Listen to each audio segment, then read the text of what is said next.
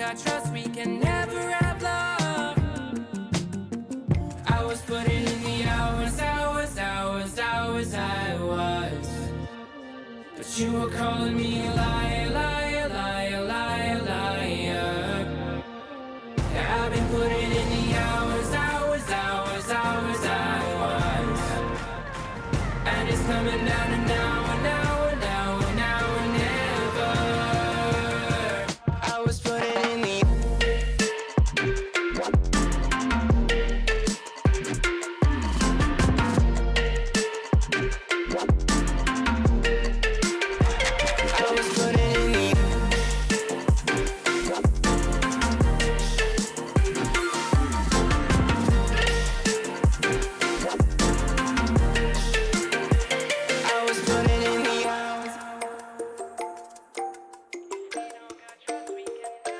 I'm sick of fighting the things that you said. I don't wanna burn all our bridges ahead.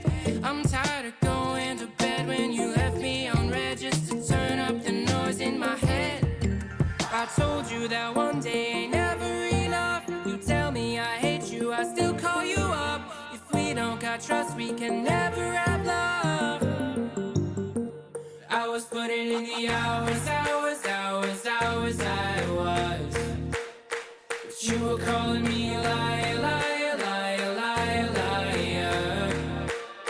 I've been putting in the hours, I was. And it's coming down to now and now and now and now and never. I was putting in the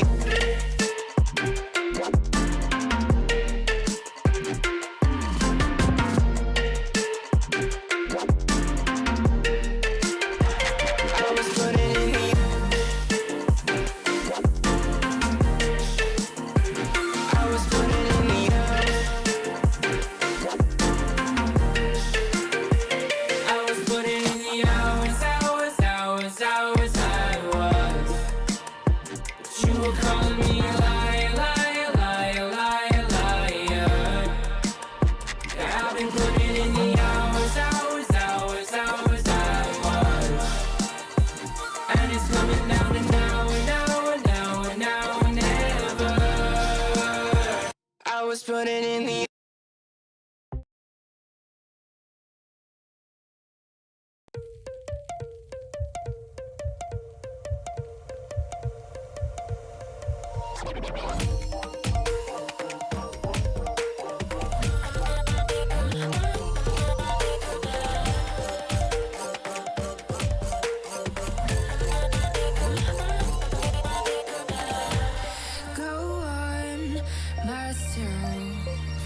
I'm cold, steel stainless. My glass half full. Always said, don't suffer no fools. Serpents, they dream. I bite, you call me lovely. Got a sweet tooth. Gonna get the sugar from you. When they say I'm a machine gun, I take it as a compliment. Honey, you should know I can be a weapon.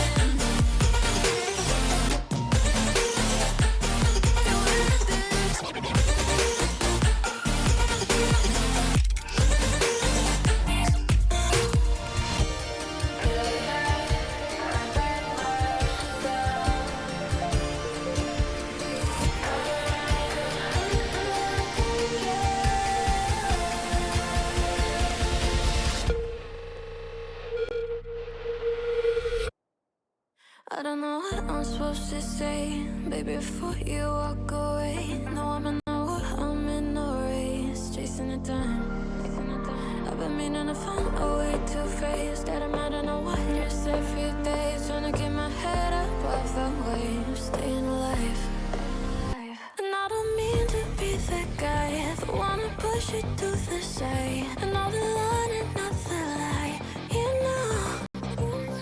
So when I leave your shit on red and you're running cycles in your head, baby, I'm just trying to stay ahead. Ooh, just stay alive.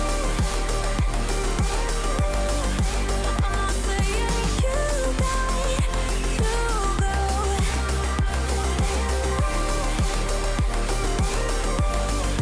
But it's something you got to know. Stay alive. Stay alive.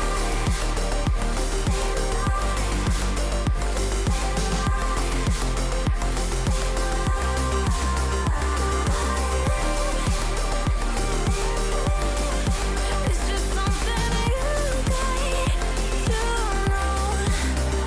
Stay alive. Now lately we popping on the edge, and I kinda regret some things I said. I don't want you to leave, so stay instead, and I pay the price. In the morning we'll both be good and gone, and the world will continue moving on. But I swear that there ain't no other one, just staying alive. And I don't mean to be the guy that wanna push it to the side. And all the line and not the lie, you know. So when I leave your shit on red and you're running circles in your head, baby, I'm just trying to stay ahead.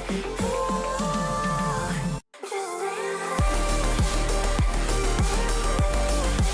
I'm not saying you got to go.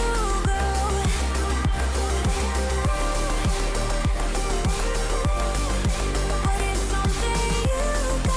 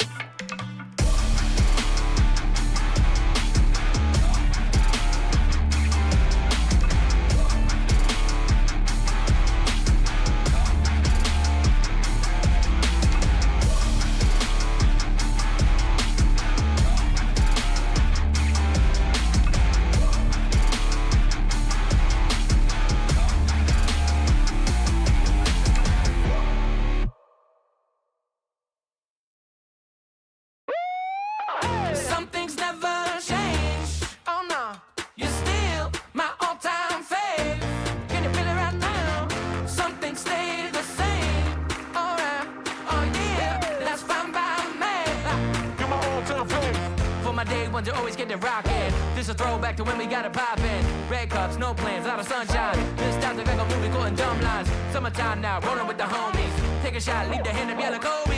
Sitting first row, used to be the nosebleeds. You can find me where everybody knows me. Play that music loud all night long. We don't care now what's going on. It's that old school feeling we got from back in the day.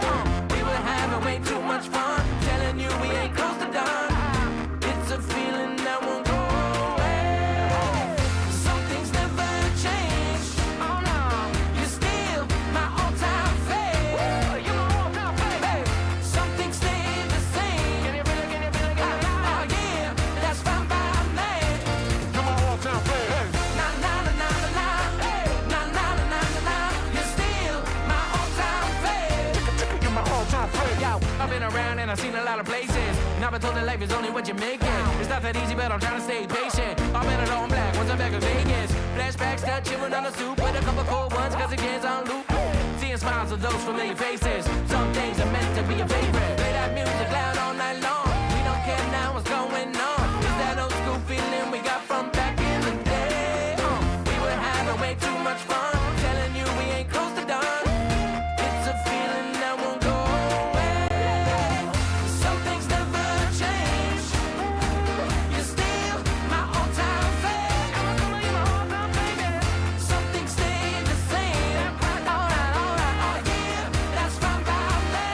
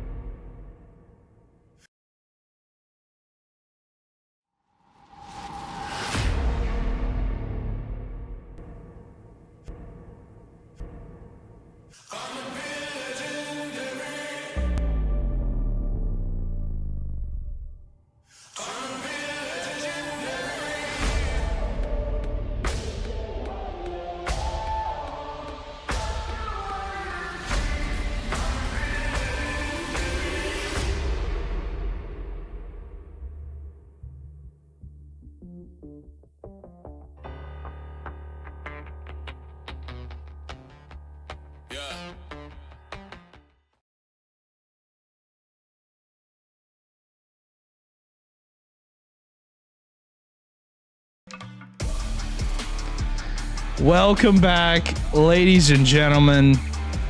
It's premiere day. It's Saturday afternoon. It's an early part of our trip to this illustrious in-person event that's coming in. I mean, what? It's January 25th today. There we go. Like we're like, yeah, just under 3 weeks, something like that. But it is the most important part of the season. We've seen that the past 2 days. This is our Premier League. It's the highest league we have. It's the most talented. Obviously, we always have, the invocation of some subs. It can happen. It's happening today. We'll see what ends up happening though, because this is going to be a tough day for some teams, and it's going to be a great day for others. Yeah. Looking at it, we have, I think, 4 or 5 teams qualified, but there's a lot of teams that are preying on others' downfalls.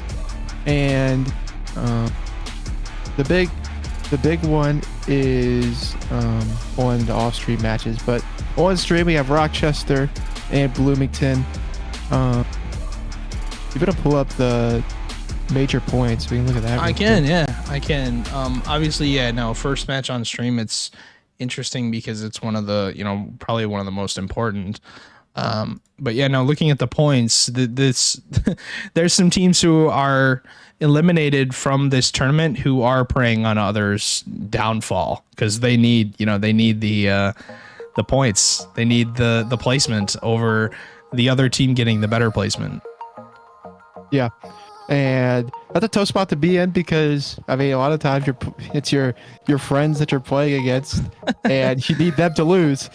So it's not a great spot to be in, but rather them than you, I would say. I'm excited. I love majors. It's so fun when you get, especially the second major where everything happens in one day, and it's real cutthroat, and the best teams normally come out on top. So we'll see what happens. And a reminder of the points like you was talking about, 61 for that first place team. What we've seen the past couple of days is that matters hugely for in-person circumstances. So when you get to that in-person event, your seed may not be as good depending on how well you finish out this tournament. So we'll just figure out what's going to go on here. But think about also we have an MVP at the end of the day that we will name. Obviously, is probably going to be coming from the winning team, and more than likely from the winning team. But regardless, we'll see what ends up happening here. But our first match kicks off in a couple minutes, and like we alluded to, Rochester and Bloomington. One of those teams could have the major MVP on their team. You never know. But the beauty of these majors that I have seen so far, Iwu, is it is anybody's ball game. That is for sure.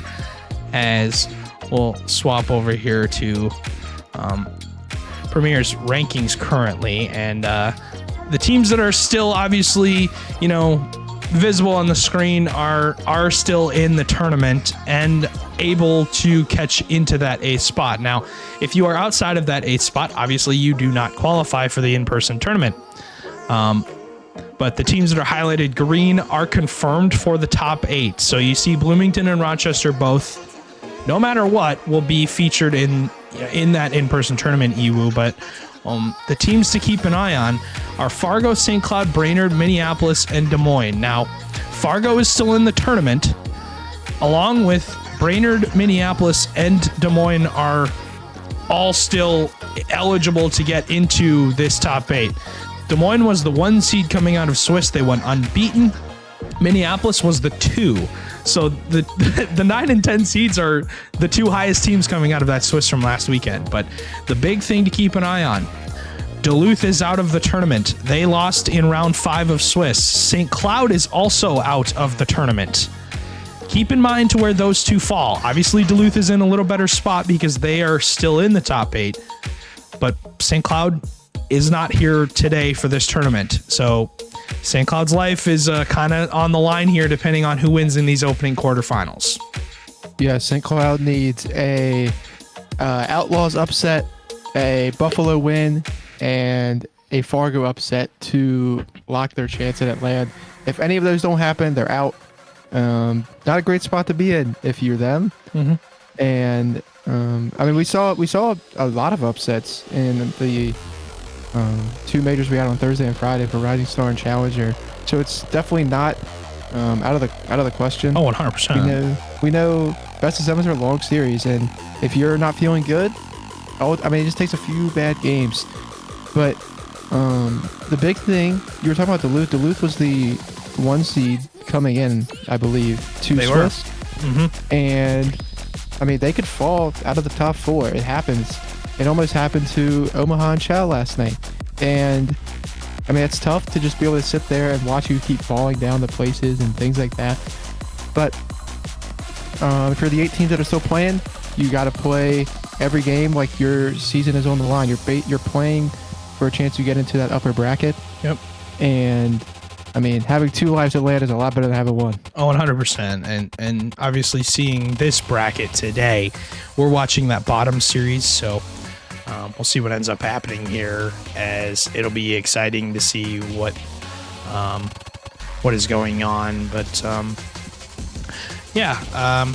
obviously Des Moines and Kansas City, you talked about the upset that St. Cloud needs from Kansas City, which is very, very possible. But Des Moines looked really good in that Swiss.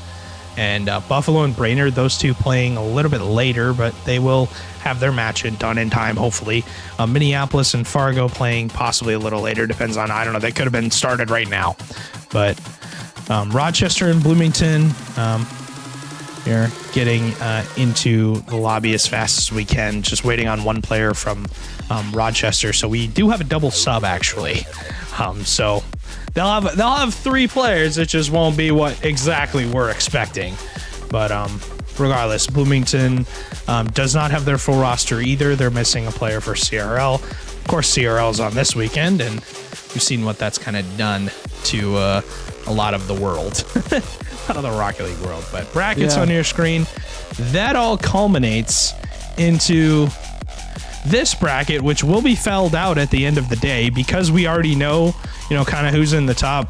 We already know our kind of top 5. We don't know our top 8 yet, but this bracket will be done by the end of the day based on what happens here. But like you talked about, this is going into that in-person tournament. Teams are going to be in that lower round 1 right away. They are all best of 7s. It's just the lower rounds are all best of 7s. It's just you don't really get the light of day.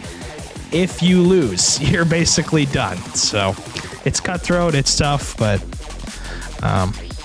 maybe we'll see some alterations soon. But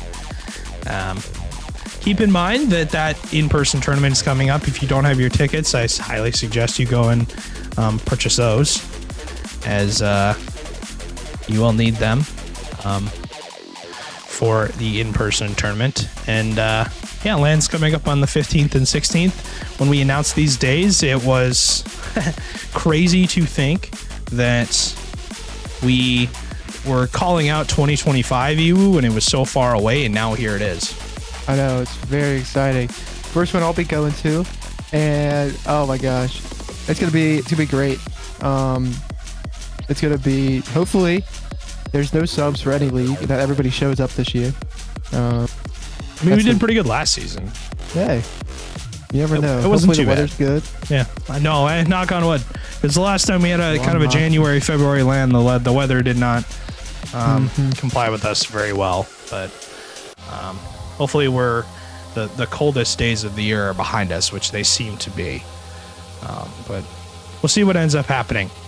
Obviously, like I talked about, there's teams confirmed for this. There's, we've confirmed as many as we could, but it'll be interesting to see what ends up happening here today. But we got to go back over to us, as we have to make our predictions for this series. And it's a best of 7, and there's a lot of things to do. A lot of things to talk about. Eventually, we're going to talk about the fact that there's subs on the field, which it's going to come up. I think Straight is subbing for Rochester. He's in the lobby. So not busy. So that's a Rising Star player. He is disgusting though. I'm a big fan of AK.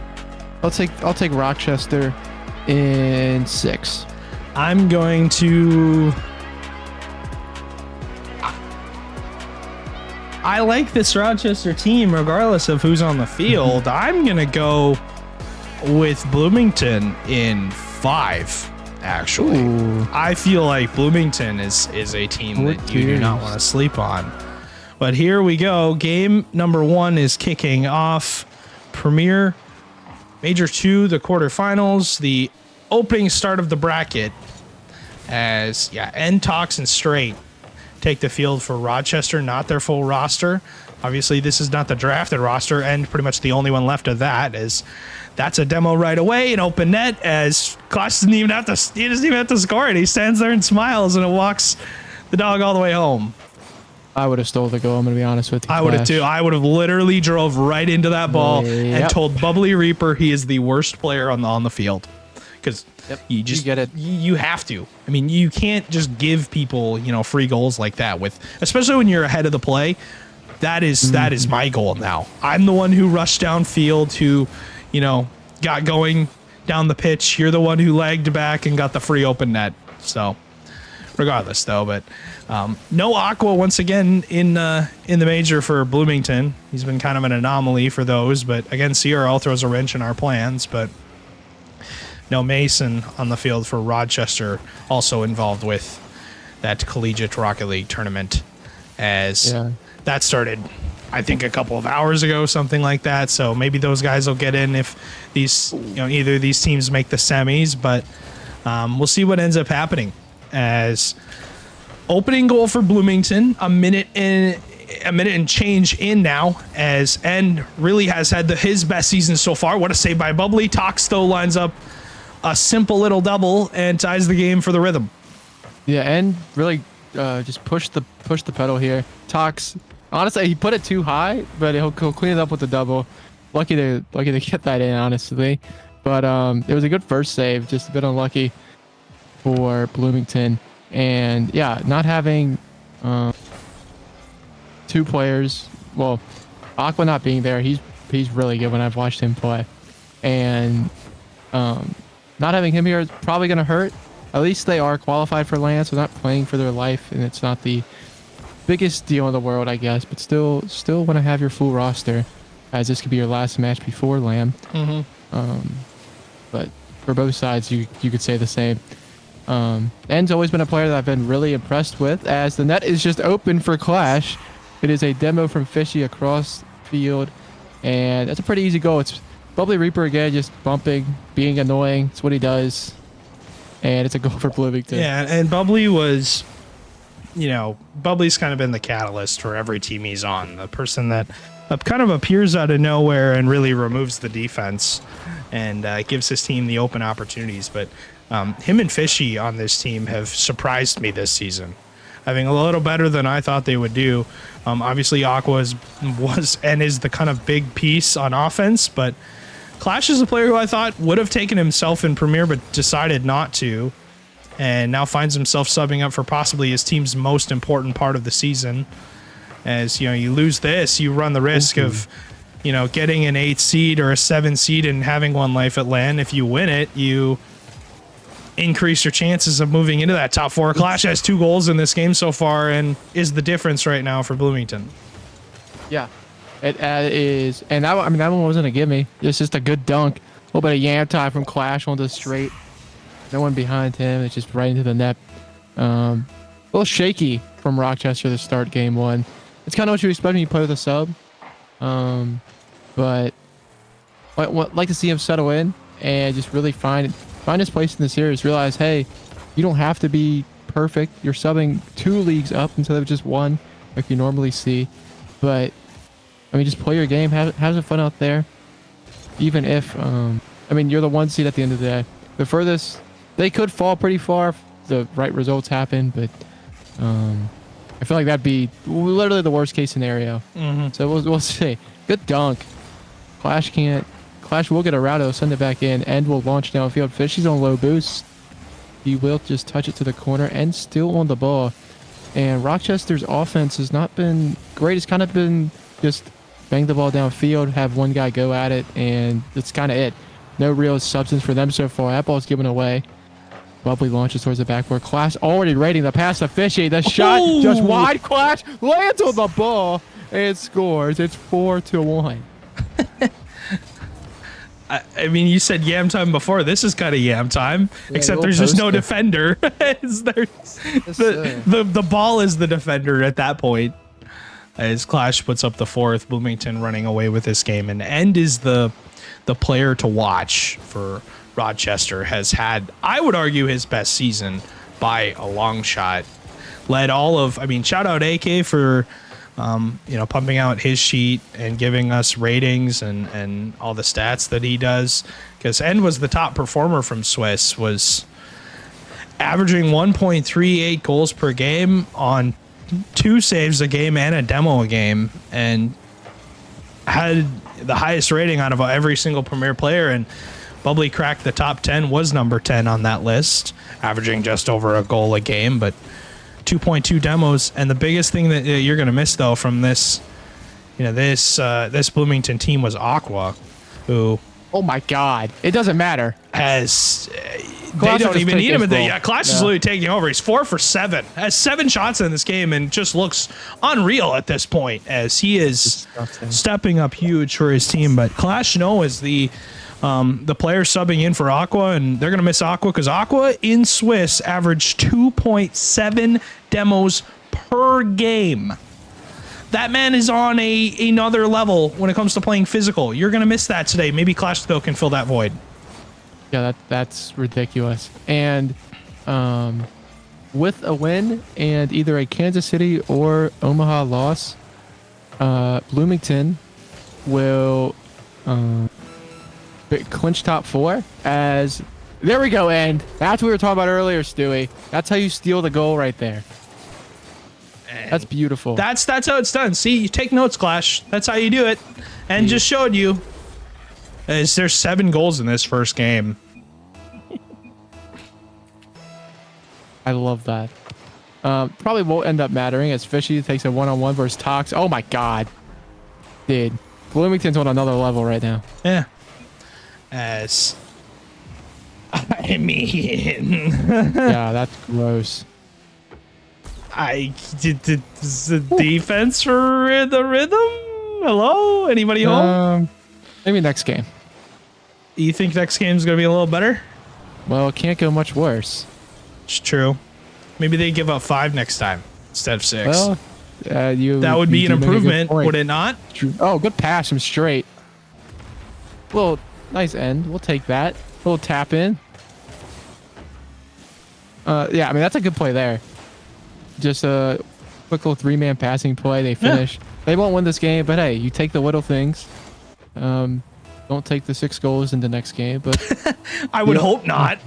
I would really hope not. But for Bloomington, the offense came alive. They were just passing circles around. Hold on, they're gonna get another. Okay. Okay. Hey, maybe one in 3 seconds. There's a chance. This game has been close. This game has gotten closer and closer as I've looked away from the screen.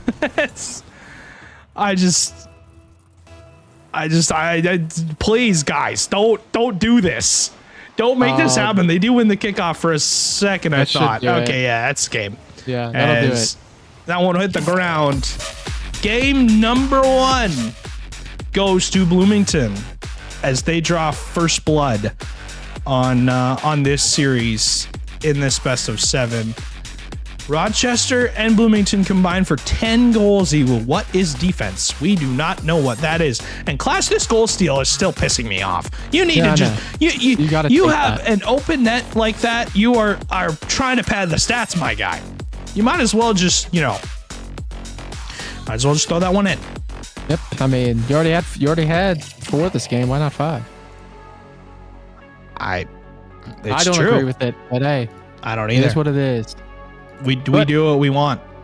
Yeah, for the rhythm, I don't know honestly what happened. They just broke down in the middle part of the game. It started off well, and then at the end, they gave a lot. They scored like 3 goals in the last minute. Made the score closer than I feel like the game actually was. So gotta figure out yourself in the middle third of the game, but the beginning and end, I like that. Hey, yeah, no, the end for Rochester was damn good, if I had to say it. You scored 3-4 goals within a span of 5 seconds. As reminder that these two teams do have a timeout. I hope they know that, but we'll see what ends up happening. As I'm excited to see what happens at the end of this game. Hopefully Rochester doesn't give up 6 this time, but we'll see if they stiffen up on defense a little bit. As midfield play to start out. A good shot from Clash. Good save from Straight. At least he was in the right spot that time. Yeah. And that's another pass mid that doesn't go anywhere. Straight with a little car change here. Goes back to the Fennec. Looks for the bump. Tox is up. Tox the shot. It's saved. But a triple commit and will fire. Saved by Bubbly Reaper. Once again launched to the backboard. Fishy will control. Straight will stay on. Can he finish? No, we'll pass it across. 2 players there. It's saved by Bubbly again.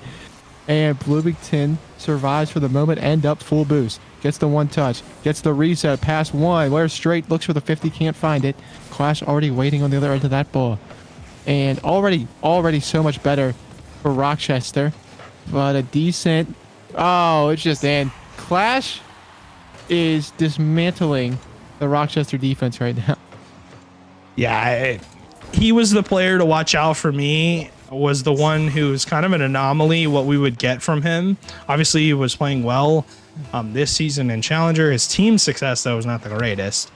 And it's interesting if, what ends up being the changing factor for him next season if he does decide to come back and still be the GM of the Maulers. But it'll be interesting to see if they, if he wins this series, does he pick himself in Premier next season? Well, based on that defensive, 5 seconds, probably not. Is he's the one that gets demoed, no boost from Bubbly, and an easy shot on net. Yeah. Both teams have been able to take advantage of the other's defensive mistakes. Bloomington's first goal just came off Straight, touching it not the way he wanted, and just kind of fell back to Clash for the easy shot. Fishy with a good play. Gets past 1, he'll pass it off to Bubbly through his own corner for the solo play. Looks for the 50, will pick it up. And on no boost, Tox will steal the corner. LN gets his own. 1v1, Bubbly just wins that easily. In better position, straight to his corner. Bit awkward, a double commit from Bloomington. Fishy has to do good here, and he will for the moment. For Rochester, when they've been able to set up a defense, they've been good, and their offense has been better, it seems, as Tox with the flick, and it is a lead for the Rhythm. This is one of those series where it feels like the one team just doesn't want to play defense. They'd rather be on offense the whole time. And, you can win a series playing no defense if your offense can keep up. So far, their offense has started to keep up. Based on that first game, the end of it, they looked good. But when it comes to, how well they're going to be able to hold off this Bloomington pressure, that will be really the key for me. Because we saw in the first game, they give up 6 goals, they score 4. It's really hard to win a game giving up 6 goals. We've seen that at every level. As Tox nearly lines up a shot off the ceiling. As the follow-up is Bubbly, cuts in front. Him and Fishy commit to the ball, both the brotherly duo on this Bloomington team. And without Aqua, like I said, Rochester without Mason, a key player for them as well, who has had probably his best season so far for his team. Is Rochester number 1 seed right now. Standings wise, they're 11-4 on the season, but Bubbly Reaper does not give a damn. I didn't know we could do this. Good shot for Bubbly. He's been working on the mechanics. I know it for sure. I play with the guy every day. He's got to get better at some point, right? Well, he has been. has definitely been working on individual mechanics, seen the advancements he's made in the past couple of months. As Tox, again, putting more pressure on Bloomington's defense.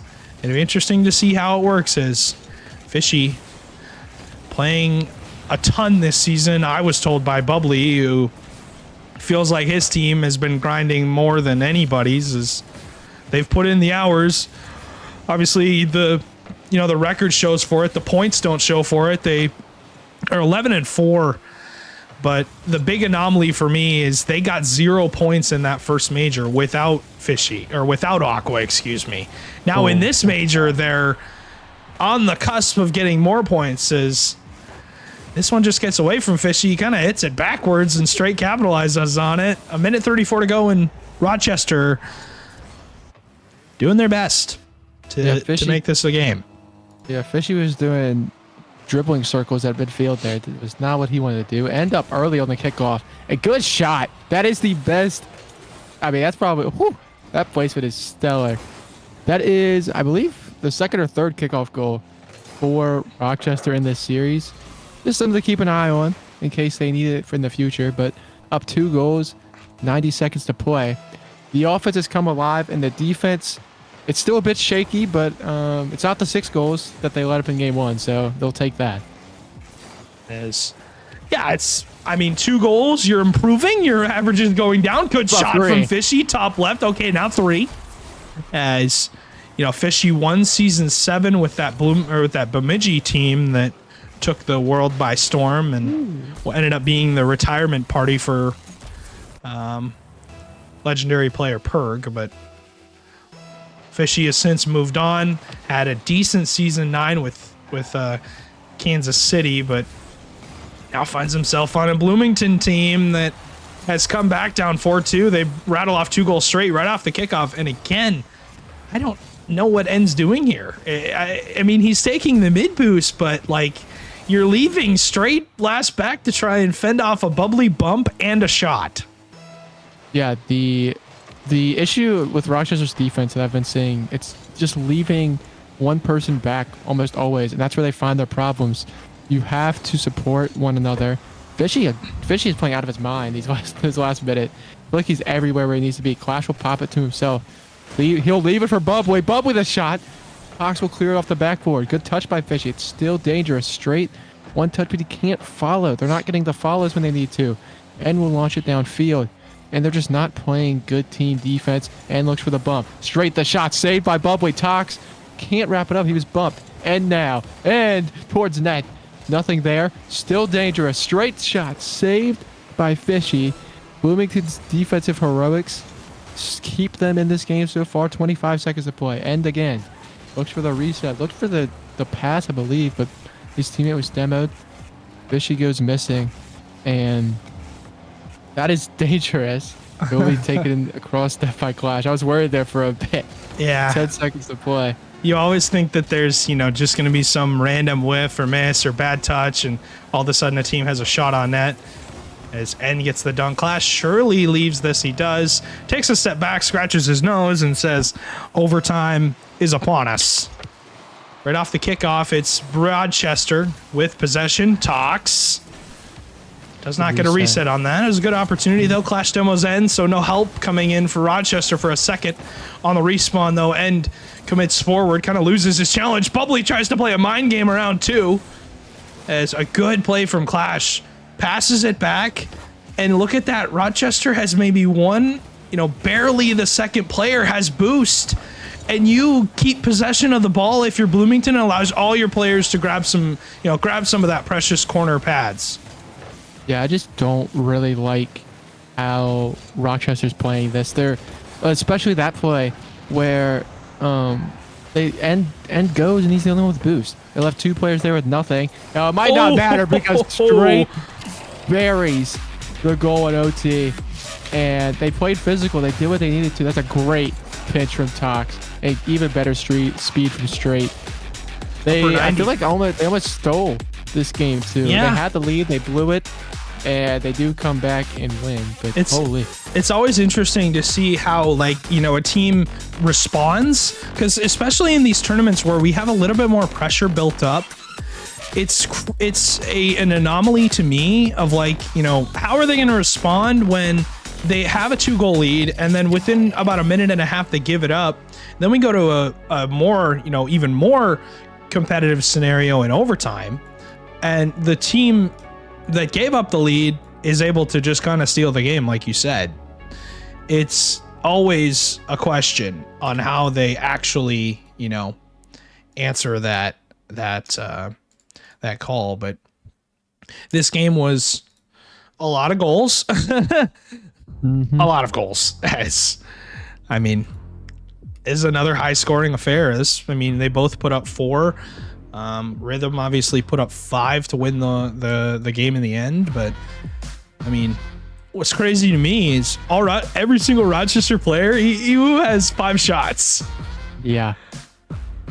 It's a good way to win. We've seen 19 goals in 2 games.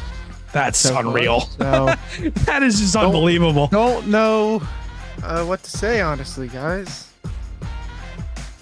I feel like it's a mix of good offense and interesting, for lack of a better word, defense. Good pass from straight to Tox. He can control it with B50. He might be able to stay on this. Yeah, had enough boost just to get a 50. Straight will launch to the backboard and goes here. And just why? I don't know. I just don't. There's no way he beats anybody to that ball. Yeah. But and hold on. Like when you talk about defense, that's not really a defensive scenario, but what that does is put your team in a awkward defensive scenario. It instigates the bad save, the bad touch, the throwaway play. Like giving up your challenge like that is not the way to put your defense in a comfortable spot. Bubbly gets a pinch, loses the 50 to End though. End has quietly been playing this series. Expect a little bit more from him, but sometimes teams really rely on that structure you get with when your full roster's there. But subs are one thing, Iwu, but last season, what did we see from the team that won Premier? They had a sub from Challenger who played the whole weekend, and they won the whole thing. Subs are yes, important, and you definitely don't truly want to play with a sub if you don't have to, but they sometimes can be the difference between you winning a series and not. The anomaly of not having the same structure that a team is used to, especially when they played you earlier in the season. Rochester and Bloomington have played each other. I think Rochester's used to seeing Aqua on the field. When he's not on the field, it creates confusion, and you can see it. Yeah, 100%. And that was a good idea by Bloomington there to try and get the pass mid. Fishy with a decent touch. Straight will pass to Tox. All 3 Rochester players were there in the box, just waiting. End on no boost. Clash was looking for a demo. Fishy still on the ball. Won't get anything with it. End takes over, but no boost to his name. Should give this off to Straight. He won't, and will give away possession. Fishy takes over now. Beats 1. Fishy still on it. Can't do anything with it. He just kind of flew past the ball. Bubbly up early. I like how Bloomington's playing this. They're applying that pressure. Now Bubbly up pass back there, controlling the ball. Nothing too dangerous coming out of Rochester. Straight's backwards here. He's beat. Bubbly forces End to go. And they'll finally get some space. Straight will take this. Believe he's going to just get dunked. It's just in. That's another goal for Clash. I feel like he has to score every game or else we're not playing Rocket League anymore. Yeah. And good dunk. Holy. Straight's trying to control the ball. End turns the wrong way, not expecting the 50 to go right back at his net. This game has been a little different. We're over halfway done. It's only 1 goal that's been scored. Fishy almost missed that read, but is able to make contact on it. Gets dunked by Tox. Tox with a demo open net. Bubbly, though, stands in front. Clears the lines. I thought End would have a free shot, but Bubbly just covered the lane a little quicker. 2 minutes to go. And Rochester still no score. Yeah, and besides that opportunity they just had, there hasn't really been a lot. Bubbly couldn't get around that ball to shoot, but he will just keep it in. That's a huge play. Just takes more time, and he gets the boost. Even better. Ceiling pinch to Tox. Fishy just goes. They're just playing faster. Clash already up. Bubbly's up too. They're not giving Rochester any time to do anything. Not to get boost, nothing. Maybe a pad or two, but that's it. Fishy does kind of throw it away, but he's going to beat right to that ball. And it's just banged away. Bubbly gets to 100, 120 to play. This is where Bloomington came back last time. It was a huge miss from Clash, and End will score. He does tie it. And finally, a mistake comes out from Clash, who did play so great. Just doesn't read the bounce. Obviously, that will tie the game up. But what did we learn from last night? Series is never chalked. Games are never done.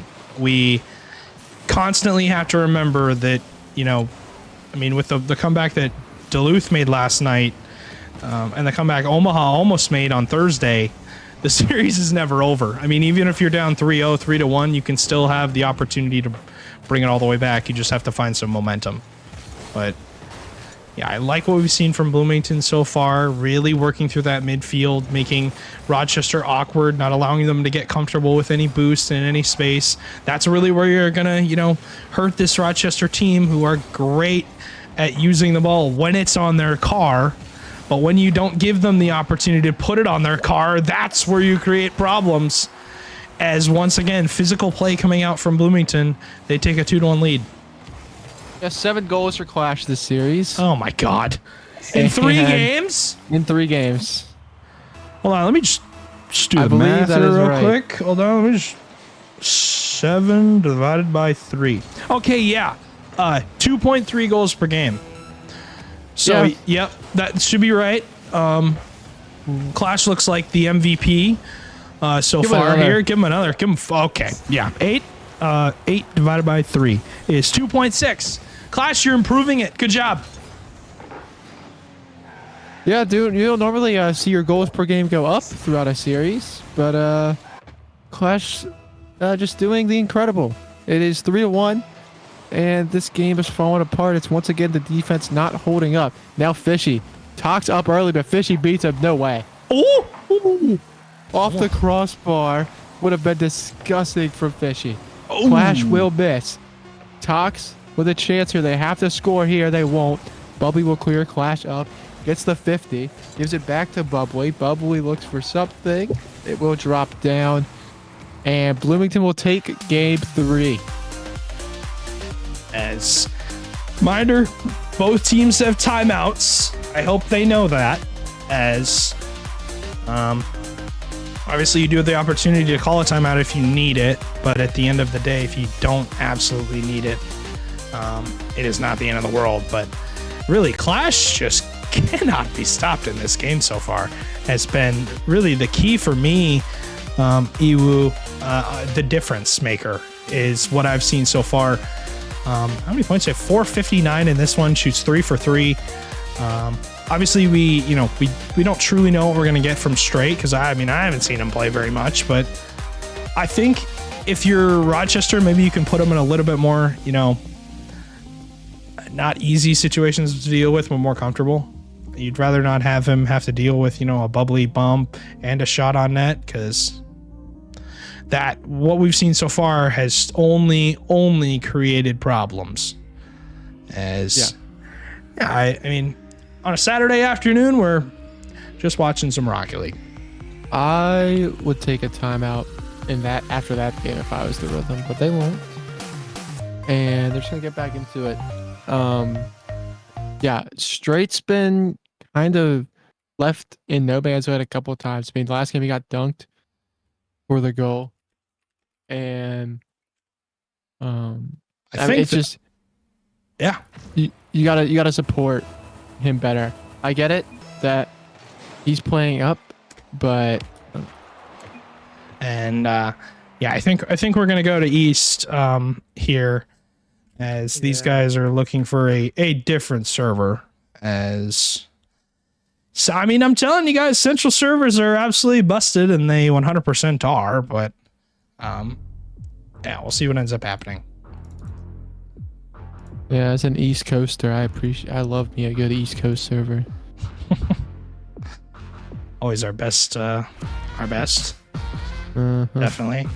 It's been more consistent for me as of late. I don't know why, but just is. I don't know why, but East Coast servers just seem to be a little bit more consistent. I mean, 40 ping for End joining up is.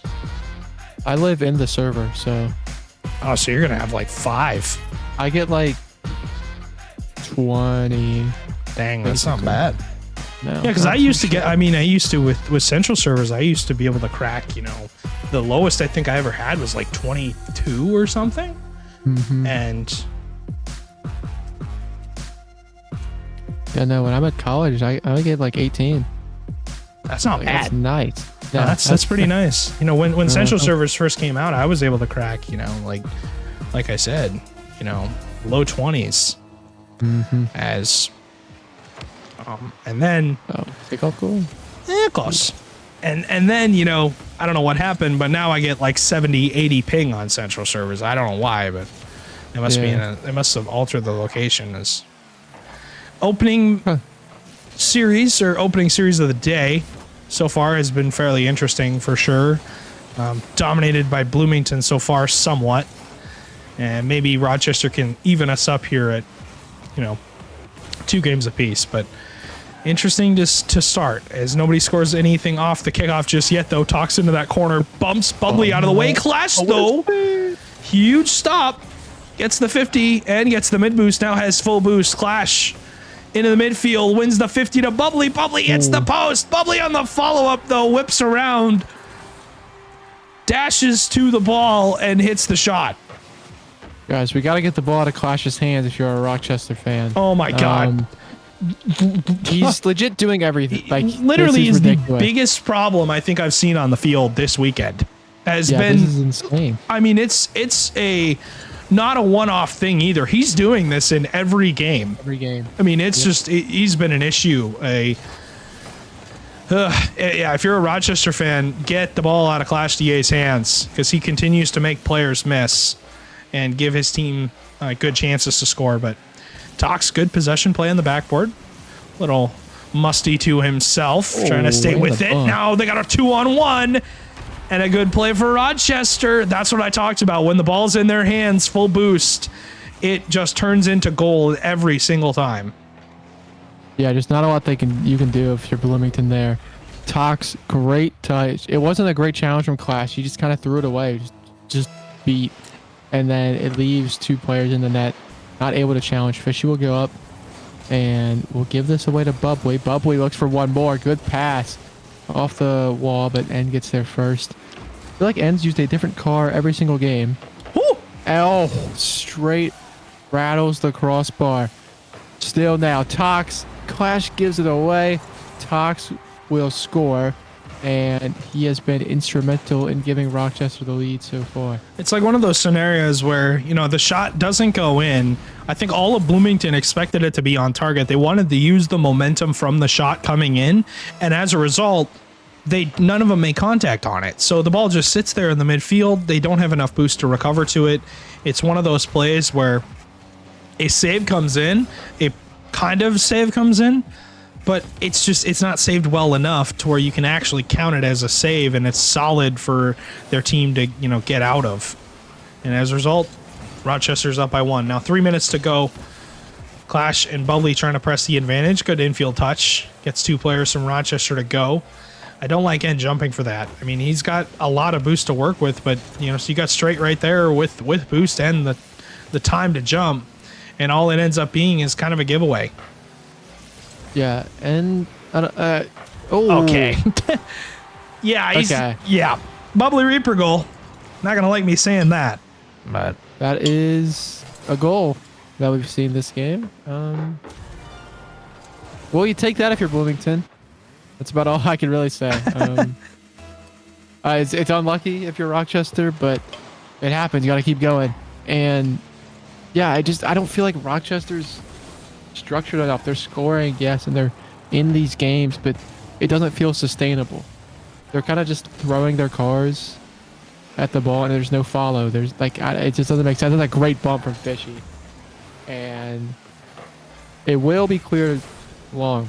But yeah, for Rochester, it's just I'm not seeing enough to where I could think they can win this series right now. yeah, I think it's like we've seen him play offense. We've seen a little bit of flashes of, brilliance as Talks of the monster clear down the field, catches Fishy a little too far forward, a bang of a ball on the sidewall.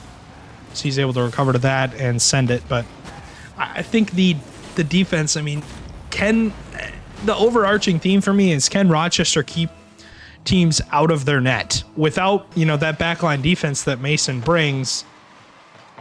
What are we going to see from the two other players that are not normally used to having to play defense for their team? Yeah, and from what we've seen, it just hasn't been there. That's a great pre-jump from Clash. Straight's awkward here. Bubbly beats him easily. Ox will take the 50 and gets that corner boost. Bubbly will steal some of his own and tries to beat. Won't get there. Yeah, the offense has been there. The reset from end, but nothing. Fishy clears along. Bloomington needing a goal to avoid tying the series back up. That one's launched. Nothing too dangerous there. Fishy up early. Bloomington trying to start their own press. No bump comes through. Bubbly to the middle. No one goes, and the ball just lingers. Now Tox will control. He's been so good. Gets the reset. Fishy with the save. A double demo. And maybe the other way that Rochester could win this is if they just play offense for all 5 minutes. That's what they're trying to do. Tox lines up the pinch down to the middle. Straight wasn't ready for the ball, though, to come in that quick. Bubbly will cut this midfield. Gonna leave it for himself. Fishy's chasing a bump. They lead the ball right behind the player. They don't end up getting the bump, so still Rochester possession. As Straight loses the 50 to Bubbly. Tox, though, will keep this midfield. 30 seconds. Bloomington still trying to find some confidence on offense here, as they got to find a third, but struggling to do it. That double commit, though, from Rochester might do it. Tox, though, cuts out the midfield. A huge play from him, as that will keep his team on offense for the next 5 or so seconds. Yeah, Tox has looked really good in this game for. He's been exactly where it needed to be. Maybe the defense still lacking, but he's doing enough in the midfield to where it doesn't really matter. Both players look for a bump. Bubbly can't. That ball should just hit the ground, and it will. Rhythm tie the series up. At 2 apiece. Keep in mind, we're in the middle of it. We're in the split part of the series. We're doing our absolute best to stay on track here, as it's been up and down for both teams. One of them has to really pull away here, Iwu, I think, for us to decide an absolute winner. But man, it has been rough for this, for a defense-wise in this series. I don't remember the last time we've seen, even the third game where there was time for, a good amount of time for the ball to not find the back of the net. That last game, these two would rather be on offense than defense, I think. 100%. Huge game here in Game 5. Winner on to double match point. And a great opening series we've had. Finally, we had a game where no one scored over 3 goals. I never thought I'd see the day. That's a bonus, right? I feel like this has to be getting close to like the highest scoring MCS series. It's one of them. Already 19 goals in the first 2 games is just, unheard of. I just don't see that often. Obviously with the best of 7, and it helps. But what will always help is neither team wanting to, be on defense for very long. They're booming the ball down the field, kicking it away, not wanting to be in that spot of like, okay, I'm gonna go for something mechanical here, and if I screw it up, I'm the reason we got scored on. Mm-hmm. Even though that has happened, we're trying to avoid it as much as possible. But 4 minutes, a lot of time. No goals in the opening minute, which is really awkward for me to say. Fishy shoots that towards nets and has to dodge the bump and make the save, though. Lines up the save enough time. Clash again. Trying to keep up his scoring streak. Has been an issue for Rochester all series long, as Bloomington trying to power their way into the semis, and company trying to not let that happen. Yeah, I don't know. It just doesn't feel. Hey, there's an opening goal. They're Hey! straight. Do what it needs to. They have a lead.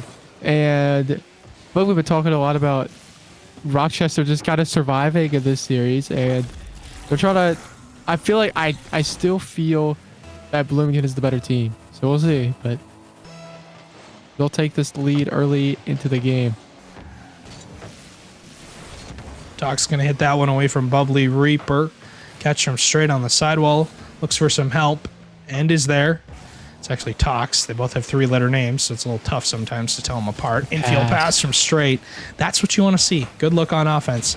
Quick counterattack, though, for Bloomington, but Bubbly is demoed as a result, and Clash is the only one left out of this attack, as his 2 teammates have to recover on defense and looks for a reset, but not able to find it. I feel like if this Rochester team, obviously they're confirmed for LAN EWU, but I really want to see their full roster on LAN. They're probably one of the most, mechanical teams that we'll see, but one that really is fun to watch. Not much defense, a lot of goals, and a lot of offense, which as a spectator is pretty much all I live for, but yeah, we'll see what ends up happening. It's a 1-0 lead for Rochester, just looking to hang on here. Yeah, I feel like End and Tox are playing like they have their full roster, which is fine in a way. It's just I feel like it's kind of their issue. And End goes missing there. It's a good play. Away, Clash will control. Looking for a goal here as last game was the only game where Clash did not score in this series.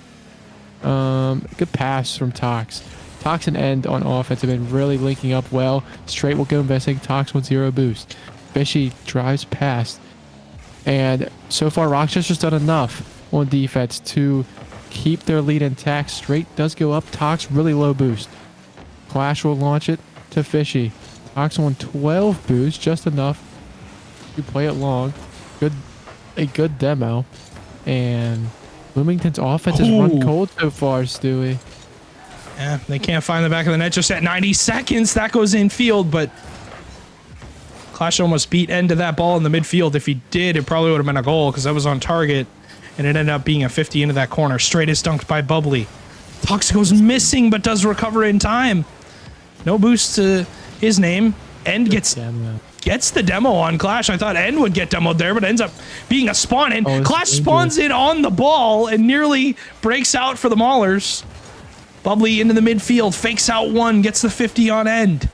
Fishy off the backboard. Tox a great play, catches the ball, but loses control now. Bubbly's running interference. Bumps Tox off the ball. Fishy lines up one more touch. Bubbly likely going to touch this off the backboard. Bloomington doing everything they can, throwing the kitchen sink at this Rochester defense. Is that open net for End, and he doesn't make it. Now it's straight last back End, though. Will cut the play out with 30 seconds to go. Infield pass to Tox, but the miss comes out. Now a lot of space for the Maulers, and they got one defender left, and it is straight. They remove him from the field. Bubbly towards net. The 50 comes in. Fishy's going to have to turn on this. Does keep it through. And 15 seconds, EWU and Bloomington can't break through. Yeah, Straight did just enough there, and will tap it in. All right, he made up for the open net miss. He does get his goal. Clash just kind of, he doesn't get the touch he wanted. He wanted to keep it close. And something we know about Rochester, they will pounce on any mistake. They do. It's 2-0 with 9 seconds left in game 5. And that ends up being the kill shot because you got to find 2 now in about 5 seconds. It's literally virtually impossible. Bubbly knows it. Is going to play one more touch. Gets dunked by Tox. 1 game to go. And Rochester has an emphatic win after looking like they couldn't play defense in the first part of this series. Now in game 5, suddenly they put up a shutout.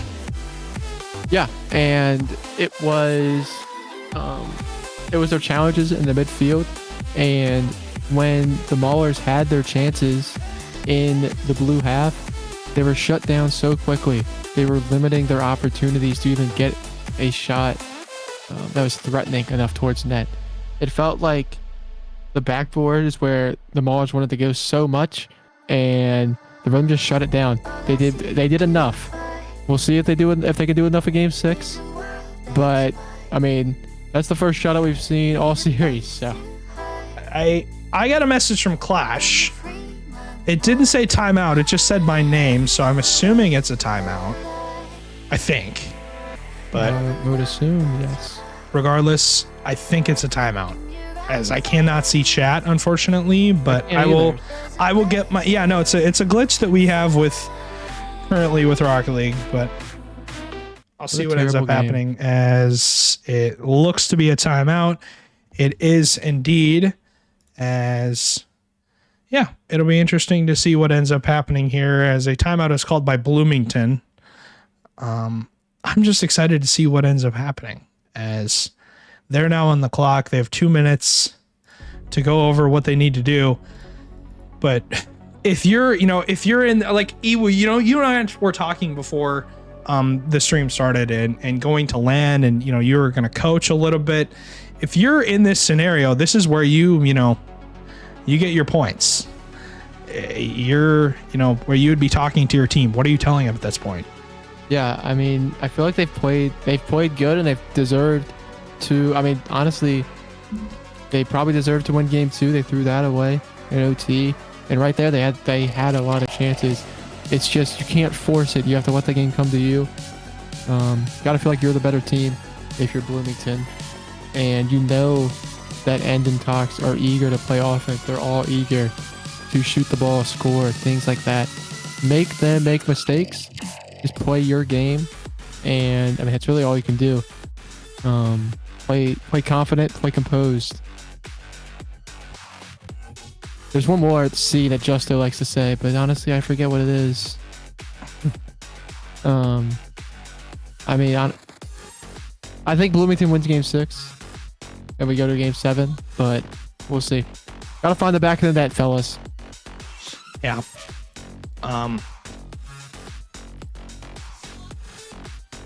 As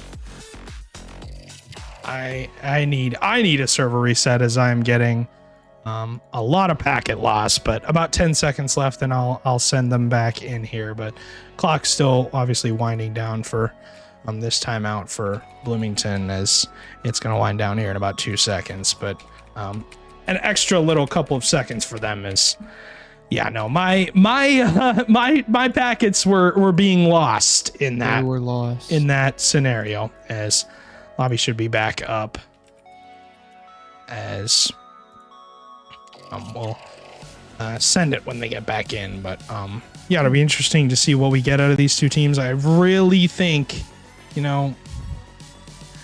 this Bloomington team can get it done.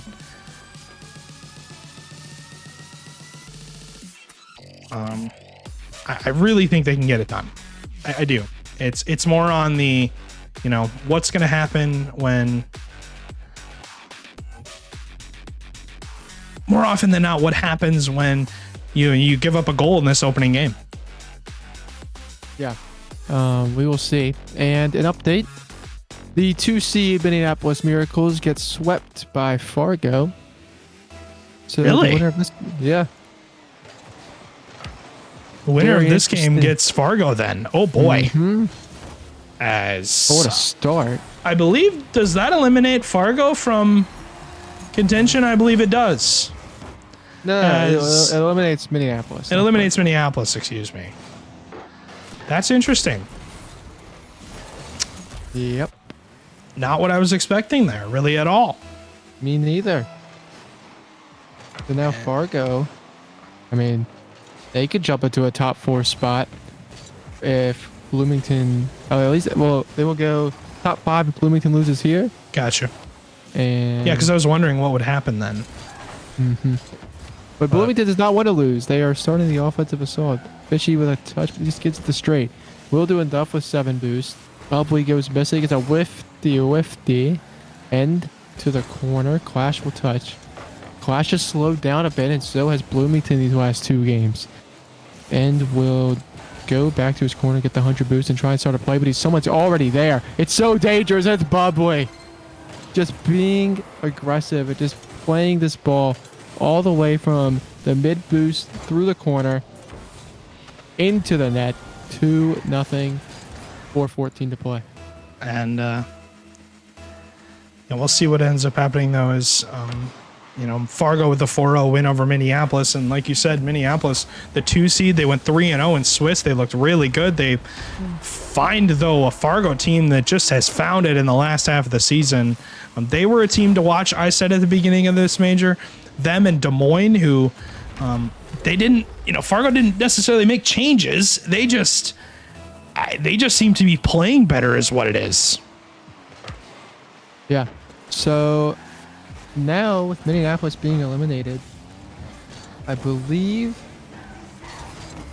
St. Cloud makes land with either a Brainerd or Des Moines loss.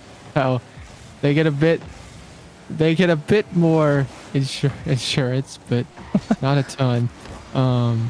Right now, Fargo is the 4 seed in land.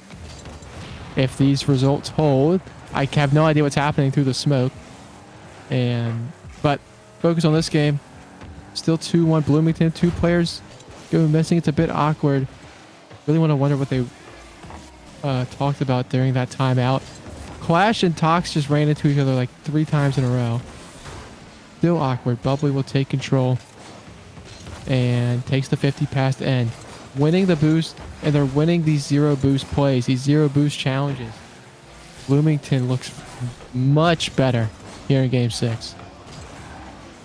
As This should be a goal. I believe the derecho and Outlaws are finished. I don't know what the score of their series was, and I just got it now. Your upset chances are done. As score report for Des Moines and Kansas City comes in. Des Moines moves on. They win that one 4-1. As GG's all around to those guys. As a good series, nevertheless, for opening. But on the top side, Des Moines will play the winner of Buffalo and Brainerd later on. But for now, winner of this series gets Fargo, who just carved their way through Minneapolis like a hot knife through butter, 4-0. And I wanted to take a look at that series just to see what the points were. But this one in Game 6 so far, Bloomington up 3-1. And they have really looked controlled in this game so far. Another clear down the field. Toxis, no boost. And that's 4. As, I don't know, timeout buff is real.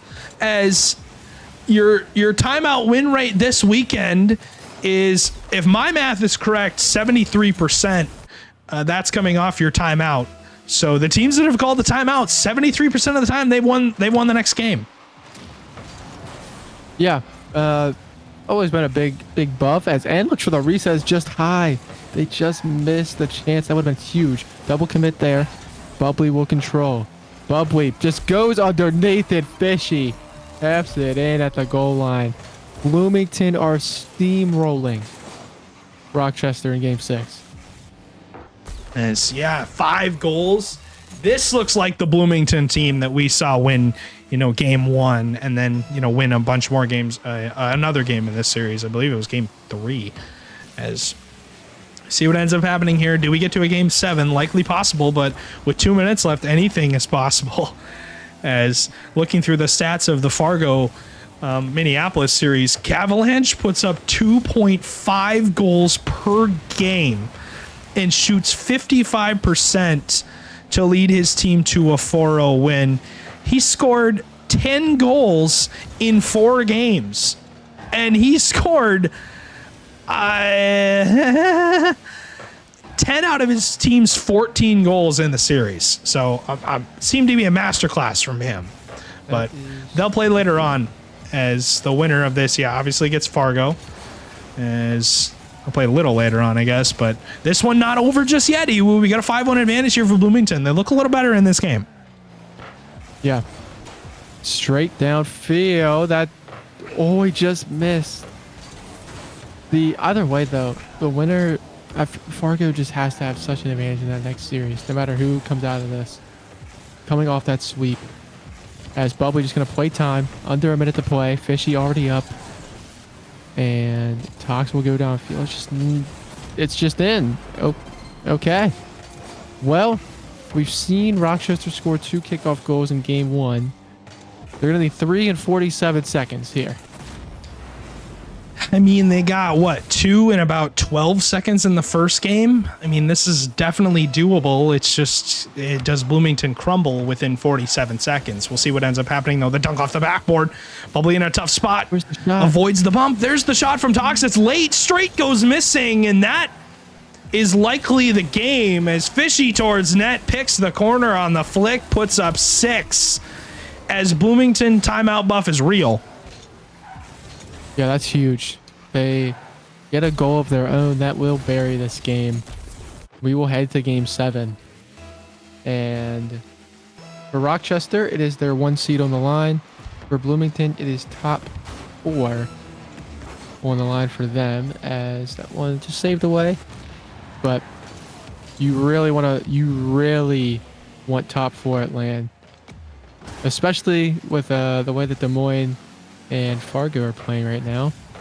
You don't want to play them at all. It's safe. Definitely not Fargo after what they just did.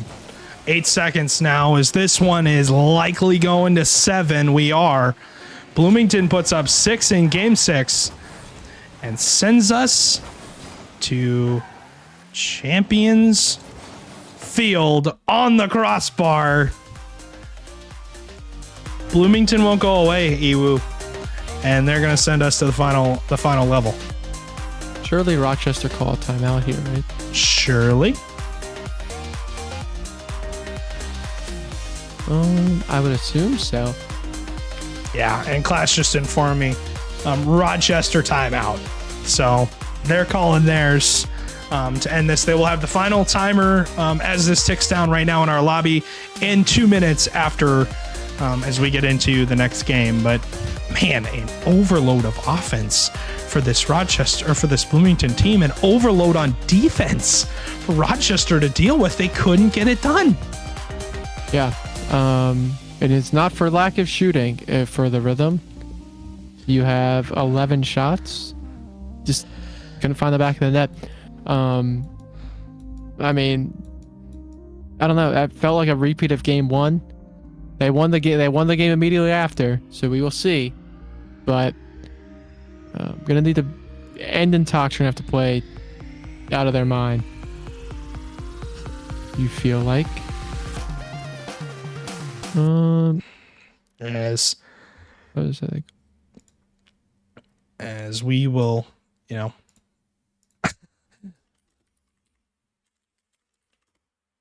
I have started the clock as classic Matt forgets to remake the lobby to go to Champs Field. So we're just gonna remake the lobby real quick, as I don't think either of these teams care. It is not gonna do anything. It's just gonna use the same exact server that we were just on probably, but we'll see what ends up happening here with this timeout, as clock is currently ticking, but I'm excited to see what we get out of these two teams, as Clash is giving us a little comb, making sure his hair looks good for the game. Look good, play good. We like to see. As timeout is up.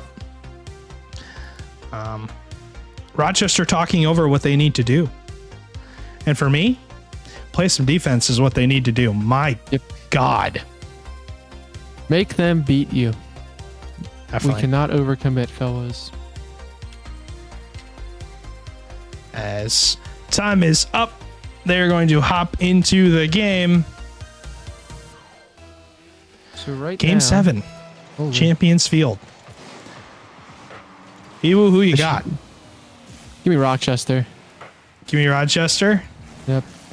You're picking Rochester to make this comeback, to make this happen? I'm picking Bloomington to win this. Obviously, I wanted them to win this from the beginning, but I'm picking them to take down this Game 7. Obviously, they put up a ton in the last game. We'll see if they can put up more. Leaves it for Clash. A huge save, though, from Straight, but the shot from Clash was not the greatest. It was kind of right at the defender. Yeah, finally showing some signs of weakness if you're Clash. He has not scored in the last 3 games. Just something to maybe use all his goals, unfortunately. Good double by Fishy. We'll give it to Bubbly. Bubbly versus End. For the lead in Game 7, it's not there. Straight goes fast. will look to shoot. Oh, he looked for the fake on Fishy. Couldn't find it. End will get the boost and give it off to Tox. Great 50 by Fishy.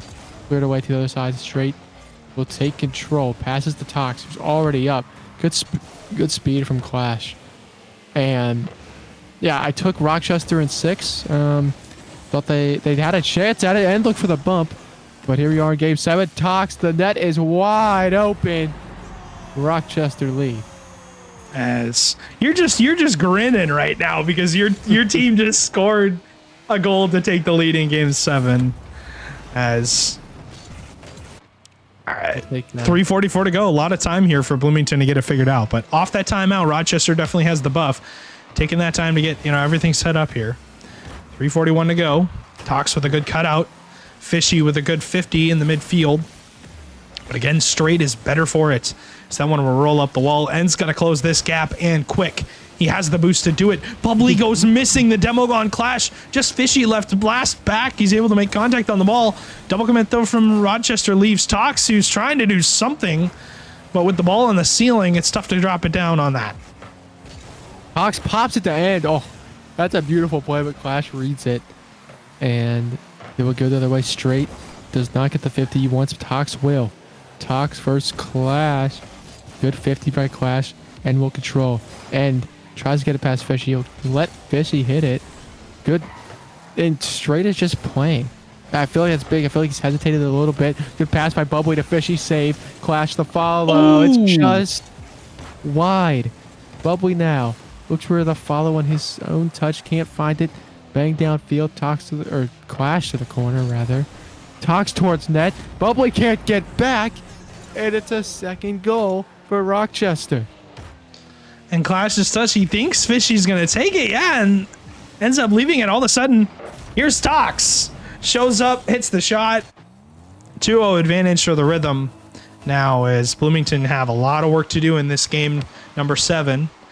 I really think if Bloomington's able to come back, they'll probably win the overtime if we go to it, but man, they really have a lot of work to do. Demo from Tox on Clash. That 50, though, goes right back at Straight. Bubbly goes missing on the follow, and Fishy is demoed on the release.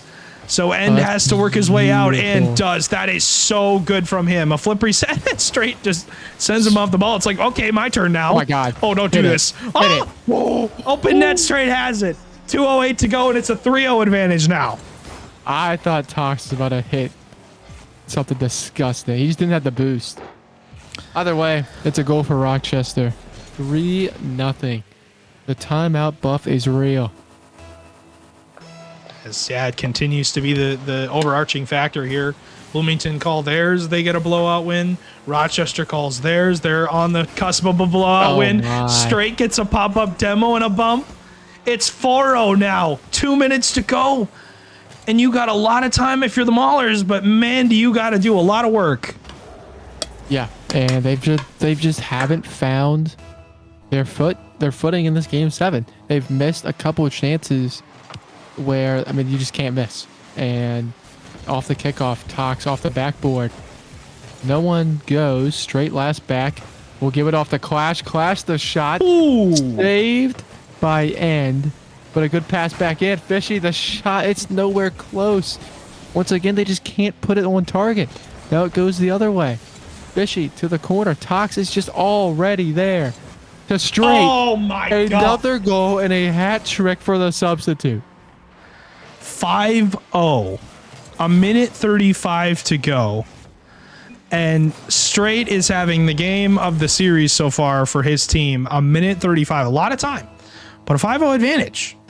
That's just insurmountable at this point. If you're Bloomington, maybe it might be 6 right off the kickoff. A big clear, though, from Bubbly to Clash. He just can't get through this Rochester team that continues to be an issue. And Bloomington's major hopes, their woes continue as if they don't win this, are out of the top 4, no matter what, I believe. Yes, they lose, they are out. Yeah, they're top 8, but not being in that top 4 definitely can hurt you here. Fishy, not around one, gets dunked by End. Clash upfield for Fishy to catch. into that corner. The 50 goes out, but again, Rochester just have the read. No booster clash. Monster clear for Tox, and a monster game for the Rhythm. You know, you always see these games where it's just like one team takes over in game 7. Yeah. 6-0. Just dismantled them. And I mean, wow. Straight with a beat here. It's going to be 7. Tox will tap it in. 4 goals, 800 score, 700 for straight. And for Bloomington, I don't even know what to say. I mean, you just got beat. That's ridiculous. I mean, they still get a top 8 seed. So, I mean, you got beat, but they still secure a top 8 seed for LAN. So, hey, they get one. as they're going to get one. We do have a Brazil, in fact. Tox, you were letting that one. Yeah, you were double committing that one on purpose. Yeah, someone check the PC. As yeah, it'll be interesting to see what ends up happening here in this next series. But an emphatic win for Rochester. Bubbly's going to put it in a second for his team. They're making a late game push, but guys, 32 seconds. You need a goal basically every 6 seconds, which is just it's not happening. I just don't see it happening to you. I did not see it happening either. As give him 8. close. Oh, straight almost had it, but 20 seconds now. Fishy on a counterattack wins the 50. Oh, and that one won't even go in. And that 50-50 will not make its way through, as this one is done and dusted. 5 seconds to go now. Bubbly's going to try and even just get one. Can't get it. They'll score at 1 second left. We will have another kickoff, but 7-3 with 1 second left. It's got to be. I mean, we're going to OT, right? Uh-huh. Last goal wins. Why not? Last goal wins. Yep, Deal. Yep. Works for me. 10 goals in game 7. Who would have thought, right? As Tox is going to keep that one up. They want to keep it up. Guys, don't do this to me. They won't. Game Rhythm. number 7. Win. Yeah. Ends in a Rhythm victory. And you called it. They did it. They get it done.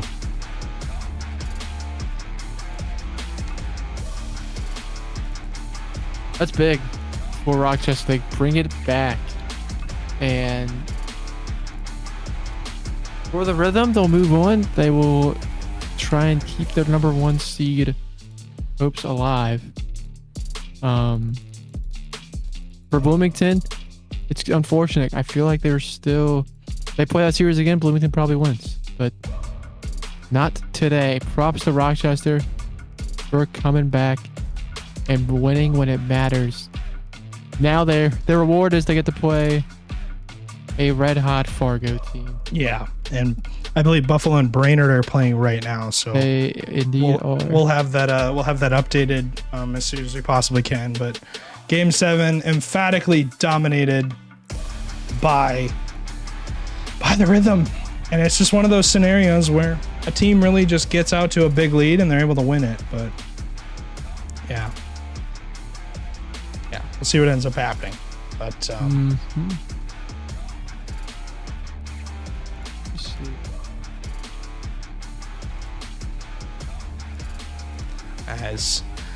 Game 7 ended in 10 goals. It was pretty good, right? Yeah, not too shabby. That has to be the highest scoring ever. One of them, that was the last goal. They score it 1 second to go, and that ends up being the last of that. It was a game 7. Definitely a fun game 7 for sure, Iwu. But I think that the overarching theme for this series was it was as close as we could possibly be. Neither team wanted to truly play defense, and as a result, it just ended up being, a tough break for Bloomington at the end. Obviously, they called their timeout to win Game 6, and then they, don't call their timeout or then Rochester calls their timeout and they win, obviously the other part. But yeah, it was a good series nevertheless. Bloomington, I think, got the better of the early part. Like, they obviously were scoring more of the goals. They were playing a little bit of the better defense, but neither of these teams played great defense. And that scares me because you're playing against a red-hot Fargo team next who was good on offense. Yeah. Especially Gavalanche. Quite ridiculous about what he did in the last series. And a Fargo team is trying to, they're on a war path to the grand final. I'm trying to find the... And I think if Fargo gets there, I think they win it. It's just a matter of them getting there, Like, yeah. Regardless, we'll have some good series later on. But this one was as close as we could possibly want it. This first game, guys, I can talk about the highlights all day long, but there's a lot of highlights. This is one of the beefiest ones I think I've ever had to put together. So we're going to be here for a while. There's a lot of goals in this series. As somebody wants to compile the ball chasing and tell us how many goals they scored, please do that for me because I want to know. As it is currently 2-0 Omaha in the series. Yep. Gotcha. That's this series ends in a pretty good fashion, but we'll hop back over to us as Iwu. It was a good series to open up the day. We definitely were treated to one that I think will, one that you probably want to watch back if you're Bloomington to figure out what went wrong is going into LAN. Even with the subs, you still want to view it. I think it's still good, definitely to take a look at. But any other thoughts? I don't really have anything. We got to get to a break real quick before we set up this next series. No, I think if Rochester's defense looks like that, Fargo's going to win pretty easily. But definitely, and we'll see what ends up happening. Coming up next, Fargo and the Rhythm. We'll see what ends up happening as those two will take on each other. Back-to-back series for the Rhythm as they're going to play right away. We'll get the series set up as quick as we possibly can. Don't go anywhere.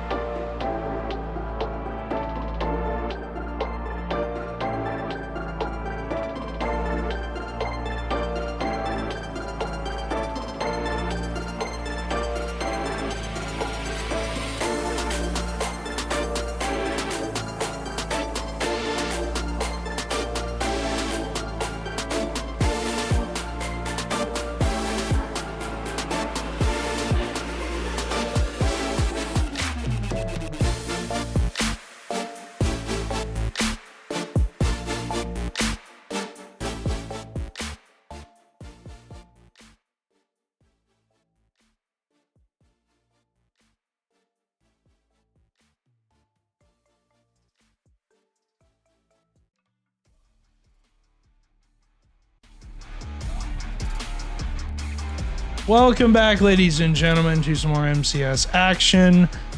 Premier Major number 2 rolls on. The playoffs roll on at, it'll be interesting to see what ends up happening as these two teams next on the field are going to be one of them we just watched with Rochester, not Bloomington, excuse me. I don't know why that didn't update. There we go.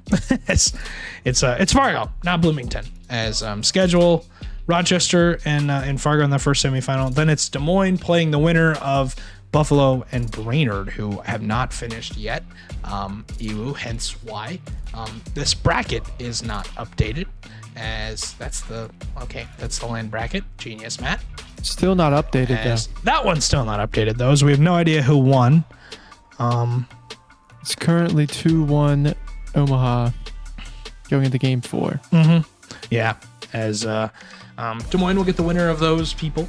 Des Moines trying to make land as they need to get into the top 8. They basically, I believe, are close. They just need to win the next series.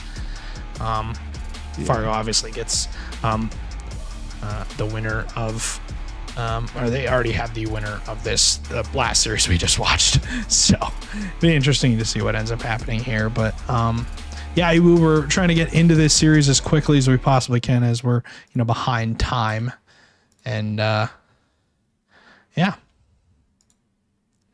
any idea who you think is going to win this?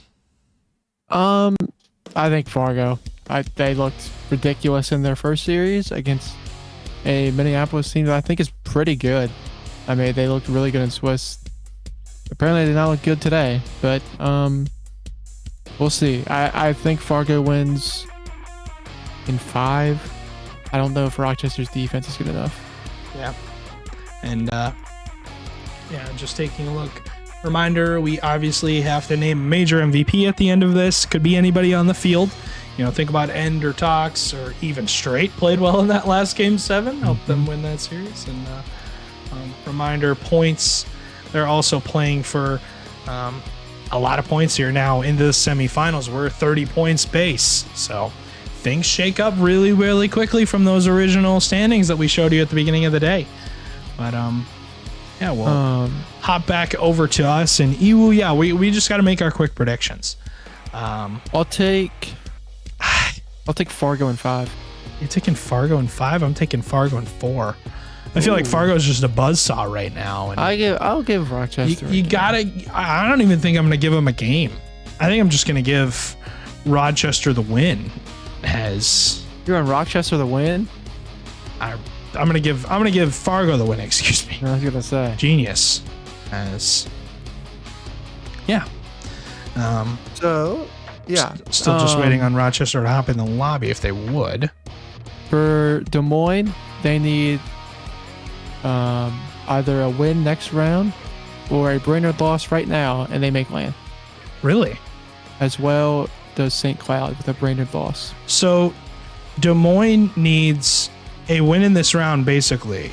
Or Des Moines, if Brainerd lose to the Buffalo right now, Des Moines and St. Cloud go to land. Okay. We'll say Brainerd wins. Then Des Moines have to beat Brainerd. Okay. That throws a wrench in things for sure. Mm-hmm. But we'll see what ends up happening as I believe they're all here except for Tox is the only one we're missing. Just waiting on one player from Rochester. It's already 4:30 as I'm gonna send them get going into this game.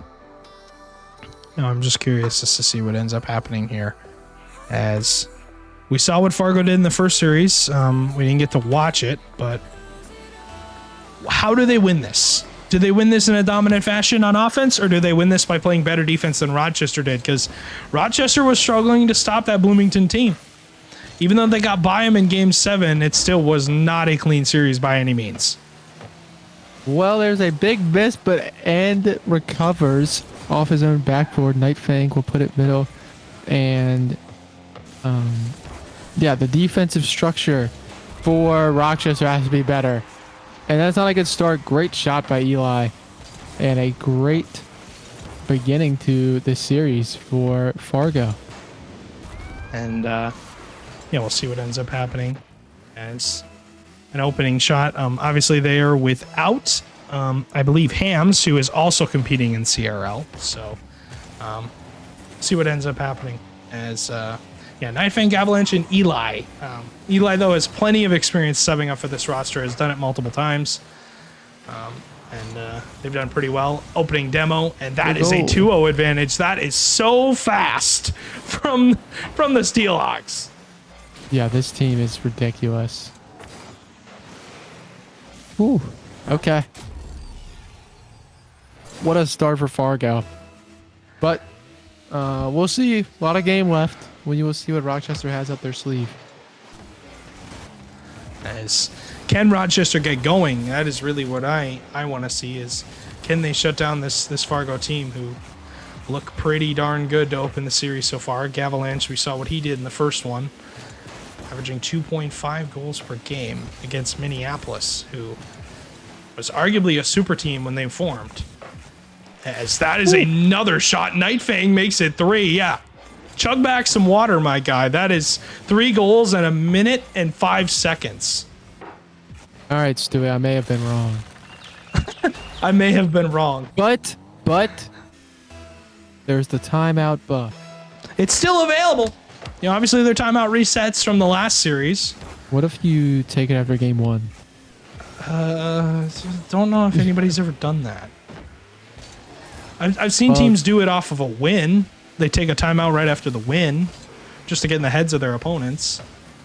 I mean, right now, it's not looking too good. No. Oh, that was good positioning. And to the backboard, nothing there. Cox just beat out by Gav. Or no, that was Eli. But they all have long names. I can't lie. But yeah, Rochester's barely been on the orange side of the field, so eventually you would imagine they get it into a dangerous position, and maybe not. Nightfang scores another. They have 4 goals in under 2 minutes. And doing this without Hams is difficult, but doing this, I mean, with Hams, I think it'd be in a similar spot. Toxin End and Straight can't really get anything going. As a sub up from Straight has been difficult, the sub up from Eli has been good. I mean, 4 goals in the first 2 minutes. It's a pretty darn good start. Nightfang goes missing. Leaves that for Eli. A touch from Nightfang in that corner to stay in front of the ball. Eli trying to find Gav in the midfield. And I was going to look to see if Eli's Fargo team made land. I don't think they did. I think they were short, as I don't believe they got there, and no, they did. Yeah, they barely did. Barely snuck in on the 7 seed. So his team did make land. He's looking to make land in Premier as well for his team, but I assume this Fargo team would have their whole roster if they did get there. Nightfang off the backboard, trying to knock into that, top 2, trying to get to that final. If they do, they increase their chances for a top 4 spot by a mile. But they got to get through Rochester here in 4. But they're well on their way. I mean, a 4-0 advantage, and Rochester really haven't had many threatening plays. That one, though, a demo from End on the back line. Open net for him as well. And he'll confirm the goal. And one bump on Eli is all it takes, and a good 50-50 win from Straight. Yeah, it's not out of it, and I mean, still 2 minutes. It's definitely possible.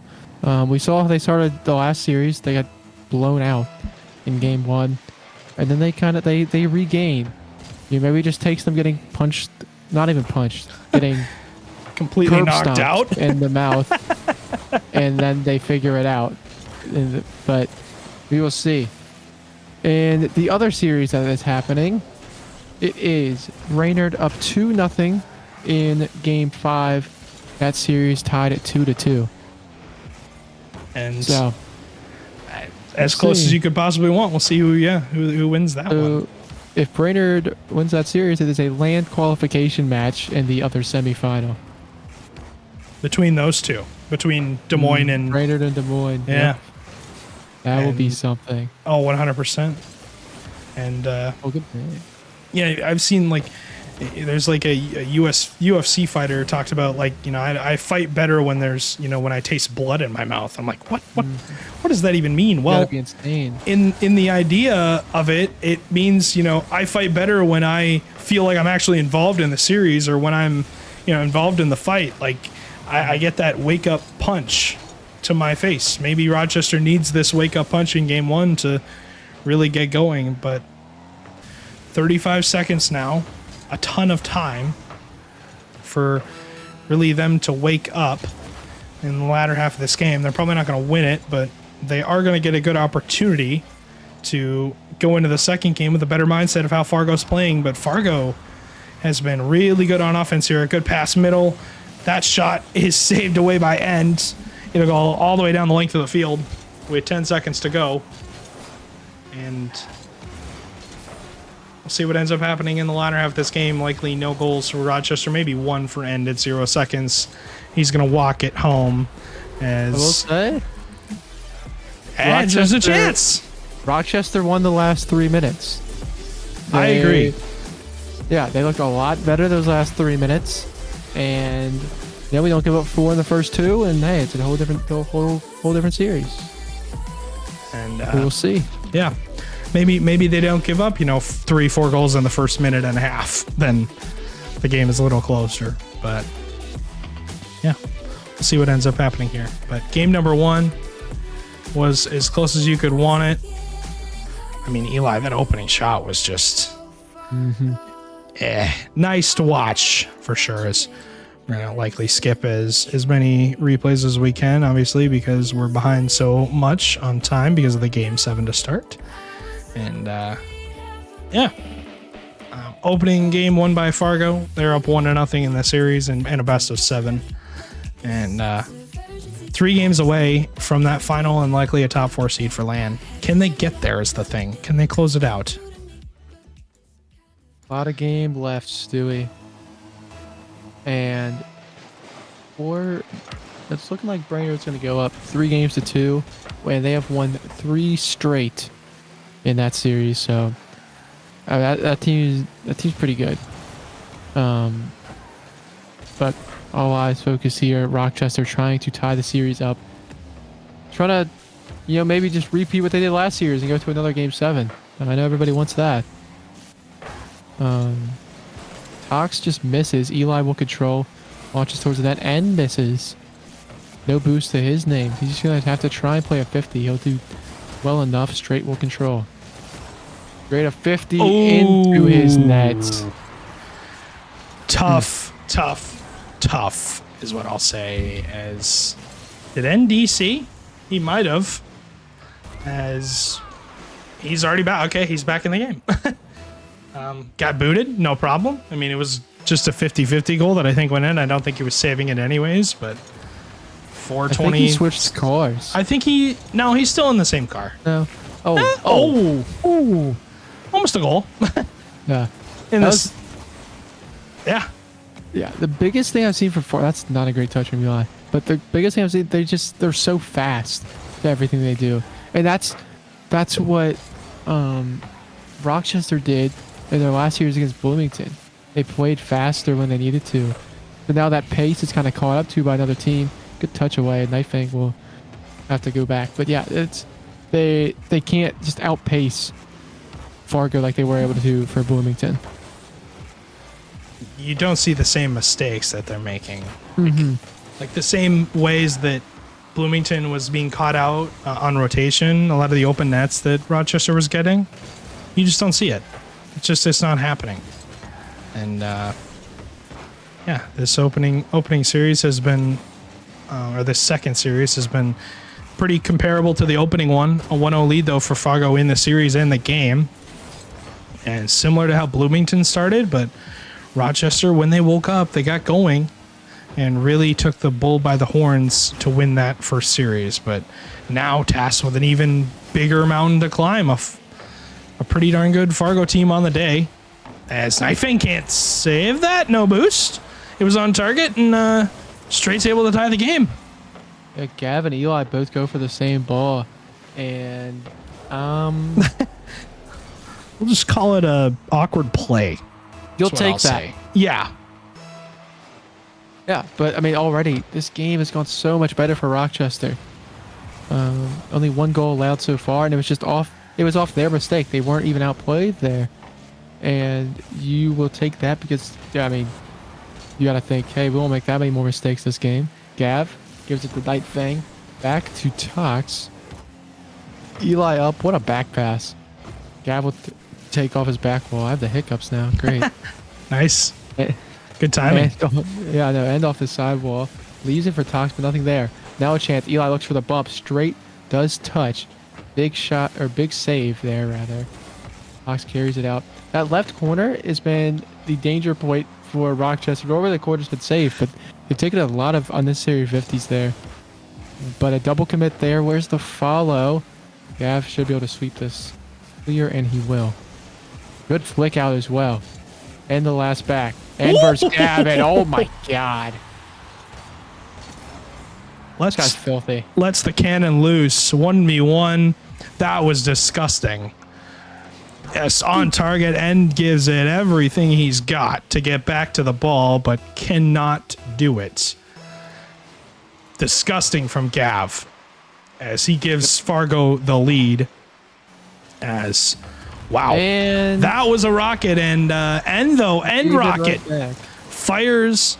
And another, tough play from Nightfang. I think he just own goals that into the net. Yep. And that's just, it's tough to read. I mean, it's a good play from him. He's there. He's in the right spot. He's just not making the touch that you need. And oh, man, that is difficult for sure. As straight towards net. Yeah. Good guy. Rochester, they've taken advantage, though. That's, I mean, when you are, I'd say they're a pretty big underdog. Even, I don't know. Yeah. They Oh, gotta be 100%. done. Oh, yeah. You got to take every chance you have. Good save by Tox. Great caught in no man's land, but he will win. He will force you got to do something. Straight pops high. Gav with the bump. Straight gets that boost. Double commit from Rochester. Nightfang down. 2 straight. I just, it feels weird calling Rochester the underdog when they're the 1 seed.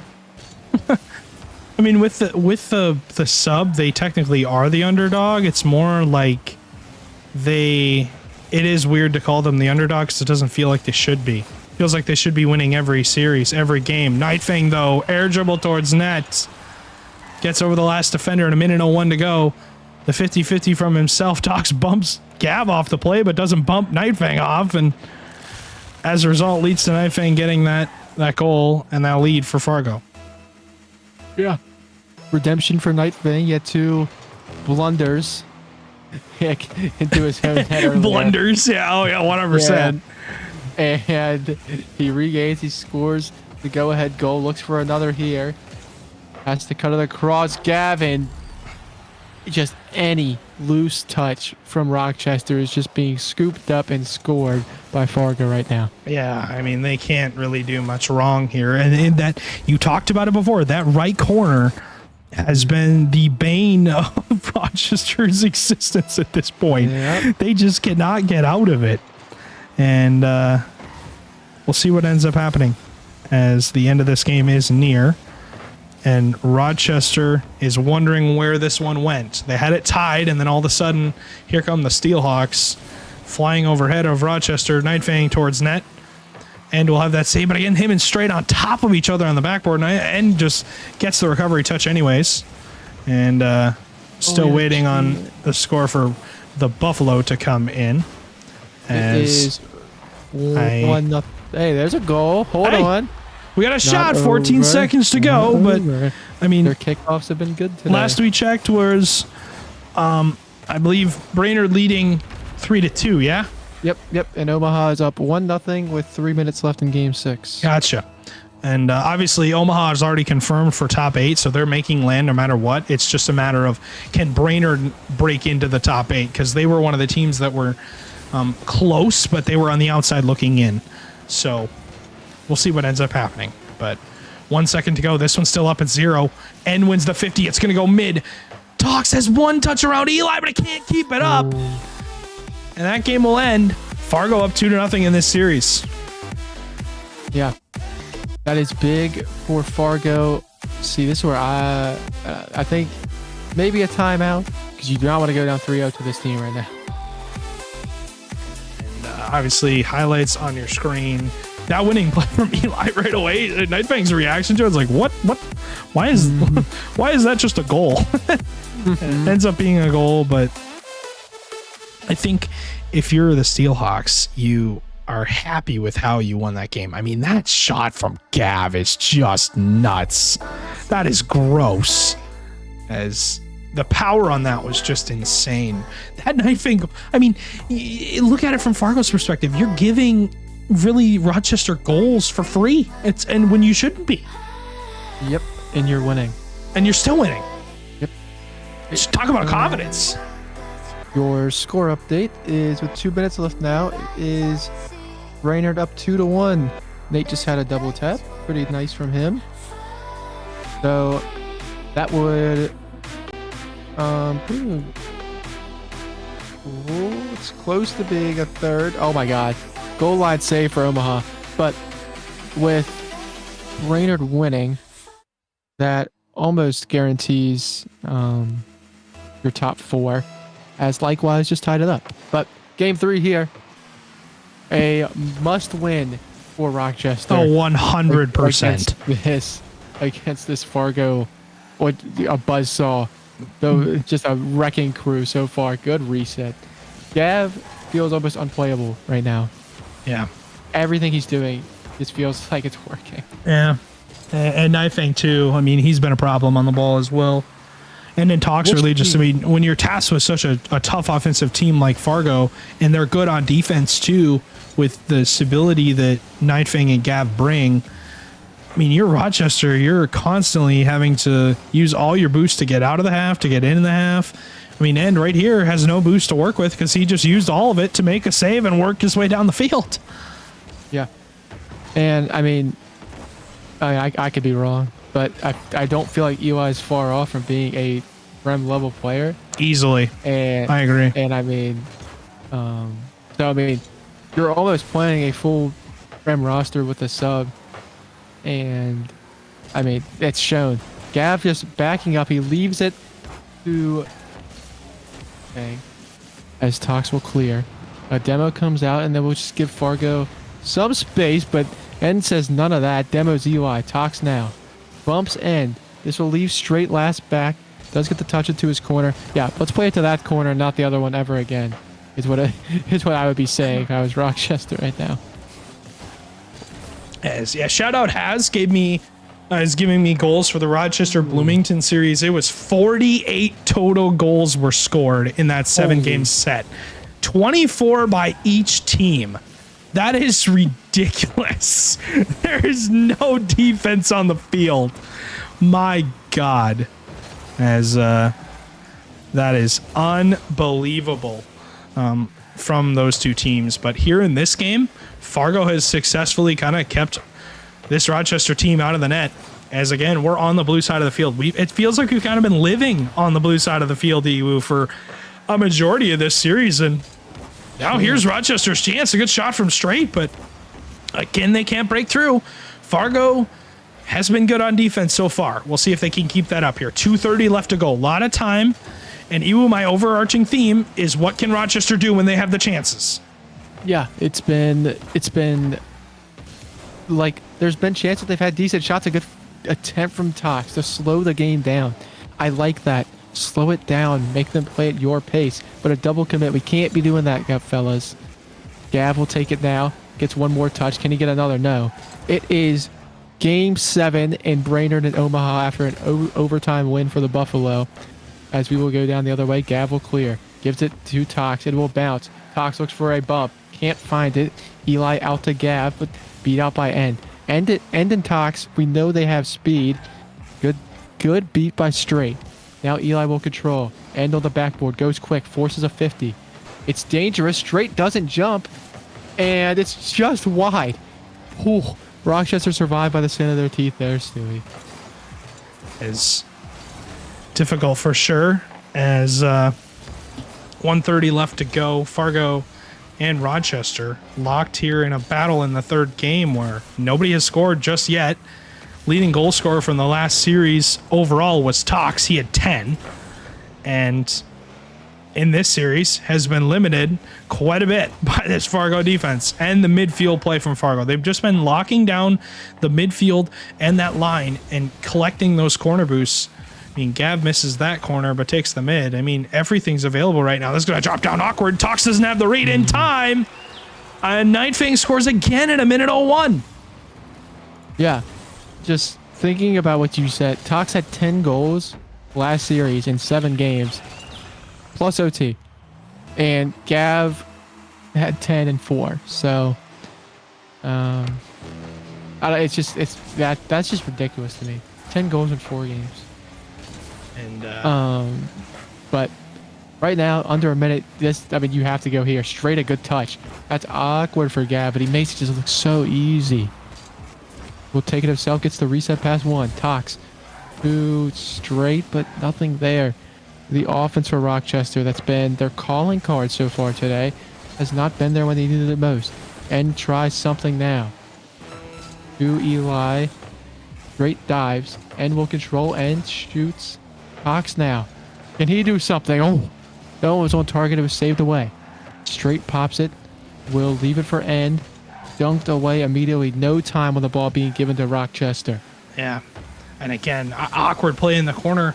A lot of boost. That 50 gets under end. Straight though makes the save. What can he do? Gets over Night Fang. End. Fakes out the last defender. Talks towards Eddie. It just goes in with 1 second. And Rochester on a limit of prayer tie the game. Holy. Rochester, they sell out. They know if we don't win this game, it's probably over. They get the goal. We will see what happens here. Maybe we go to overtime. It's still up with 0. End hits it forward. Straight's beat by Eli. Surely Tox keeps this up. He does. Wants to play a little fun. Gonna keep it up to the corner. Ooh. If you got a little more power on it, it might have been a shot there for End in the midfield as Gav was able to recover. By the way, Brainerd and Omaha locked in a game 7. That was 3 minutes ago that it was confirmed. So those two in a battle for the final spot in the next semi against Des Moines. It's open. As Night Fang gets the shot. Tox can't make it through. 18 seconds to go. Tox another win. Rochester trying to clutch this game out. They find straight midfield. A touch over Gav. Tox has got to scramble back here, collect some boost. It's like, what can I get? What can I do? I got to make a save. End, though, covers up for him. Straight surely has this to the side. While he does, he finds Tox. And Gav has to collect on his back line. Gets over 1. And a 50 from Eli will go to the sidewall. Night Fang with a strong clear down the field. Straight goes missing, but yes. I think Eli there, if he leaves that ball. Yeah, I think it's in. I think it's in. I think Eli hits it into him, and Fargo could be up 3-0 right now. Maybe they will be. Ooh. As Tox makes the clear, a minute 02 to go. In a minute 02 in, excuse me. Yeah. As Eli looks to the double off the backboard, shut down by Straight. Rochester again have possession of the ball. I just don't know if I can see Rochester scoring again. Eli will give it. He loses that 50 out. Omaha is up 1-0. What a touch by Ann. Omaha's up 1-0 in Game 7. It was an open net goal. We love seeing Game 7 open netters. That is dangerous. Right the last back. It is a 3-on-1. They are hunting. And Gav does not get what he wanted there. Tox up. Has to beat one. Just high. Oh my gosh. And we'll leave it to Tox. Tox looks to the sidewall. We'll get a touch, but not enough. Straight. What a touch. Where's the shot? It's high. He should have this, and he will.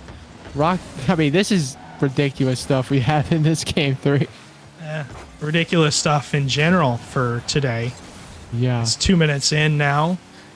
Will collect with Straight in that corner. He uses his time and the clock. Gets a 50 on Gav. Tox will go missing. Straight, though, has boost to recover. Omaha, by the way, up 2-0 in Game 7 over Brainerd. That one's still going on, so shout out Haz for keeping me in the loop on that. As that one towards net, it's saved away by Eli. Good recovery onto the backboard, too. Neither of these teams will want to give an inch here. Rochester, you can tell, they want this game. This is all in. If they don't get this, I will be scared if you know, in this next game as they find the infield. They find beautiful. Gav. Fargo's 1 game away from the final. They have decimated Rochester when they needed to most. I mean, oh my gosh, that's ridiculous. Great pass, even better shot from Gav.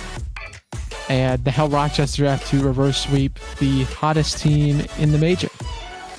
As I have to get ready because there could possibly be a timeout. I don't know.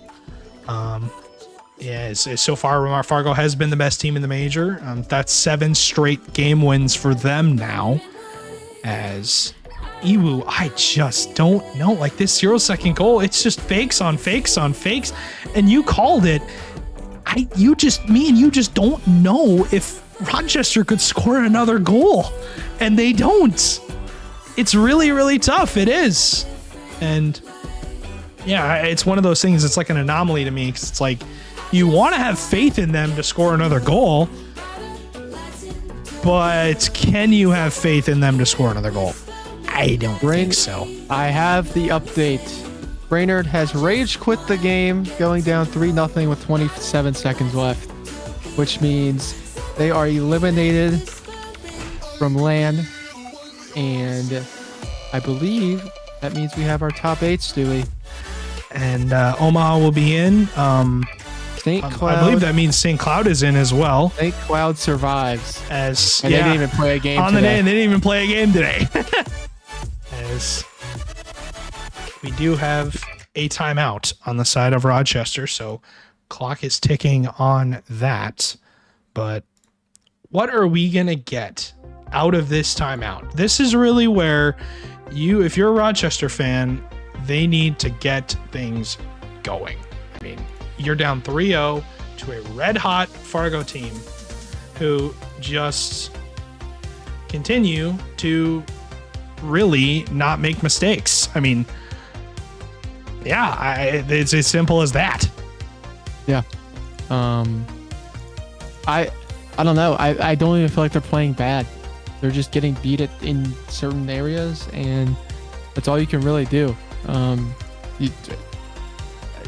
I don't know. It honestly feels.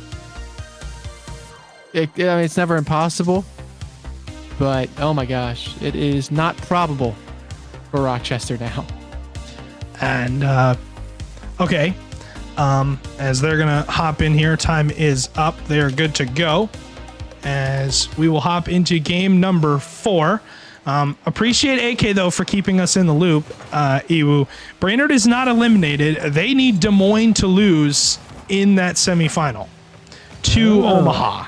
So we do not have our top 8 just yet, but I believe with the win that I believe St. Cloud is safe, and I believe Fargo is safe as well. So both teams in the top 8. It's just Brainerd can still get in. They just need Des Moines to lose because Des Moines, remember, is on the outside looking in. They're the 11th seed currently. So they need, well, I'll wait on AK here to give me the info. But this one opening up, Rochester has had 2 minutes.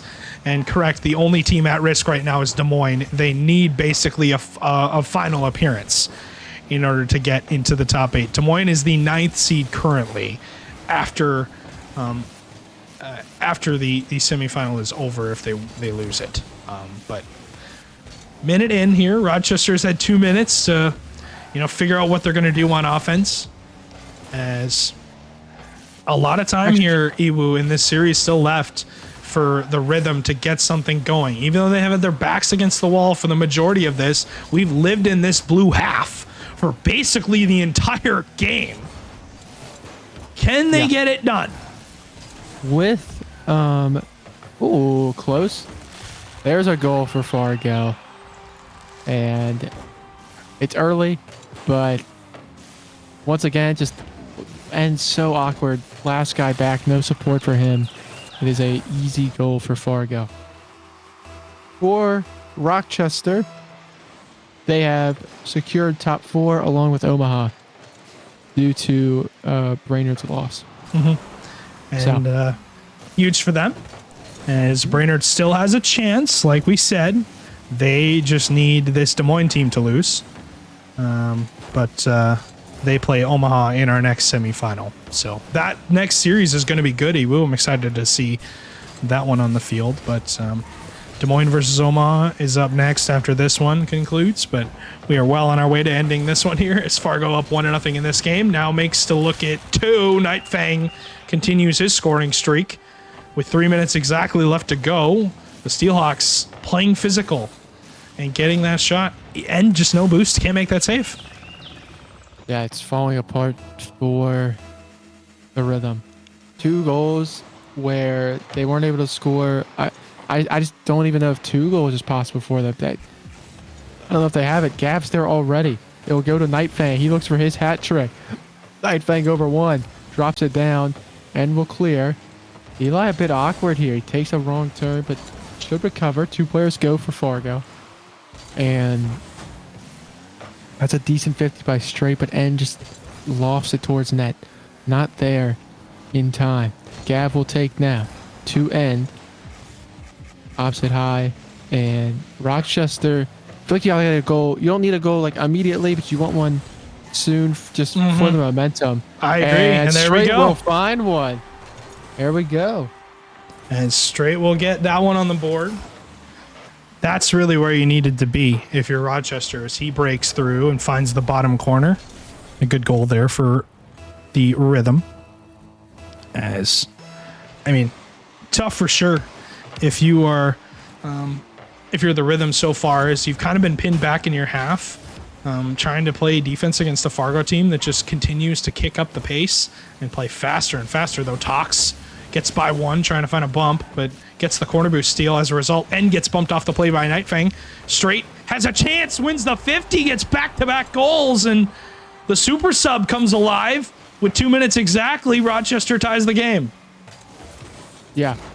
And Straight the sub doing it. Oh, little yam time for him. 2 minutes, 2 goals apiece for these teams.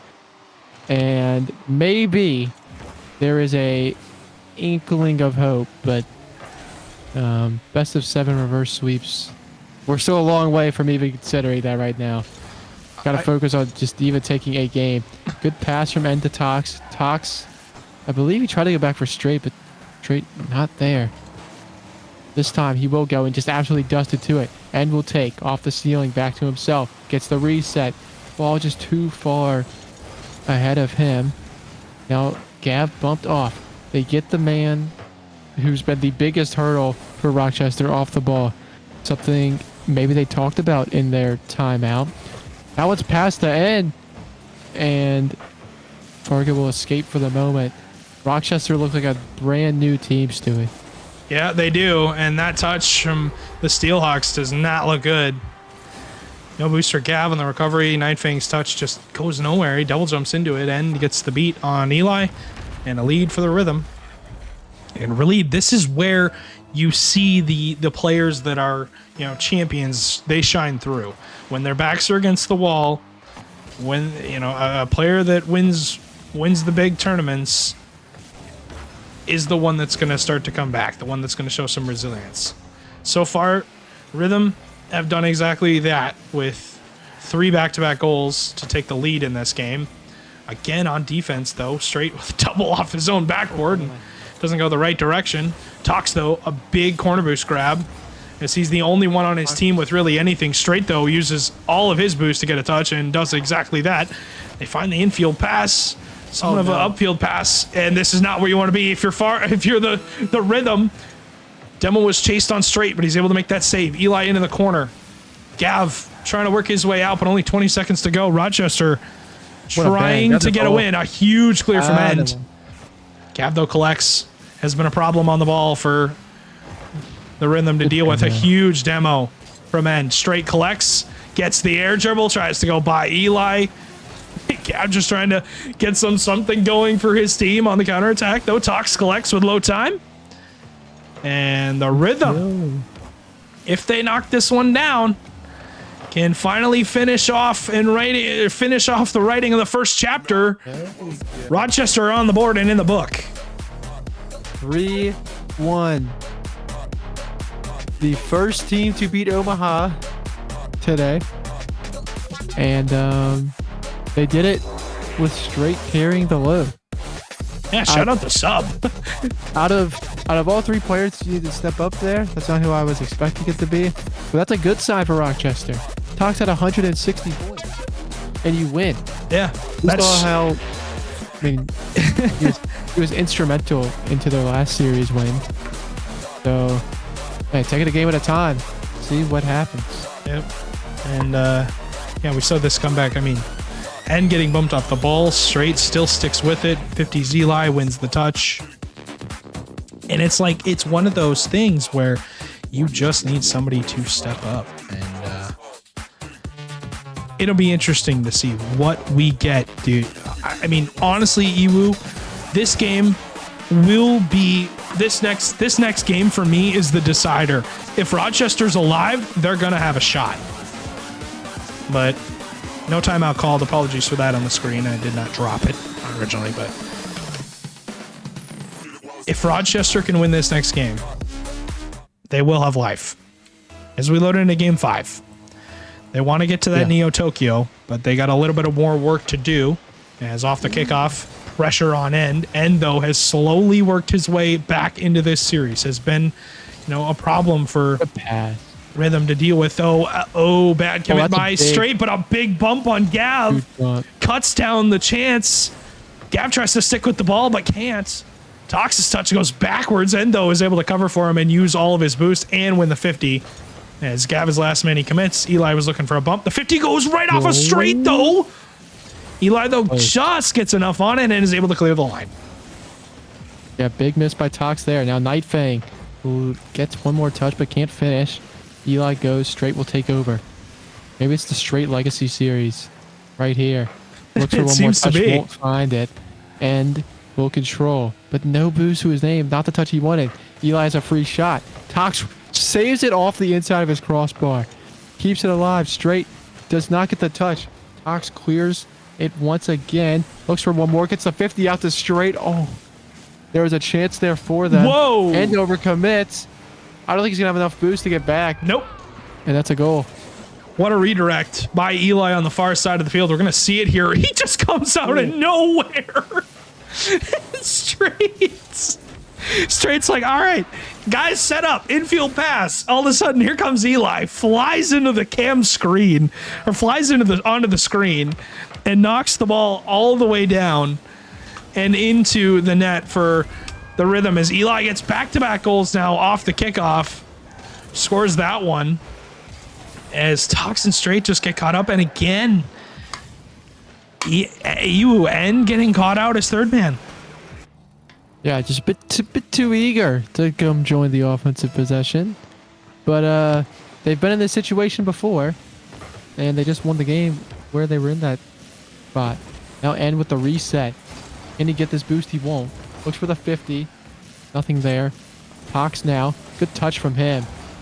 But once again, just can't find it. They try to go through the corner for a third time. Straight leaves it to Tox. Tox drops it to End. And doesn't put it forward at all. Now Straight. There's no way he scores this. Yeah. Does leave it off to End. And the double gets the 50. Tox can't go. It's banged downfield. Eli with the touch. Tox bangs it off his corner wall. So awkward for Straight. Oh. And it's a goal for Night Fang. 3 goals, 3 minutes to play. Yeah, and Tox gets bumped. Straight has to avoid the bump. Then has to recover to get a touch and doesn't make contact. Tox kind of own goals it, but I think it was in regardless. As a 3-0 advantage now for the Steelhawks. And thanks for being with us, guys. It's been an incredible start to our day so far. We're halfway done, halfway home. Starting to crown a major champion. As, yeah, knock on wood if you're with me.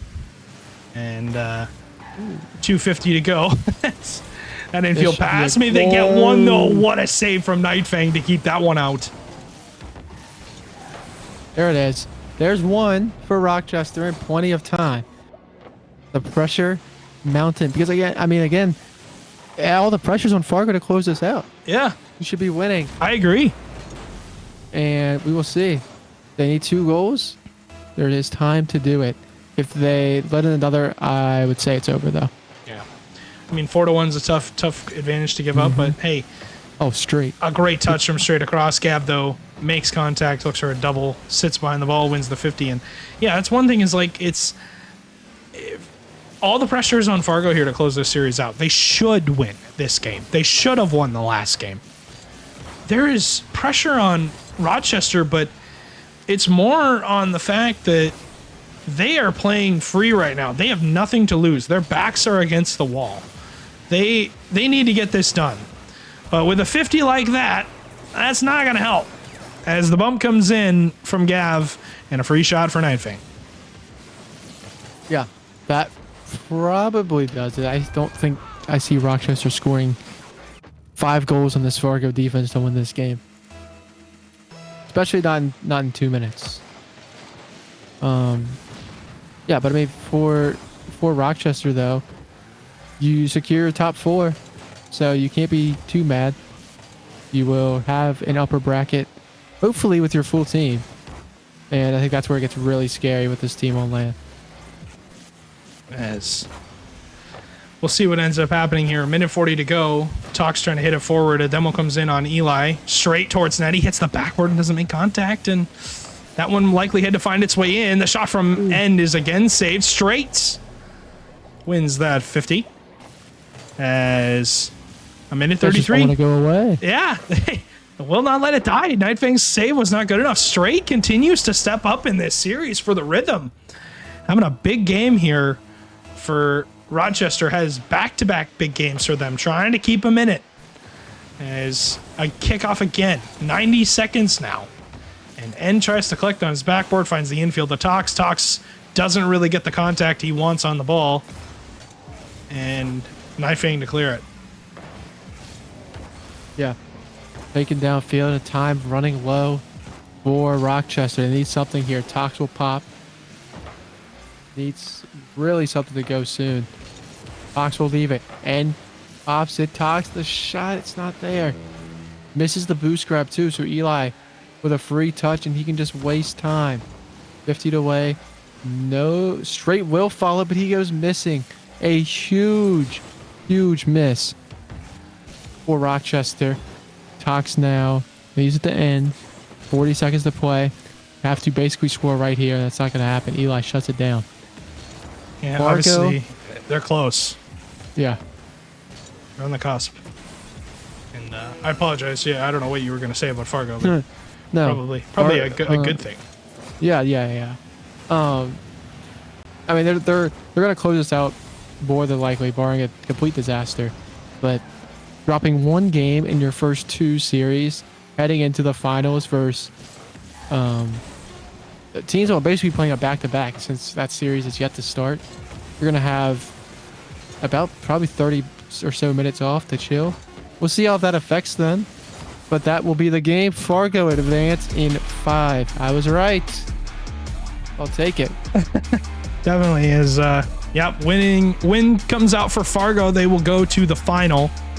As they only drop 1 game. They are, technically 8-1 in the last 2 series now, overall. Yep. As they have been an issue for these 2 teams. As looking back at Game 5, how it shook out.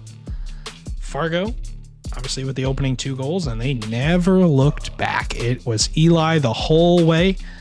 As, I mean, really, overall, I think that this Fargo team, when they get going, they are tough to stop.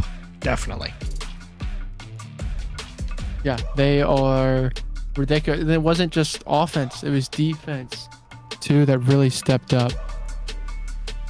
And I mean, if they're gonna play like that, Des Moines and Omaha, whoever plays them is gonna have to play a absolutely insane series to have a chance. Fargo look almost unbeatable today, and this is with a sub. Yeah. I think that maybe they get Hams back for the final. I don't know. They're gonna have a while to wait until this next series when it kicks off. So, but I mean, maybe they get Hams back for the final. I don't know, but yeah, it'll be interesting to see what ends up happening overall. But looking back at this series, it was a good one for sure. We were treated to a series that I think were, 4-1. The games were, I want to say the ones that Fargo won. This first game obviously was domination, but other than that, Rochester did their absolute best to keep it close. You think back to that game 3 that Rochester could have won. It could have been a different series if Rochester was able to clutch out that overtime. But when they dropped it, Iwu, it really threw a wrench in things because all of a sudden you're staring down a 3-0 disadvantage. Yeah. You know what I mean? Yeah. So. Yeah. Going down 3-0, it's basically just insurmountable. And that's what happens. You can't go down 3-0 and expect to come back, honestly. Nothing else really to it. They had to win that game 3. They didn't. And that's what happens. Still a good showing from Rochester, though. Oh, 100%. No, they did a dang good job. But, yeah. With that, Rochester is out. They will bow out at top 4. Fargo moves on to the final. And obviously Des Moines takes on Omaha in our next series. And it will be a good one because these are two teams that Iwo, when we think about it, have a lot to lose. They it's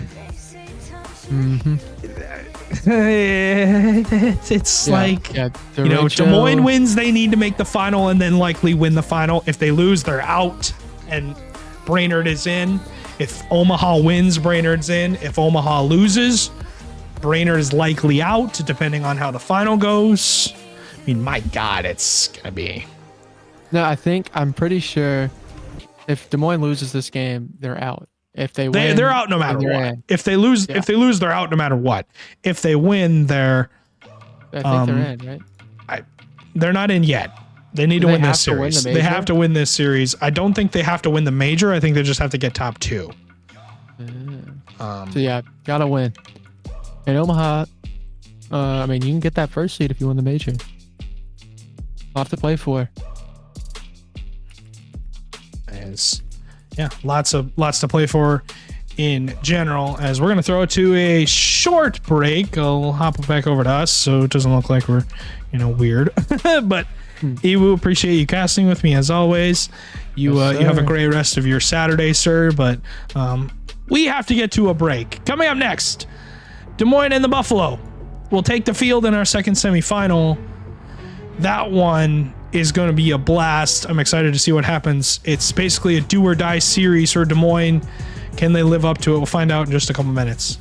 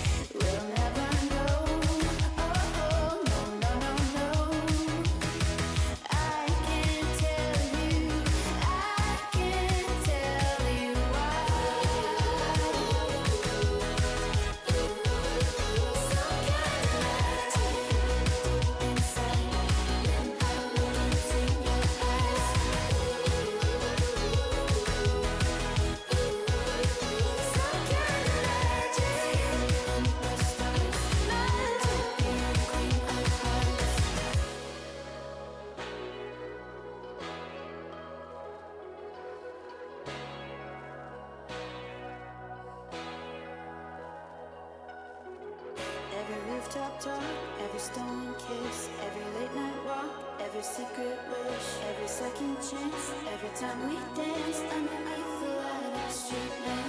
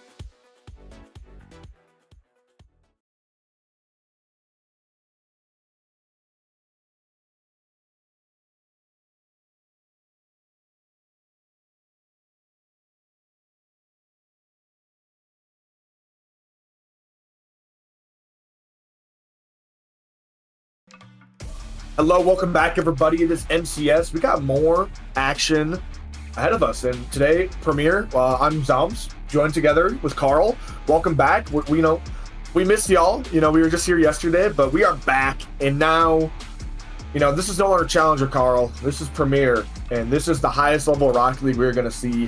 And I think this might shape up to be match of the entire tournament. I could be wrong. Listen, they still got the major ahead of us. I know I'm getting a little ahead of myself, but these are two super powerhouse teams. You want to introduce them? I mean, yeah, this is my first Premcast ever. I'm super hyped. And from what I've heard from both you and Stewie, these two teams that we're about to see in this series are two absolutely ridiculous teams. And like you said, this could very easily be the series of the entire major. So we've got the Omaha Buffalo taking on the Des Moines Derecho up here in the upper semifinals. We just saw the Fargo Steelhawks take down the Rhythm to make it to that final where they await one of these two opponents. So should be a really fun series for us to see who goes against Fargo in that major final. And man, I'm excited, Zoms. And this has major implications. This matchup in the semifinals is for Derecho's land life. If they lose this, they don't make land. And if they win this semifinals game and make it to the finals, they steal Brainerd's spot in the top 8.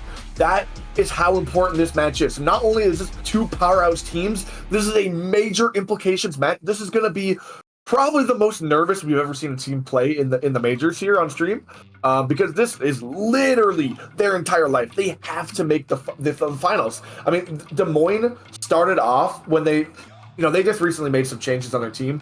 They were really far down in the bracket, and then they went through Swiss as the first seed, showing up everybody. And now they've been on a tear. They took down the Outlaws, and now ahead of them are a Buffalo team who are so unbelievably stacked, but that's just how it is now. That's just how it is these days, Carl.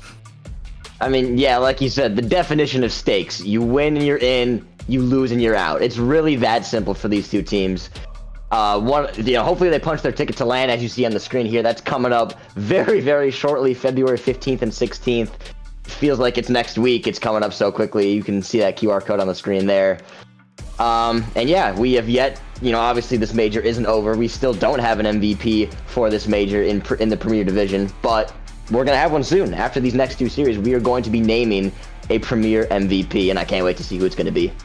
Yeah, I think we might just see them in this match right now. We might. For me, personally, I know I can't say that quite yet, but I don't want to spoil my predictions, but I really feel like the winner of this match has a very large advantage. The team on the other side of the bracket, Steelhawks, have been playing with a sub all today. They made it to the finals, so maybe I don't know ball. honestly kind of reminded me of last season of Mogi Water playing with a sub up as well in 40 in Major 2 and then going on to LAN to win it all. But hey, we all know Eli's not 40. Anyways, all right. But let's get some predictions down in the chat, y'all. Hashtag DES for Des Moines and hashtag Buff for Buffalo. Who do we think are going to win, y'all? And talk about predictions, Carl. Who do you predict to take it all here, to get to the finals? Like I said when I joined in, this is my first ever Prem cast. I will say, you know, I don't know a ton of ball in Premier compared to some other people. But what I have heard is that this new Des Moines team is just unbelievable. All 3 players that they have, Divine started in Challenger, is now moved up to Premier, rightfully so. I've heard amazing things about this team, so I have no reason to not go them. I'm actually going to take the Des Moines Ratio. I'm going to go 5. I think they're going to make pretty quick work of a good Omaha team. I can't agree with you. It's so close. I really think this is going to be a coin flip match for me. It really could go either way. You're going Des Moines. I'm going to go Buffalo here. And I'm not just saying that's not just a charity pick. Notice, Likewise, and Kai are monsters in their own right. They're just monsters, you know. And I think I heard from Stewie, Likewise and Kai have been a duo for a while and joined together. Yeah. They always find each other and join together with Notice, who is just a mechanical monster out there. This team's going to be nasty. So you said in 5. I'm honestly saying 7. I think this is going to be the match of the night. But once again, only time will tell. We are still waiting for some players to join up on the lobby. We're in no rush right now. We'll just yap for a little bit longer. Carl. Both majors, Rising Star and Challenger, we've been a part of them both, and they've both been absolutely amazing majors so far. We have no reason to believe that the finish of this Premier major is going to be any different. I mean, the start of it's been great. Oh, they're just in. They're just going. Oh, we're in now. Okay. Oh, they're going. Sorry, you got cut off. I'm so sorry. I did. All good. No, let's get this thing kicking. I got plans tonight, so why don't we get going? Fair enough. Yeah, no, they just said, "Shut up, Carl. We're trying to play," and they're hopping in there with no warning, no sense of doubt. I'm with that. I mean, I can respect that. And Notice is gonna have the first chance, kind of just gives the ball away, and I'm really expecting just. You know, we have seen some of the best Rocket League this entire season in the Major 2. Especially, I mean, yesterday, notably, was one of the most insane series I have ever watched in MCS. And that was ridiculous. I am just expecting Premier to one-up it again. I mean, I feel like every single time I feel like it can't get one-upped. We're going to try. Now, so far, every play has ended up at the brick wall. Going to be a loose ball for maybe a Likewise here, trying to take it up for an aerial play. Gets a reset. Divine already free jumping. That's going to be 2 players diving on that, but no problem. Notice just decides to send it to the back. Well, Kai is already up. Another 2 players jumping. Maybe a bit of nerves coming out from this Des Moines derecho. I mean, their life is on the line. Maybe another open net. Notice slices it in. It was the only spot in the entire goal where he could score from. Yeah, it's an excellent job from who was that Likewise to kind of just pop this up, using the wall and rolling it up just over the net, putting it in a spot that only Notice could get to it. And, you know, this is Premier. He's going to be there. If there's any opportunities for goals, these guys are going to be there. And that's my, you know, my favorite part about being able to cast this Premier major is that I've never casted a series where the players themselves and the speed of the game are just so fast. Everybody's so talented. The speed of the game is so quick. It's going to make casting even more fun. As we're already seeing Water show off some mechanics that, like, if I was able to do what he just did, like, seriously, that would, like, I'd be a whole different person. Like, and we're a minute into the first game, he's already making me jealous. Like, come on. We haven't even seen them score a goal. They're actually no, we haven't. And my mind's already blown. It's unbelievable. And they're gonna at least need to find some sort of gold here. I mean, Water does find a nice demo on the backboard. Does get starved out for his troubles though. Divine opting just for a clear. Gonna be a pass off the sidewall, easily shut down. Water trying to stay relevant here. Very low boost. Kyler just has to throw a hand up, saving a lot of boost right there. Really nice job of just, you know, only doing what he really was necessary to do, not wasting excess boost. Now Divine with a chance, just kind of throws it away. And, you know, this derecho team, they really are going to be up against it, you know. This Buffalo squad, I don't want to say have nothing to fight for, but I'm pretty sure they're already locked top 4. And Yeah, I mean, I'm hearing in the locked top 4, so I mean, they have absolutely no nerves going into this. Of course, you want to win. You know, you always want to win. But Derecho are literally playing for their land life, so the nerves are all on them. They are going to be the ones up against it this entire series, and I do think that gives Buffalo a slight edge, not a big one, but you know, this will be a great showing. If Derecho are able to pull this off, that means they can thrive or survive and thrive in high pressure situations. It's going to be a rocket towards the net, not quite in though, and halfway through this first game, and Derecho still need one. They do about halfway through. I mean, it's been pretty even pressure on both sides so far. I feel like there hasn't been one team that has been absolutely dominating. Obviously, the Buffalo has cashed in on their opportunities so far, and the Des Moines Derecho have not.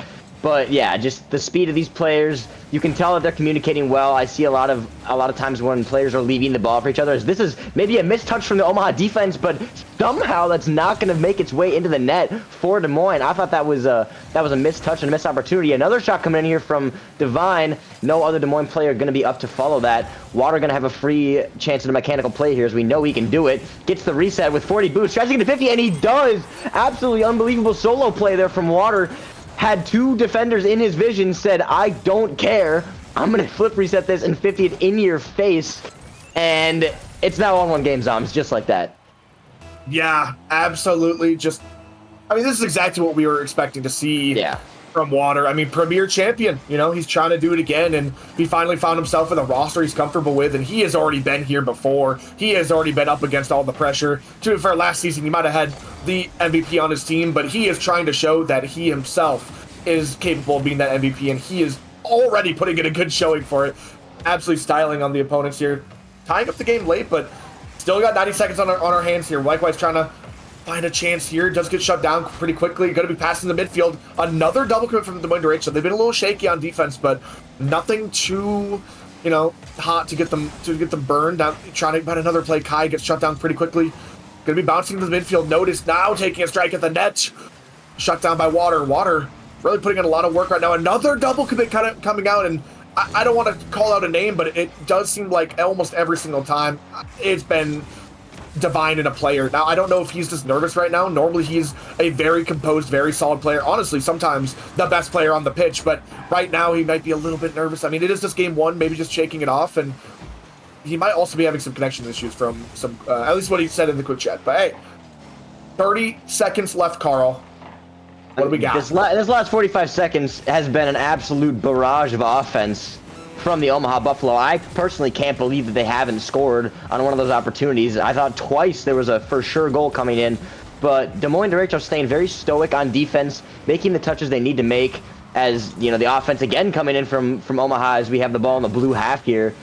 Des Moines trying to break this out as we have about 10 seconds left to tie ball game 1-1. One of these teams, they both probably don't want to go to overtime. One of them has to make a difference now if they don't want to.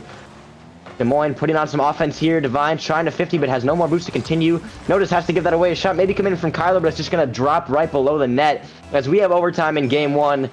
I mean, overtime game 1 at this rate, this is going to be an absolute classic series, as we kind of both expected it to be. Water trying to dribble his passes mid for Divine, but a great save there from Kai to get in the way of it. Notice has absolutely nothing to his name, but he's going to try to have to 50 this with Kyler. And right now, Des Moines is on offense with a great shot, but a great save from Notice. Both teams defending their net absolutely amazingly, as these are quality shots that we're seeing, Zoms, from both teams. Yeah, so many fakes at so many times, and so much, just such a defensive stand, so many mind games being played. The boost is running low for Buffalo. They finally get a massive clear. Kai trying to make some magic off the corner. Tough bounce, couldn't quite read it. Now Kyler has a chance. Full boost off his backboard. Just going to go for the sidewall here. Does get a big clear, but it's going to end up in the hands of Notice. Notice with a mistouch, though, and a nice cut from Likewise will at least give them back the ball. A midfield pass. Can this be the shot to end it? He just goes missing. I feel like that might have been a golden opportunity. I couldn't quite see the shot that he had lined up. Now Likewise trying to pitch it into the corner. Now Divine with a chance. Shaking off the nerves. He get a nice flick here. Now going to the sidewall. Oh, he might have missed the boost right there, but lots of time. Throws it up for Kyler. Kyler going for the reset. Trying to get fancy. Water is going to dive in his last. Finding the top left. Oh my He goodness. doesn't feel anything. He just knows with his mechanical ability and his skill, he's going to hit the shot 100% of the time. Bang, bang, top left. No nerves. What a slot there from Water to end it. And I mean, We saw in the first goal he scored with the type of solo play you don't see in Rising Star. Follows it up with the game winner. I mean, 710 points, putting the team on his absolute back. It's exactly what you'd expect from a player of his caliber, and I believe he was the first-round pick. I know he was the first-round pick on this Des Moines team. That's exactly what you need from your studs on this team. You need them to show up and show out early on in the series to really show the other team, we're not messing around. We got a guy like Water that can do some pretty crazy stuff. And honestly, a good game from the Omaha Buffalo. This was a close game. They're gonna fight back. I'm sure they're gonna win some games too in this series, but 1-0 lead for derecho. It's got to feel good. Yeah, you got to be nervous if you're a Buffaloes fan right now. This was game 1 for derecho. I really thought this was going to be the most shaky game from them, and they won it. And it did look a little shaky defensively, but they didn't get punished really at all. They found their chances on offense, and Water just is not, missing a single stride. He's not missing a single note. And now derecho leading the charge. I think this is going to be a massive confidence booster. I think the rest of the team is now going to be playing up to Water's level as well. And I feel like this might get out of hand. I'm not going to lie. I feel like derecho winning that first game is massive for the confidence. And I don't think, although Buffalo probably aren't really feeling it, they're probably like, oh, whatever, just go next. I think it's derecho are going to be the ones riding this high and turning this potentially into some really strong momentum that's going to be hard to stop. I mean, yeah, and back to the scores in that first game. Water had about 700, and his two teammates, Kyler and Divine, both with just about 200. You're telling me that this Des Moines team can win when it's not a 1v3, obviously, but where Water's doing most of the work. I don't want to see what happens when all 3 of these Des Moines players start contributing. I think this Des Moines team could look pretty dangerous. I mean, that's a win where it's really just Water, as he coming in with a pre-flip there, almost threatening the net. Kyler tries to 50 this one. Likewise, going to go up with a lot of boost. Might be able to double this off the corner, but shut down by Divine. Kai throwing this left to Notice. Great comms from them. And that's what I would expect to see in a Premier lobby. The players know how to use each other. They know where each other are. A shot maybe coming in from here, a double commit on the back line, as this is going to be a shot slotted down in the middle from Kai. It looked like there were a couple players from Des Moines that had a chance to save this. Oh. Yeah, just maybe not really an own goal, because I'm not sure it would have been saved anyway, but yeah, I guess just perfect placement there from Kai, as Des Moines just couldn't get to it, and that's 1-0 for Omaha. Yeah, I think Divine actually might have had that. I'm not entirely sure. I don't want I'm not sure either. Or anything, but that might be a immediate response from Kyler. Doesn't matter. The Kais are scoring. Kai and Kyler now. He just immediately takes it back off the kickoff, and nobody is playing in the goal. And you're gonna get punished for that, especially a player of this caliber. Yeah, and Divine in the chat for the second game in a row complaining about the servers, confused why we're not playing on Central. I have no say in that, so I'm just gonna move on, but he seems to be pretty unhappy, even mentioning the rule book. As Kyler puts another shot on net. Omaha having to scramble just a little bit here as Des Moines tries to keep pressure, but Notice does break out. Maybe tries to get a flip. Great backflip save there from Kyler. Divine with no boost, maybe trying to get a touch mid, but double commits, unfortunately. As you mentioned earlier, Divine, a culprit maybe of some of these double commits from Des Moines derecho. Water has one more touch, has to just 50 this, use all of his boosts to make that play happen. Notice just going to bang this down, which is something I feel like I wouldn't see very often in a Premier lobby, considering these players are all so mechanical. A potential double tap there from Kyler, and what a shot! Correct me if I'm wrong, we're all 3 Omaha players on defense here. Kind of, and Kyler just says, I don't care, I'm putting this in your net.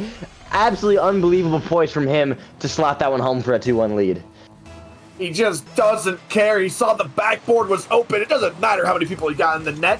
He's going to find the backboard and hit it at just a crazy angle to make, or not, it's just such good placement, Most people right there just put it straight down, and it's so, there were 2 people ready to block that, but he snipes it far left and just bangs it in. Now, they're going to have to respond. Buffalo have no choice but to respond. They're leading, or they're in, they're behind again. They got to find a way back, and they are in the corner here. Water is trying to shut them down. He's going to find his way mid. Likewise, immediately for the, the counterattack, and just a great job of turning offense into goals. I mean, they have really had so many chances this game already, and just immediately turning a golden chance into a golden goal. And now 2-2, almost halfway through this game, and we're already shaping up to have a machine gun flurry of goals in this next game, or this second game here. Kyler is being pushed back, bit of an awkward touch, gets bumped out for his troubles. Divine May has a chance here. It just went wide, though.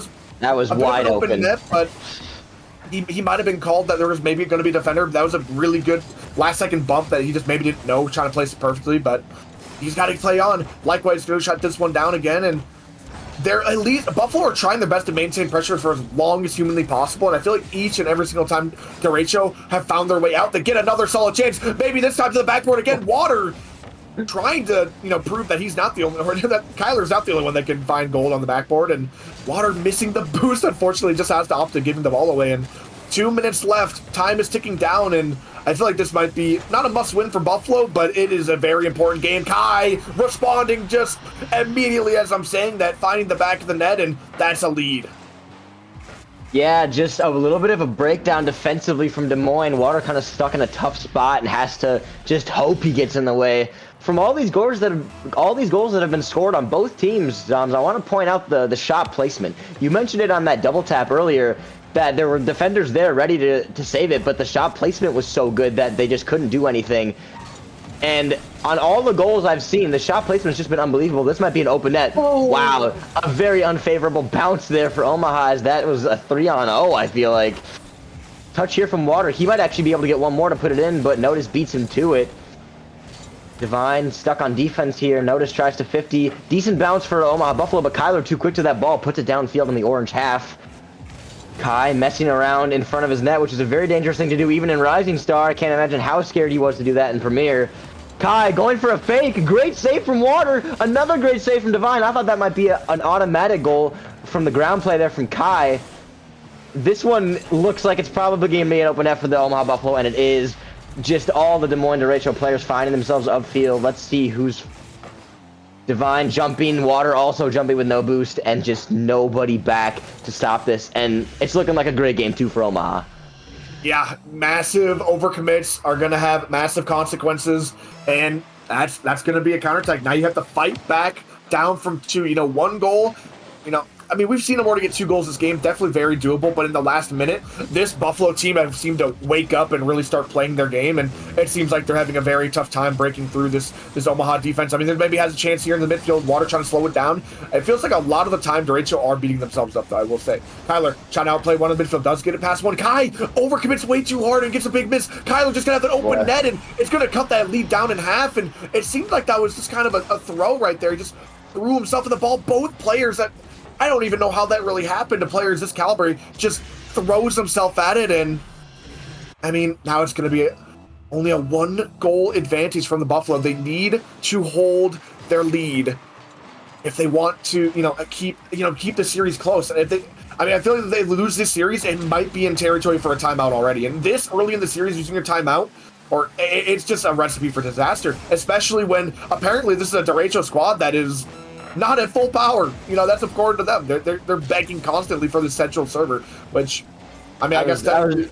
I was just about to mention, yeah, for the 3rd or 4th time now, Divine is practically on his hands and knees begging to go to central. It doesn't matter as Kyler ties this game up with 17 seconds. I don't know any of the rules about servers or how that gets chosen, so I'm not going to speak on it, but seeming to not matter a ton as Kyler puts that one home. Excellent shot placement from him.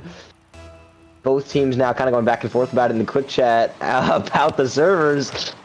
But regardless, we have 15 seconds. It's a tie ball game. Water trying to put this down mid, got cut off by Likewise, as now we have a full attack here from Omaha. Kyler gets beat. Divine with an excellent 50, though, to keep it on the orange half. Potentially a redirect double tap from Kyler. That would have been special. And this is maybe another overtime. 2 straight games with an overtime in this series. I mean, wow, these are about two as close teams as you can hope for if we're getting overtime and 2 straight goals, or 2 straight games, excuse me. Potentially an overcommit from Des Moines as Omaha has an attack. Water does get back for it. Divine trying to get a bump there on Kai, doesn't quite get the bump he wants. Water has some boost, has the mechanics to make something happen. Divine going to try and take this slow, gets called off by his teammate Kyler, who had more boost and a better position. Kai with a ceiling challenge to cut that one right off. And 30 seconds down, it's a pretty even overtime, Zoms. Yeah, maybe another chance here from Water. I feel like they're trying to get the ball into. I mean, Kyler's been on a roll this game. He's actually scored all 4 goals for the duration of this game. Maybe just throwing the ball over to him. Maybe that's a sign. Kai's trying to find a way out of.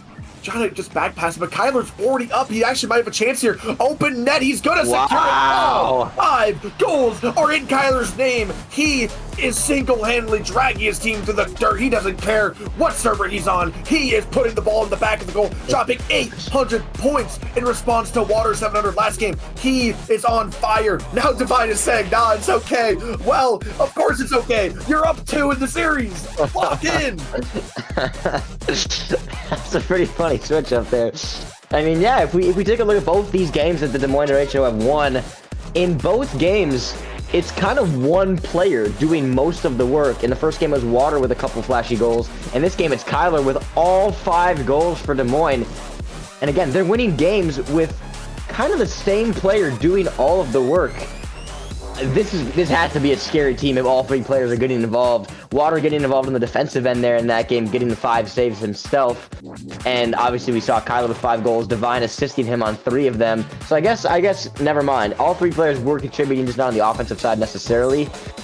And if we look at the Buffalo side, a decent amount of shots. They had 11 shots that game, 4 goals. That's pretty good shooting percentage, but just some of that defensive breakdown leads to their demise as we go to a game 3 where no one's already up, so I'm not sure. Are we switching servers here?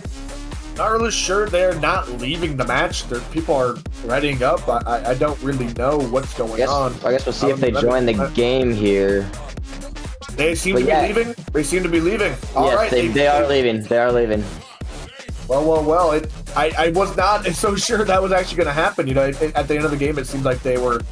Or Divine said, oh, never mind, this is fine. After they scored 5 goals. And normally in a game, when you score 4 goals, you're like, wow, we did pretty well. We were attacking well. We found 4 goals. The problem is you gave them 5. And I don't know if it's a structure thing. I don't know if it's just that their offense is really just that good. I mean, that game was Kyler. But I don't know if it's a structure, a defensive thing. I really could not tell you what the problem is. Thankfully, I'm not the one that needs to figure that out, Carl. That's going to be them. I was just about to ask you what you think Omaha needs to do in order to get some games, get some goals back here. But as you just stated, you have absolutely no clue. And I don't think I have a clue either. I think part of it, as you just mentioned, that maybe this Des Moines attack is just so strong that there's really not a ton you can do. I mean, you have 3 players that can all contribute on the offensive side of the ball in Water, Kyler, and Divine. And I mean, even scoring 4 goals against a team like this, that's just not enough. That simply is not enough when they have the potential to put 5 on your head. So yeah, I don't really know what it probably will take some more structure on defense. Maybe it's more, taking advantage of some counterattacks that you have. It's probably a combination of some things. Maybe their comms need to be strengthened. Who knows? But as we stand here, they got to figure out something quick because Derecho's 2 up. Yeah. I will say, I think defensively, they have not really been playing the backboard. You know, Water and Kai, that game especially, or Kyler especially that game, they were really assaulting the backboard. You know, every chance they got, they're going for a crazy double tap. They're taking space. And I feel like a couple of slight misplays here and there. I mean, they got the kickoff goal. So maybe just some slight changes. I mean, I really would not expect this Omaha team to be nervous, but it almost seems like they're playing a little nervous. I'm surprised, but still lots of series left here. We'll be getting started in just a moment, y'all. We're just going to be taking a moment. It seems like their players are having a couple problems getting into the server. We are almost ready. So sorry for the delay. This doesn't count as a timeout, I assume, even though we're taking a break. I don't think so. This is kind of like... Yeah, this is like a next level ice. I mean, even though they're waiting on likewise, it sounds like, I mean, the Des Moines team isn't even here yet, so... I feel like I'm getting ice. I'm not even playing. I'm getting ice. My casting's getting ice. What is getting ice. Is this their timeout? Hello? He's in my comms. Okay. I'm gonna go with no. It's not actually. I don't know. I mean, if they really delay getting back into here, do we just force their timeout? Because would that be fair? I mean, is there like a delay a game type thing? Oh, there they are. No, they're here. I don't think so. I think they were just having problems getting to the server. They are here now. ready to get going. I think all the players are ready. Here we go. We're getting back into the action. Y'all, so sorry for the delay. We are ready. I think the players are even more ready than us. And Buffalo are going to need a response. Yes, you are down 0-2 in the series, but both games have now been, decided by overtime. The series is still definitely very, very close. But you got to be the one to cross the finish line. You got to be the one to take that last step. And so far, DeRachel have been the one taking that last step. And Water, oh my God, class in the sky. If you need a mechanical, if you want to watch some mechy gameplay, just watch Water. I mean, look at that insane first touch catch, back into it, puts it in the bottom left, right behind the defender. Nothing he can really do about that. I mean, even if a guy got up early to try putting a hand up, I mean, it's just immediately around them, perfect placement. I mean, that is just a crazy play, and that's going to be one goal. And this is the type of defense, or these are the type of plays that Buffalo have to respond against, and a massive team bump, and that might leave them even open for another one. Water downfield, I don't even know how he's down there. Water. No. He knew. He just knew. Entire length of field, and he's just there for the open net. I mean, he's just there. He's more on defense by like 30 yards than any of the Omaha Buffalo is, and he's not on the Omaha Buffalo team. That's unbelievable. I mean, yeah, going back to that first shot that Water just scored, that just pisses me off to watch stuff like that. I've been playing this game for a while, and this is what you get from here, dude. This is an unbelievable offensive showing from Water. We're 30 seconds into this game. He has 3 goals. He has 437 points, and notice hasn't even touched the ball yet. Get serious. I mean, my prediction of Des Moines in 5 looks even a little bit. They might sweep this thing, Zoms. Yeah, I'm feeling a little silly right now saying Buffalo in 7, but I still believe, with how close those first 2 games were, I have utmost faith that Buffalo can try to bring this one back. I mean, 3 goals is going to feel like a mountain at this point. It's going to feel like 30, but still not out of it yet. They're going to have to break out of their half to begin with. Water not even going to give them that chance. Just trying their best to break down the defense. It's just on the goal line. Water, you try to get even more. Oh, man, this is just ridiculous. Kyler even throwing himself at this. Now Kai finally get a chance on offense. It's going to be maybe a potentially own goal for Divine. Divine able to keep it wide, though. Likewise, no boost. Has to take a pot shot at Cole. Pretty pathetic, but it's all he really could do. Now Kai going up for an aerial. Shut down so quickly, and where Buffalo are needing 3, they're having a hard time even getting 1. Maybe I spoke too soon. They're struggling. They finally find the back of the net, but that was a lot of struggle for only 1. 90 seconds down from this game, only being down by 2. You still got a very, very, very large amount of time, and at least you are having a nice, constant, or just an extended pressure play that resulted in a goal. If that didn't result in a goal, it might have been getting dangerous. I mean, yeah, a crucial goal coming in there with still a lot of time left in this game to go for the Omaha Buffalo, but you just can't ignore how much easier it was for Des Moines' goals and how much more difficult that goal looked like it was for the Omaha Buffalo. Calling back to the great shot placement, though, there from Kai is what made that goal. And the shot placements, we've been seeing a ton of that all day in Premier. And that's what sets them apart from other divisions, is that shot placement. Kai could only put that in one spot, and he did.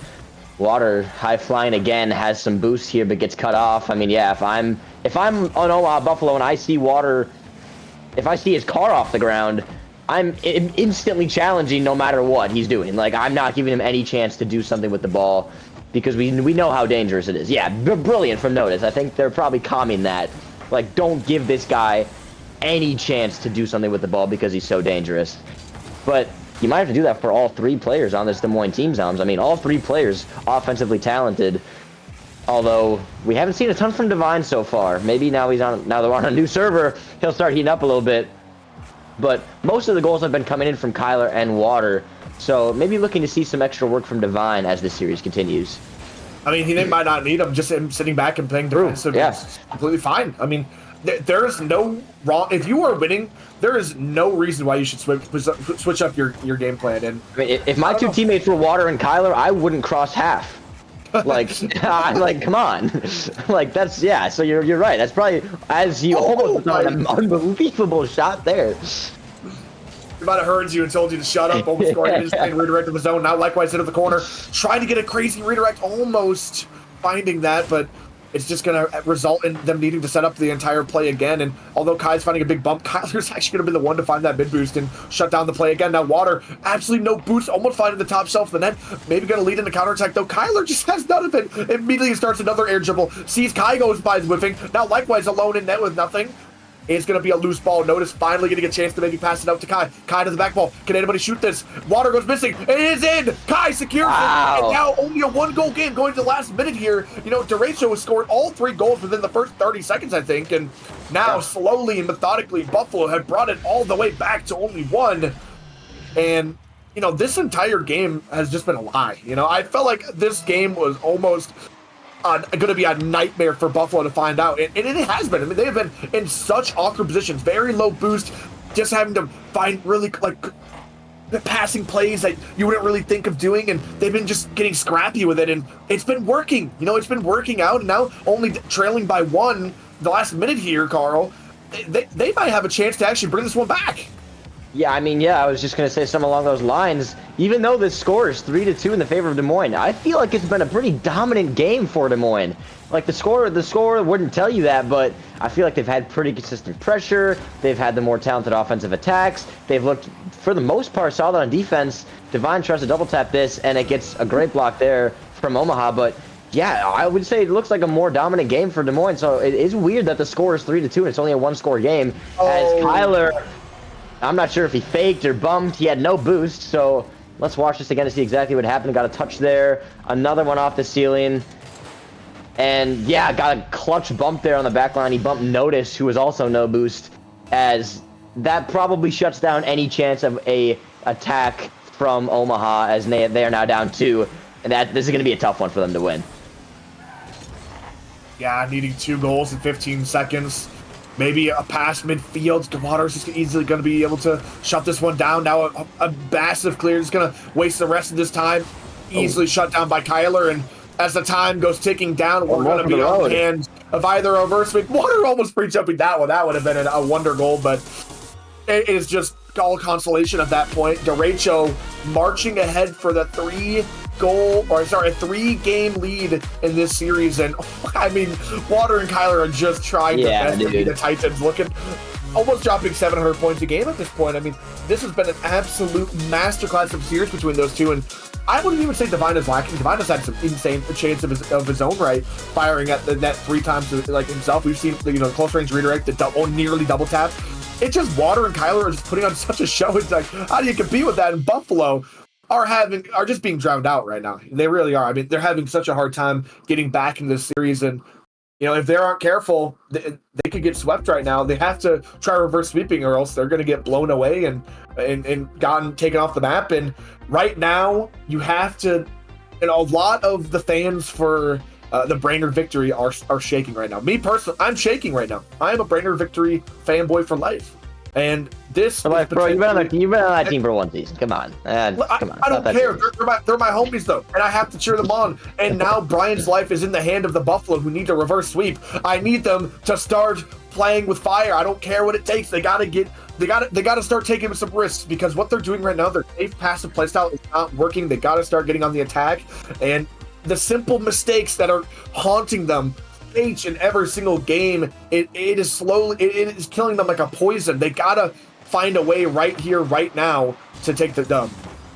Maybe an interesting choice from this Omaha team to not take a timeout before this game, as they have not yet used theirs, I don't believe. I don't think either team has used a timeout this series, but I also don't really blame them.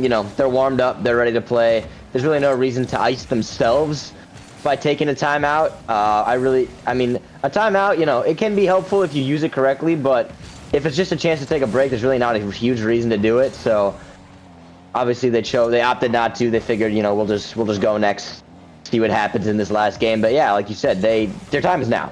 They don't have any more opportunities to warm up. This is their last game.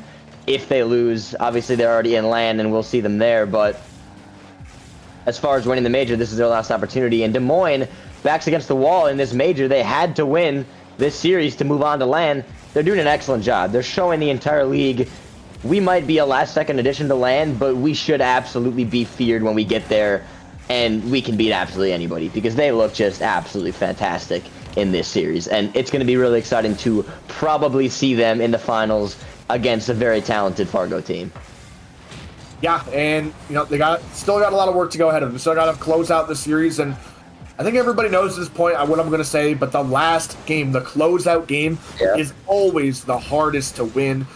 You gotta pretty much play with no fear, which, to be fair, this team has been doing the whole time. They've been playing so confidently.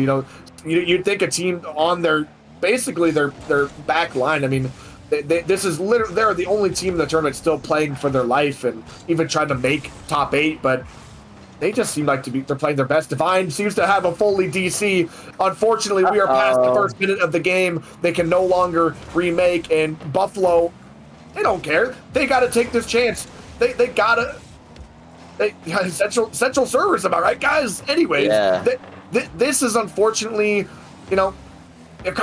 it's just too late, and there's nothing you can do. Buffalo are the ones down. They can't just, they have to take this chance and use this as an opportunity to get ahead and get a leg up. And unfortunately, that's just how it is. And Kai, having an open net here, is going to take that chance, and it's going to go up 1. And yeah, but Water does not seem happy in the quick chat, but I will pass it off to you, and I'll explain to them real quickly that that is how it is. Yeah, it's a really interesting situation, as Divine being the spearhead for the argument to switch to Central servers, as his ping was higher before.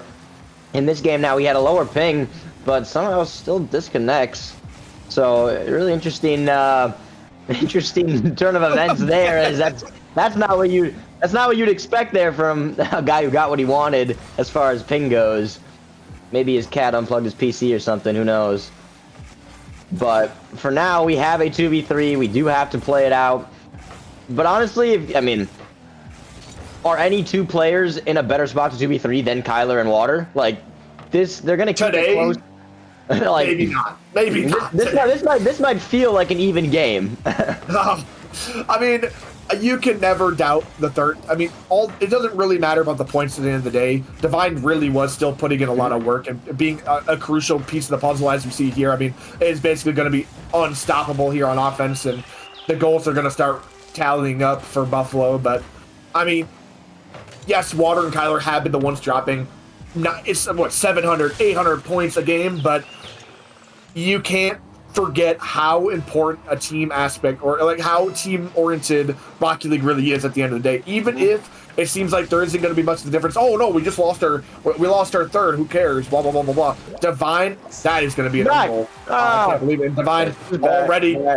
He's just joined. He's already got more points than Kyler. Listen, I'm just here to say points, especially in 3v3 Rocket League, are it's not the end all be all, and already proving true. He immediately joined, and look how quickly they got that goal.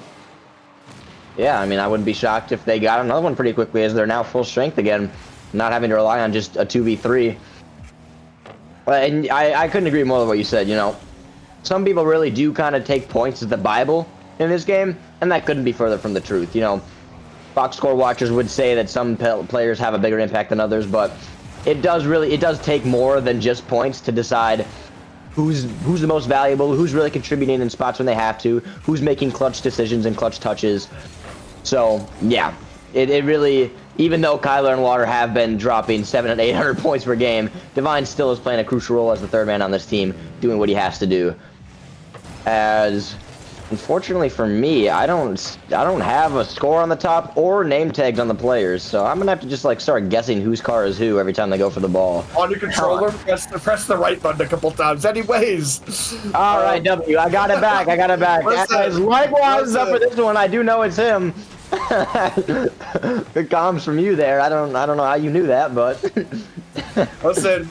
We've been doing this for a while. You got to learn a couple tricks in the trade. Anyway, notice trying to secure one more goal, prove that they don't have to have an advantage to get goals, and does get shut down pretty quickly. Water trying to start a counterattack, but likewise is there to shut it down. Des Moines, if they want to win, or if Des Moines DeRachel want to win this as a sweep, they got to win or find a goal about right now. Like what Kai was almost an insane pass down, and likewise is trying to be the one to secure it. Now maybe the last chance for Des Moines here, going on attack here. 5 seconds left. Divine trying to take a strike, opts for the low 50-50, maybe going to get punished for that. Now likewise up the field, it's going to be off the backboard, still up, still alive. Kai opting to keep it up as well. It's going to find the back of the net. Notice that has to feel good. You know, that is a completely fair 33 goal, and it's on 0 seconds. Although the entirety of the Des Moines derecho might have been panicking to keep it up, and you can just basically do whatever you want. And they do find the back of the goal, and that is going to be their first game of the series. And that's a start. You know, maybe not the start that you wanted, maybe not the start that you thought you were going to need to, you know, get a foothold in the series, but a start is a start, and I don't think they're going to complain, Carl. I don't think they're going to complain. They are not going to complain. You can't come back without winning the first one. So Omaha doing what they absolutely need to do. Now, you know, they still have a lot of work to do with 3 wins in a row needing for them to come back and win this series. But I don't mean to be a bragging man, Zams, but I'd say Des Moines in 5 looks good right now. I'd say it looks pretty good. I might be a genius. We'll see. It is looking pretty good, and I mean, I really still feel like this matchup has been a lot. I mean that third game got a little out of hand, but the first and second games can't be understated how close they really were. And I think there's still a lot of life left in this series for this Buffalo team, but they gotta start, you know, pretty soon here. They don't got too much, you know, wiggle room. In fact, they have none. And really, at any point in time, derecho can call their timeout as well. You still got to think about that. Yes, Buffalo do have a timeout as well, but typically you use timeouts to stop momentum. And, you know, the momentum killer of this one was, unfortunately, a connection issue with Divine. So, you know, you'll take it when you can, but I'm not going to lie. They are going to need more. You know, they're gonna need more, and it's still got a long series ahead of us. I mean, yesterday we saw an insane comeback in the finals. Is it possible? Of course. For sweep crazy? Not quite. But against a team like this Des Moines derecho, though, that's a pretty daunting task. That might be, you know, the most difficult task we've ever seen. But we will see. They still have a chance going into this not this last game, but game 5 here, and, you know, we're just getting underway. Absolutely, as a midfield pass potentially coming in here. I mean, what a slot from Water. As I was just saying, the infield pass coming in from Kyler. I'm sure he called for it, as likewise just somehow can't make contact with that. Water putting that as top right as you can possibly get to make this 1-0 30 seconds in. And it's been a pretty common theme. Des Moines derecho usually finds goals pretty early on in games. They start off hot and then just continue their dominance as it goes on. So this is nothing new for Des Moines to be scoring in 30 seconds. As 2 players go missing from Des Moines, potentially an open ender for Kai, as he is just going to float that one in. I don't want to say that Divine's a part of another double commit there. That one might have been Water's fault, actually, but nonetheless, a double commit on the back line from derecho as a quick counterattack goal from Omaha. Kai ties this one up at 1-1, and shaping up to be a pretty solid game 5 here, Zums. Yeah, and already finding that, you know, response from Buffalo, that's massive. And maybe even another goal here. It's just barely on the goal line. How is it not going to finally? Wow. Likewise, finding the back of the net. Likely, what's the next player to that ball? And I feel like the ball had gotten perfectly 50-50 about 3 times here. I mean, I don't know how that ball didn't get cleared or got in or any which way. It's just rolling on the goal line. Likewise, not going to complain, finding the back of the net. And actually a lead pretty early on. I mean, you said derecho's normally having really solid leads, but what happens when Buffalo are the ones to take charge? They're going to try fighting another goal here. Bit of confusion. Ooh. Kai is going to be the one to rip it away from him. Actually, Divine has to dodge a crucial bump, and likewise left all alone. Opts to just be so active on defense and challenges so soon. Water being so perceptive, it just eats the challenge. He waited for him to give the ball right to his car. And, you know, when you've got the car control and the ball control that Water has, a free touch like that, it's going to be a goal every single time. Just an unfortunate maybe panic touch there from, I'm not sure, might have been likewise. Yeah. Just an unfortunate, he was let. Yeah, we were seeing the player cam, some funny player cam reactions, and Water is just on a tear, dude. He just does what he wants. My head is in my hands right now. He just does what he wants. It doesn't matter where he's shooting from, how the goals come. It doesn't matter if he's in the air. It doesn't matter if he's on the ground. I think Water might be avraging 3 goals a game right now. He's getting another hat trick already in the first 80 seconds of this first match, and it is good math. It's just all Water right now, and Water is just not seeming to want to stop. And almost another one coming through. Divine having to be Last back here does not. It's not in. I could have swore that was going to be a goal right there. Wow. I would have bet everything on. I would have bet the wife and the kids, but it goes out. And now maybe another chance for Divine off the backboard. It's going to maybe set up Kyler, but not committing, just letting them throw their boost away. Only a 1-goal lead, but they don't care. They know they're going to get another chance. Kyler and Water over the line. It doesn't matter. Water touches the ball, and it's just going in. Oh, my God. It doesn't matter how they do it. It looks like Kyler had a completely free player, but Water said, give me that. Throws it in. That's 4 goals to Water.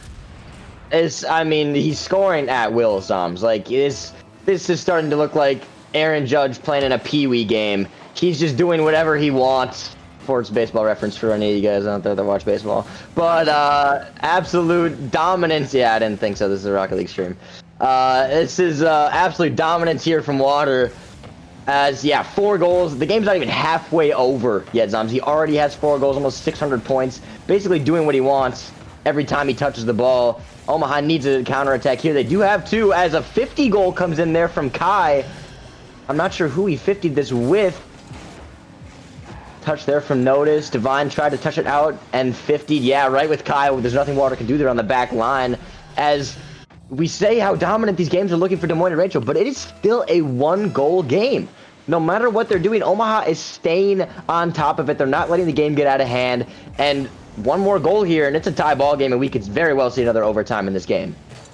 Yeah, and I just can't believe. I feel like we've had an overtime so many times. It just feels inevitable at this point. Notice trying to break their way out of his own half. He does get 50 for his troubles. Likewise, he's also beats that one. And now Kai has to put together the pieces. It's a really awkward ball. In fact, it's going to be a massive bump, and another shot is put wide by Notice. But now Water has a chance, and you don't want to see this guy in the ball. He's going to this time opt for a pass. Divine just throws it to the corner. No need to get too aggressive here. 2 minutes left here. Kyler, dang, so aggressive. And that's just another great touch to slow down the attack. And Notice trying to start something. It's going to be from the corner. Big pass, but it is pushed away. Divine crucially on defense right there, able to just stall out the attack for so long. And although they finally get a decent clear down the field, it's shut down again. Divine missed touch, maybe leaving it for Notice this time.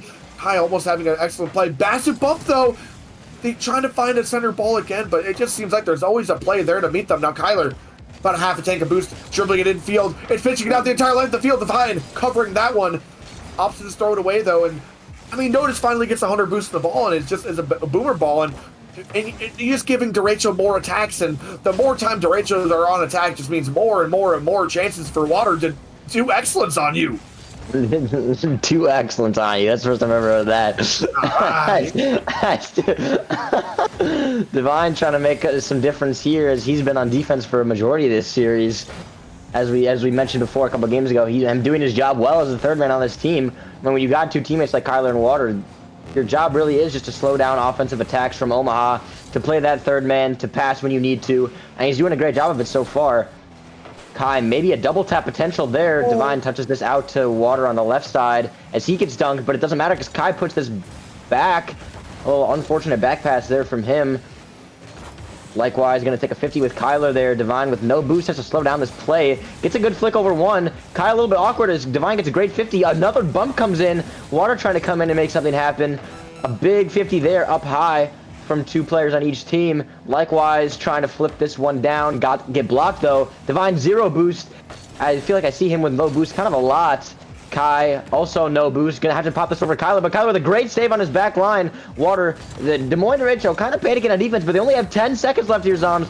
The Omaha Buffalo have very low opportunities. Likewise with a bump comes in on the back line. Water's still there to make the save. Notice puts it right for his teammate. Likewise just not there to save it. Ball is high. Kai with 1 more touch. Kyler gonna have to put this down.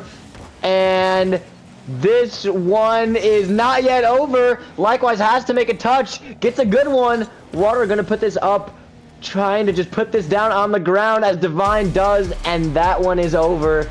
I am a genius. In fact, Des Moines Derecho take this one in 5. It could have just been in 4 if there wasn't disconnect. Who knows? I guess you're just a genie. But like a derecho, a storm is brewing, and we're gonna see them in the finals. And I think this derecho team, it really is a storm. I think they really are, and they have just been on an absolute roll. And ever since this entire team got formed, ever since Kyler and Divine joined up with Water, this team, I don't know if they've actually lost. I'm not 100% sure. I'm not going to go all in. Okay, hearing in. They are 11-1. Sorry, take that back. 12-1. 12-1 since forming as a team, including Swiss and everything in the bracket. So they have just been on an absolute freaking roll lately, and they do not plan on stop. They only got one more match ahead of them to crown themselves, and this and okay, I'm hearing it constantly right now. Hold on, Stewie. The man in the chair is telling me I might be dumb, but I don't know what to make of that. I mean, we already knew that. We already knew that. But I mean, seriously though, Derecho really showing themselves, and they are going to be a scary team, and we're not done. You know, we're gonna have more in the finals. And now we're not even done with just the finals. We're gonna have more of them at LAN. They have secured their spot at LAN. Now it's just what position do they want themselves to be? I think if they win it all, they might have a chance. I don't know if it's for sure, but they might have a chance to even sneak a top 4 spot. I don't. We'll see that during the break. We'll come back with an answer, I'm sure. Yeah, I'm sure we'll come back, but. For now, I mean, that's just an absolutely incredible series. Congratulations to Moin Derecho making it to the finals. You're going to have Steelhawks there to meet you. And yeah, Rip Brainerd, I'm so sorry, Brian. I'm saluting you. I love you. You are my dad. Carl, I have nothing else to say. I'm ready to go on break, but send us away. Oh, apparently we're not. Apparently, I'm currently hearing in that we are not ready to go on break. I'm just in training right now. I'm not sure really. Hello? I mean, okay, well, now we're ready to go to break. Okay. Yeah, seriously though, what an incredible series. We have more Rocket League ahead of us. Derecho and the Steelhawks will be meeting in the finals of Major 2, and this is going to be the last streamed game of in regular season for the entirety of Season X. And after this, they'll just be LAN, and what a wonderful season. I'm happy to have joined y'all. I think I'll be in the finals, but yeah, I think we'll both be there. We'll just get back to you guys after a short break. Stay tuned.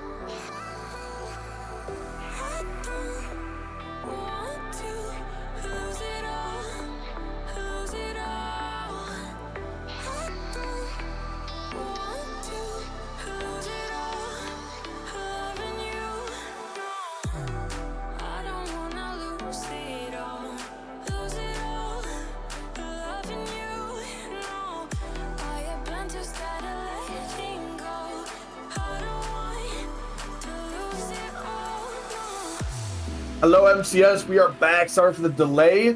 We had a couple things getting sorted out. But we got the grand finals. This is the last match of the in-season MCS season. And Carl, I'm glad to be joined by you again. And we got, banger matchup. We got the Des Moines Derecho versus Steelhawks.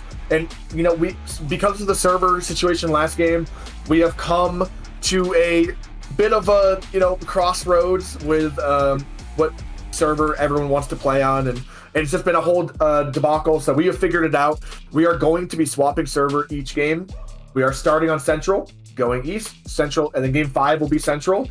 And if we make it all the way down to Game 7, we are going to be doing a coin flip for the server. That is how it's been decided. But we have made our way through this entire bracket today. We started on stream with the Rochester versus the Maulers all the way down there. Then we watched both these amazing semifinal matches, and we have found ourselves in the finals. Derecho versus Fargo, the last game of the season. Carl, are you ready? I am so ready. This is shaping up to be an amazing, amazing final. Basically, the stakes for here is that, Fargo, they're going to be the 1 seed or the 2 seed no matter what happens. But the Des Moines Derecho, they'll be the 6th seed if they lose. But if they win, they jump all the way up to the number 1 seed for LAN. So another series for the Des Moines Derecho with some pretty high stakes. After this series, we will be naming a premier MVP for this major. We got a couple people in mind, I'm sure already, but we will make that official after this series, which is shaping up to be an absolute banger of a series. Yeah, and I just can't wait to get into this thing. We are still waiting for players to join up. Oh, I might be lying. We got Never mind. We got one player on the Des Moines Derecho, but everybody drop your predictions right now. This is for the finals. This is a Derecho coming off looking super hot. Steelhawks are not even waiting for a moment. They're already in this lobby. Water doesn't have any teammates. Water has no teammates. Please wait. I don't know what they're doing. Please don't start. I don't know why. More. I don't know why we thought that was time to go. But predictions. Are you leaning one way or another? I think I know what you're going to say. What am I going to say? What am I going to say? I think you're going to say Des Moines Derecho in like 5. It's pretty much your safe bet every time. Did I guess right? Or are you gonna like tell me to shut up and tell me to go somewhere else? Yeah, I'm not going to tell you to shut up. Honestly, especially after watching this series that we just watched where the Des Moines Derecho took down the Omaha Buffalo, and aside from a game where there was a connection issue, they just, okay, I'm going to stop talking right away. I am going to quick say that my pick is the Des Moines Derecho, but right away, the Steelhawks coming in hot, Zoms. Eli coming in right away with a goal in 6 seconds. They're shutting me up. I picked the Des Moines Derecho, and right away they're saying absolutely not. We're showing that we can absolutely be here. And the Des Moines Derecho, I think we were talking about, is 12-1 or something like that in their last 13 games. But have they played Eli? I don't like this. He's starting off pretty hot. He could be their kryptonite. I can't wait to find out. But your predictions, Zoms, who are you going with?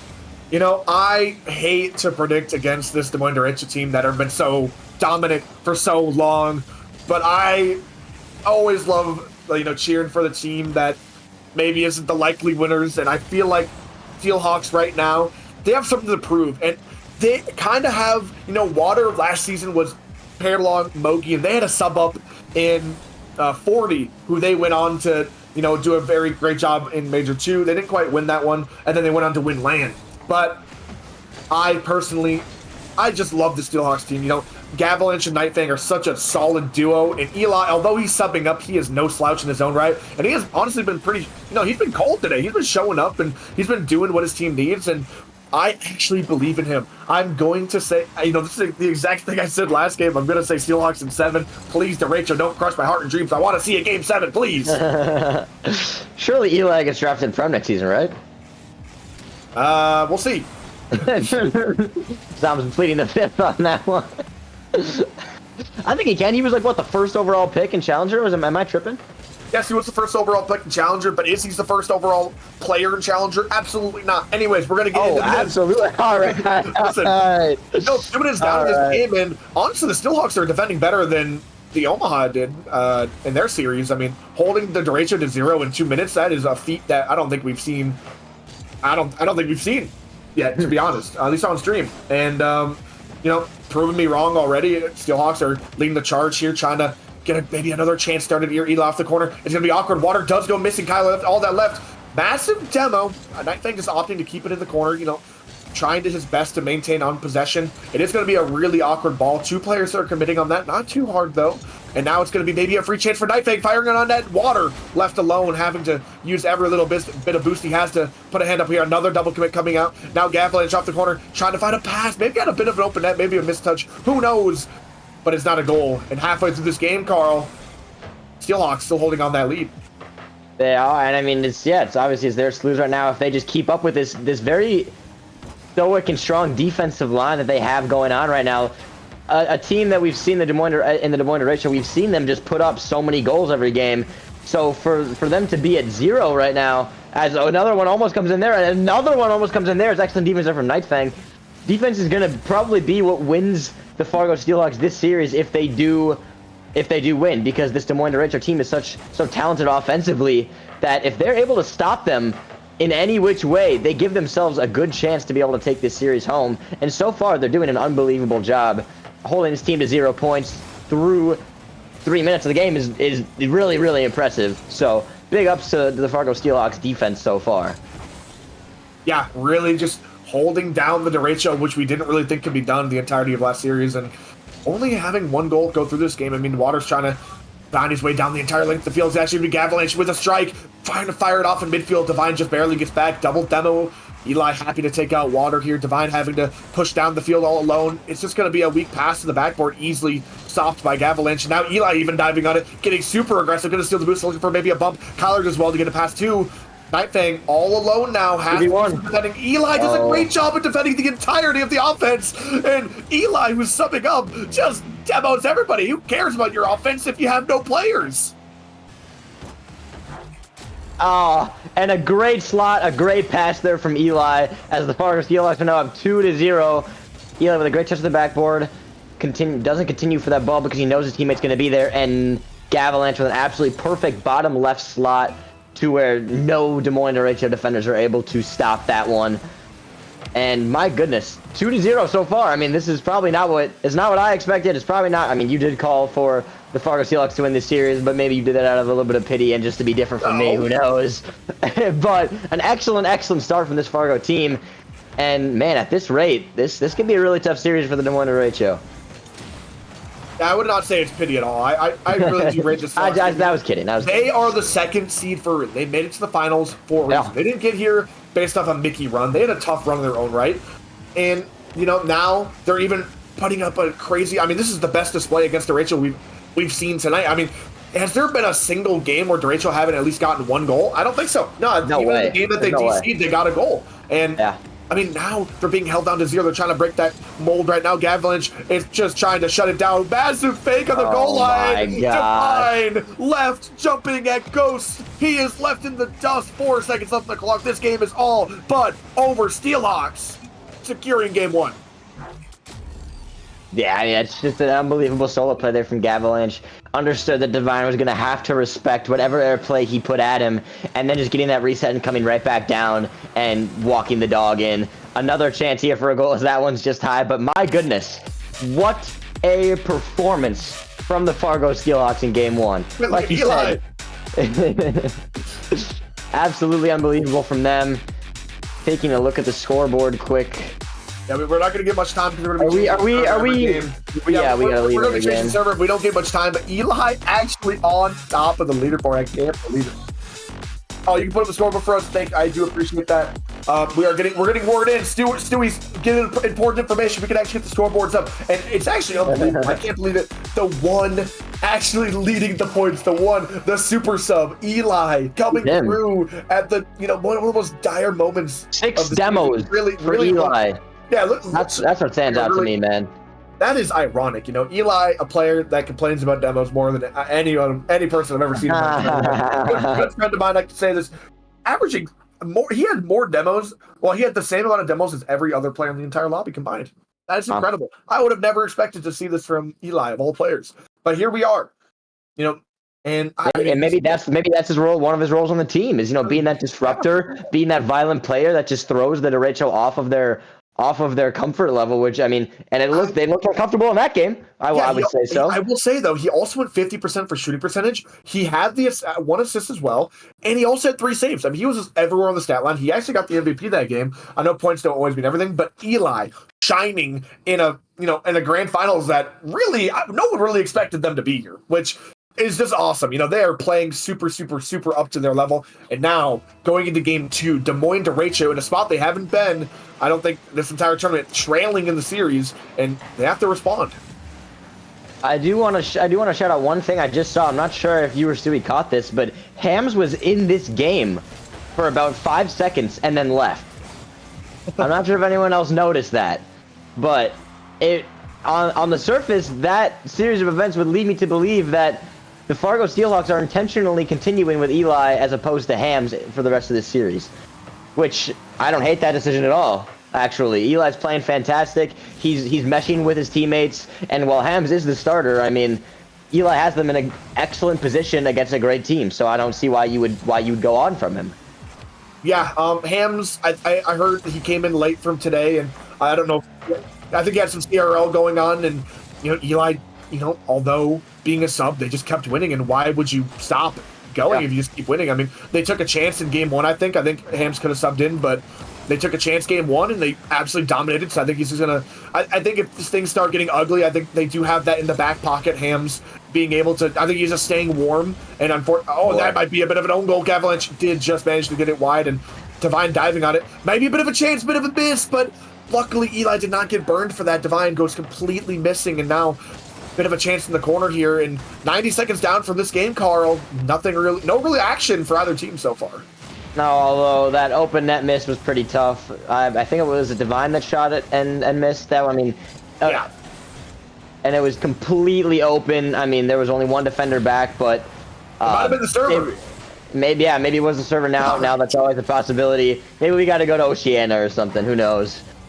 Because no one likes the U.S. ones. As this is going to be a quick goal from Water. You just said there's no action. Water heard you and said, "Watch this." As he just maneuvers his way through the wall, easy shot, and nobody on that back line for Fargo is back to defend this. Avalanche just pushed it out of net a little bit too far, and Water realizes this. So about a minute and a half gone on this game, and Des Moines striking back a little bit. They had troubles finding the net last game with 0 goals, but making sure that will not happen for 2 games in a row, as we didn't think it would. There's no way that they were going to be shut out for every game in this series. And potentially another opportunity here from Divine, as now Kyler goes missing, Water has no boost, and Divine is floating. Nightfang may be a free double, but that is blocked well by Water, and that's just a free shot for Avalanche, and this game, Zoms, is tied up. Yeah, Nightfang did his job perfectly here, He saw the player up, he saw, Water diving his last. He just plays a super safe 50, basically just puts the ball exactly where his team needs it. Free goal for a player of Avalanche's caliber. That, a double off the backboard. That is basically, a rolling open net for a player like you and me. And now Eli getting a chance in the air here. Maybe trying to find one pass. Avalanche sniping the corner again. He even finds a double off the... I just can't believe it. It looked like a player might have got a piece of that. I might even see that off the replay. It looked like he fired it on net. I think Water... Yeah, she did go missing. I didn't realize that part. It went off the post, and he has the double. He will never miss a chance like that, just like we were saying before. Avalanche leading the charge on these goals, and this time off the closed post, finding an opening. I don't know how. There seemed like a sliver, and now Steelhawks are once again to find themselves in the lead. Maybe another chance. Avalanche puts it behind the player, and he's going to be bouncing off the goal. I can't believe it. The players stay calm, and that there's no follow-up from Steelhawks. Now they're going to be facing down an offensive chance for Water. Water taking his chances. Bang, bang. Puts a low 50. It's in the goal. That's an equalizer. It looked like it should have been 2 goals to the good for Steelhawks, but instead, Water bringing it down the other side of the field, equalizing this game about halfway through.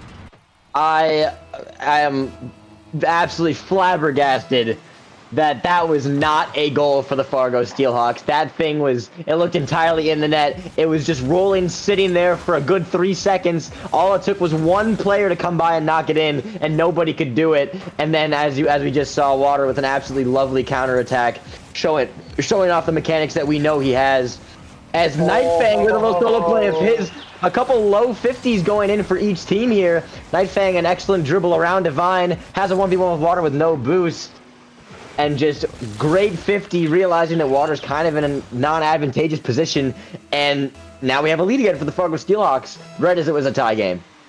Yeah, Nightfang is so dangerous in those 1v1 positions. I mean, in the off-season, upcoming 2 Season X that we are in currently, we saw him in a 1v1 start, and he made it all the way to the finals, where he did end up losing in Game 5. You know, he went the distance. But, I mean, Nightfang in his own right is he lost to Mogi. So fair, respectable loss to Mogi. But I mean, I think he took down Water in that one start. So anytime Nightfang gets those 1v1 positions, he just looks so confident, and that was really one of his leading strategies. They did find another goal here. I'm kind of overstating that Gavalanche finding a hat trick in this series, but yeah, Nightfang is super confident in those 1v1s as well, and just such a great asset to have on your team. And of course, the other players on this team, Eli, no slouch to ones himself, and I'm sure Gavalanche, just all 3 of these players, good 1s, 2s, 3s players, just good Rocket League players overall, and it's just such a good asset. And they're trying to find maybe in the back of the net here again, but Eli trying to read a dunk. A missing player is impossible to read for that situation, and you're trying to convert it into more. Nightfang opting to keep this one low. Minute 20 here, Carl. They need 2. Wow. That's a great lead there from Nightfang. I'm sure this was calm between the 2 of them, but I'm sure the Des Moines derecho assumed that Nightfang would take this one in the air. He just simply floats down, and I'm sure Gavalanche called for a shot, and they just worked together there to get that one open. Kyler tried to get back to save that, but just couldn't get back there in time. And this looks absolutely another great game from the Fargo Steelhawks, putting up 5 goals on this Des Moines team. And again, solid defense from Fargo. I mean, Des Moines only has 2 goals. Obviously, they're going to score once in a while, but only allowing them to have 2 puts them in a great spot to win, especially when their offense is potent enough to be putting up 5.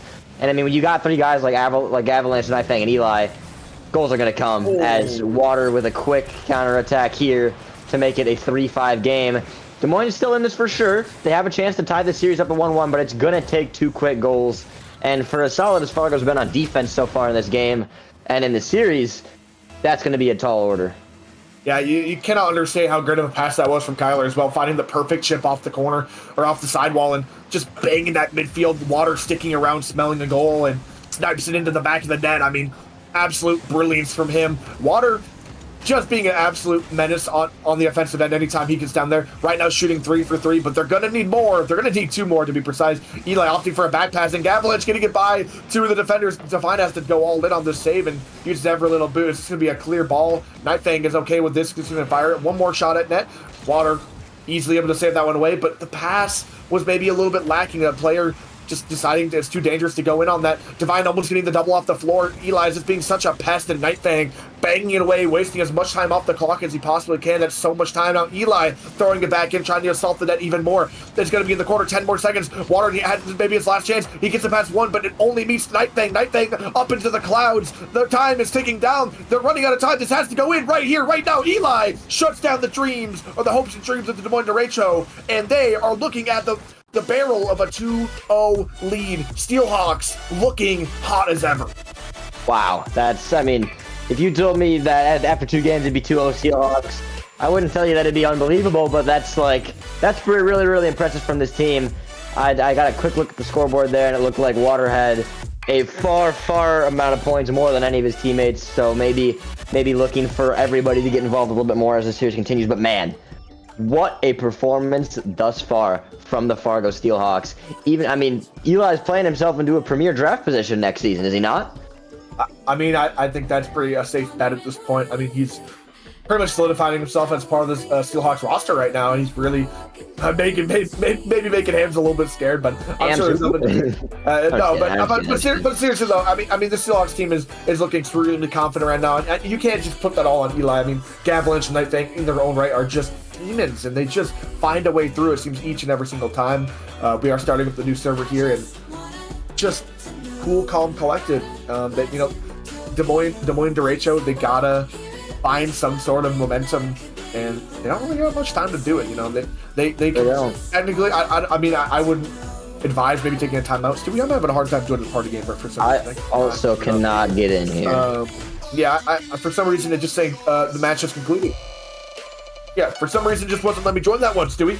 But yeah, I mean, this is shaping out to be a much different series than either of us anticipated. I thought this was going to be very, very, very, very, very close, and I thought Steelhawks would maybe slightly edge them out. But right now, Steelhawks are kind of walking over them and really having nothing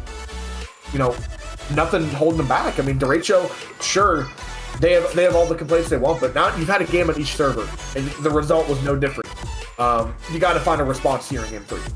And the Steelhawks are absolutely showing why they are the #1 overall seed right now, and why they will drop no lower than the 2 seed, even if they do happen to lose this series. And they're just showing all of the other premier teams that are watching this series, yeah, when you guys come to LAN to see us, it's going to be a problem for you. They're playing absolutely unbelievably against a great, great team right now. Big ups to them, and they're going to look to put this thing 3-0 after this game, as Eli may be looking to get some of those mechanics involved, as I see him so often do during 6-mans, even though he loses most of the time. Gavalanche, no boost, trying to put this ball downfield. A little bit of awkwardness from the Des Moines defense right here, as all the players seem to be no boost except for Kyler.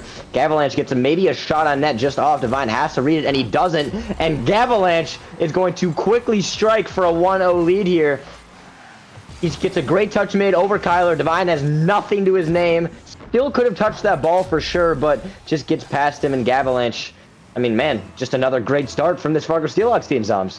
Yeah, I've seen so many goals from this that are just the same. Gavalanche fires it off the close post. He knows that the opponents just can't hit it. He puts it right outside their reach, and this time it's gonna be another beat in the midfield. Eli's gonna be the one to secure it, but Nightfang should get most of the credit for this one, and he did most of the work in the midfield here. And I mean, just an excellent play again. Eli's in the right place, right time, securing the goal. But I mean, the goals seem to be coming in so easily. You know, they really are not working hard at all for these goals. I mean, they're pretty much just hitting the ball around a defender, open net. I mean, it's as simple as that. They are not making this overcomplicated, and this has just been a completely different Des Moines derecho, I feel like, than what we saw in the last series. I could be wrong. It could be the Steelhawks are truly just that far ahead. I don't know what I just saw. I feel like Divine was trying to save the ball in the net, and Nightfang was trying to score it, but I don't even know what I just saw right there. Gavalanche getting a diving save on his own goal, and now Kyler maybe has a chance here. Has Divine in his middle. Can he find a pass? He's getting a really tough touch. It does go rolling middle for Water. Wow! Placement in Water under every situation. Every chance he gets, he's turning it into a goal or at least a scoring opportunity. This time, even though he has no boost, he slots it top left. It really does feel like Water is fighting alone out there sometimes, but Kyler trying to make, earn his worth, and he has basically a perfect pass midfield, and Water marching onwards. And really, yeah, what a snipe, truly. That was an unbelievable snipe. It was a pretty uncontested shot, right in front of him, but there were two guys in net who were capable of saving any ball he put on. But the ability for him to put that about as top left as you can get. Kyler maybe looking for an infield pass. These two players trying to link up all day. As Eli going to take his time with this. Has boost, has the mechanics, a touch up field for Gavalanche. He gets a reset. It was a double, but Gavalanche might have gotten bumped out of the way. Water going to try and just fly at that one to get a touch and goes missing. Kyler now has to get a touch out. About 3 minutes left for both of these teams. Still a Fargo lead, but Des Moines not out of this one yet, thanks to Water with an excellent job putting them back in. Gavalanche looking to maybe find a teammate middle from the wall, but nobody willing to come up field for that. Nightfang just going to kind of give this one away. Never mind, it was a pass. I didn't even see Gavalanche up right there. Kyler taking his time. Always dangerous in front of your net, especially in Premier. Gavalanche trying to put this one on. Water going to have to touch this back to his corner. Has no boost and no one's behind him. A great jumping save from Water, though. Nightfang potentially with a shot here as he fakes and Divine goes missing. A pop-up over Water for him, and Kyler now with no boost. The ball's just going to be floating up here. About 2.5 minutes left in this game, Zoms. Yeah, halfway through this game, Water having another chance, and this time just going a little bit, not the touch he was probably looking for, but it's going to lead into the hands of Kyler. Kyler to the backboard, does find a reset. He's going to go for the bump now. Just can't find it. There's so many defenders stacking the net, and just easily able to put this one away. Divine is passing to nobody. Water is trying to turn on a dime. Does do a decent job and does lead for maybe at least a shot. Kyler getting outplayed in the midfield by Gavalanche. He's just running down the field with no boost. Divine does secure the corner. Maybe he gets an aerial play now. Nobody really admit. Now, never mind. It's going to be Water shutting down the play, trying to get offense started, but just leaves the boost, goes for a demo, misses everything, does steal the boost, but now it's just in the Steelhawks corner. It's really slowing down the pace of the game. It's a firing a long shot across the entire length of the field. Divine able to get that save across the net, but still not a safe position by any means. Another massive double commit. Kyler just trying to take control of that ball. At least it ends up in the hands of Water, but no boost from the sidewall. It's just going to lead and give away possession now. Avalanche trying his own hand at some mechanics. Musty off the sidewall. Divide just shuts this one down. We're winding down the seconds here. Derecho need a goal quickly. Yes, they do. And they haven't had a ton of promising opportunities. I'd say, again, just the Fargo Steelhawks defense continuing to be the difference maker in this series, only allowing 1 goal for this Des Moines team through about 4 minutes of play. Only 3 goals in the entire series so far, as they keep peppering the net. Des Moines had to play defense for a decent amount of this game, especially in the last minute or two. Fargo has no plans of slowing down their offensive attack. The Avalanche now attempting here, and yeah, we've seen some more double commits from Des Moines, and it looks to be Devon within a decent amount of them again. But there might be some trust issues going on in Des Moines. It just doesn't look like the players trust each other. They might think that they have opportunities themselves and want to take it, and that's where these double commits are coming from. Whereas I'm seeing from Fargo, the players are trusting each other a lot more. I'm sure they're calming when they have the ball, and the teammate says this surely is an open net, right? It is an open net. It's a great pinch pass there mid from Nightfang to Gavalanche. These two players linking up again. And this one's probably overtime. I think we could be seeing a Fargo sweep in this series. I just can't believe it. This has been one of the most anticipated matches of the entire event, and Steelhawks are just walking through like it's just another day in the office. Derecho, maybe, I don't know if they've, kind of shut off line since, the last game. Maybe the relief, went off their shoulders. A lot of stress trying to just secure a spot at land, but now maybe getting that land spot, maybe they've just started to relax too much and, going down 3-0. Nightfang not even playing the game. He's legitimately just sitting there AFK as the time takes down. Eli trying to get one more. He just goes missing. Classic Eli play, just being so humble, just giving them one more. And, well, we are going to find ourselves in a game 4 where Steelhawks are looking at, down the barrel of a sweep, but Derecho having to really find some magic here, and they're going to have to reverse sweep. And I personally, although I am a believer in the reverse sweep, this is a Steelhawks team that is looking so strong right now, and it's going to be tough. It's going to be tough. It is going to be tough. I mean, yeah, reverse sweep, especially in the stage of a Major 2 playoff final, that's a pretty big stage to reverse sweep in, and the Fargo Steelhawks are just playing such unbelievable Rocket League right now that it would take a pretty drastic change from maybe the play style, maybe the communication, maybe between the performance of the Des Moines Derecho for them to start stringing some games together, because that's exactly what they got to do. It is, of course, 1 game at a time for them, but Fargo Steelhawks, it doesn't look like they have any intention of slowing down and letting the Des Moines Derecho come back at all in this series. Yeah, it just seems like they're on a roll right now. And, I mean, it's not over, And I don't know if they plan on using their timeout. We have not really seen people using their timeouts. No. I feel like in Challenger, the timeout was an extremely strong tool that teams were using to stop momentum. And I'm not going to lie, it feels like it's almost too late to stop momentum. You are on the brink now, and you really don't have any more second chances. This is your last life of the entire term. You can't lose another game even, and you got to win 4 straight. You are on quadruple match point. And I think the Steelhawks are going to be feeling pretty good, but should I say it again, say it again. Say it one more time. The last time you said it, I don't think anyone heard you. Say it again. The last game, the hardest game. The last game is the hardest game. You got to close it out, And the shutout sometimes can be more difficult than you could possibly imagine. You start getting in your head a little bit. You start thinking, oh, well, we got to get this win here. And they start rushing too quickly. And it just can, you can get overwhelmed, and it can result in really, really, really bad plays being made. Now, do I think it's going to affect a team of this quality? I really don't think it's going to be that important. And you get 4 chances, even if you let one slip. I will say, though, the more games you let slip, the more you're going to get in your head. But I'm still pretty confident. Now, I did predict Steelhawks in 7. Unfortunately, I just didn't know I didn't realize that their power level was over 9,000, Carl, unfortunately. Yeah, they look absolutely on. Yeah, if I had, and part of my predictions come from I just have not really seen much Premier play. If I had seen this Fargo team play today, my prediction might have been different, because if they had looked this good all day, yeah, I would have been a much tougher time predicting, as Eli absolutely craps on 2 different Des Moines players 7 seconds into this game, gets 1 touch off the ceiling, another touch, flipped down over 1, and just dunks Water there on the back line, who just changed cars, I believe. I don't think we've seen Water this is the first time we've seen him change cars all day, as he's now in an Octane. But yeah, just an unbelievable shot there to open this game up from Eli, who, again, is just further proving that he should be in Premier. Eli crashing down from the heavens, striking down Judgment, getting themselves a goal, from the skies, almost finding another one as Nightfang now Gavalanche being shut down just barely. It is just going to be a one-man show on defense. Water shutting it down pretty quickly, but stalled enough time for Nightfang to get back.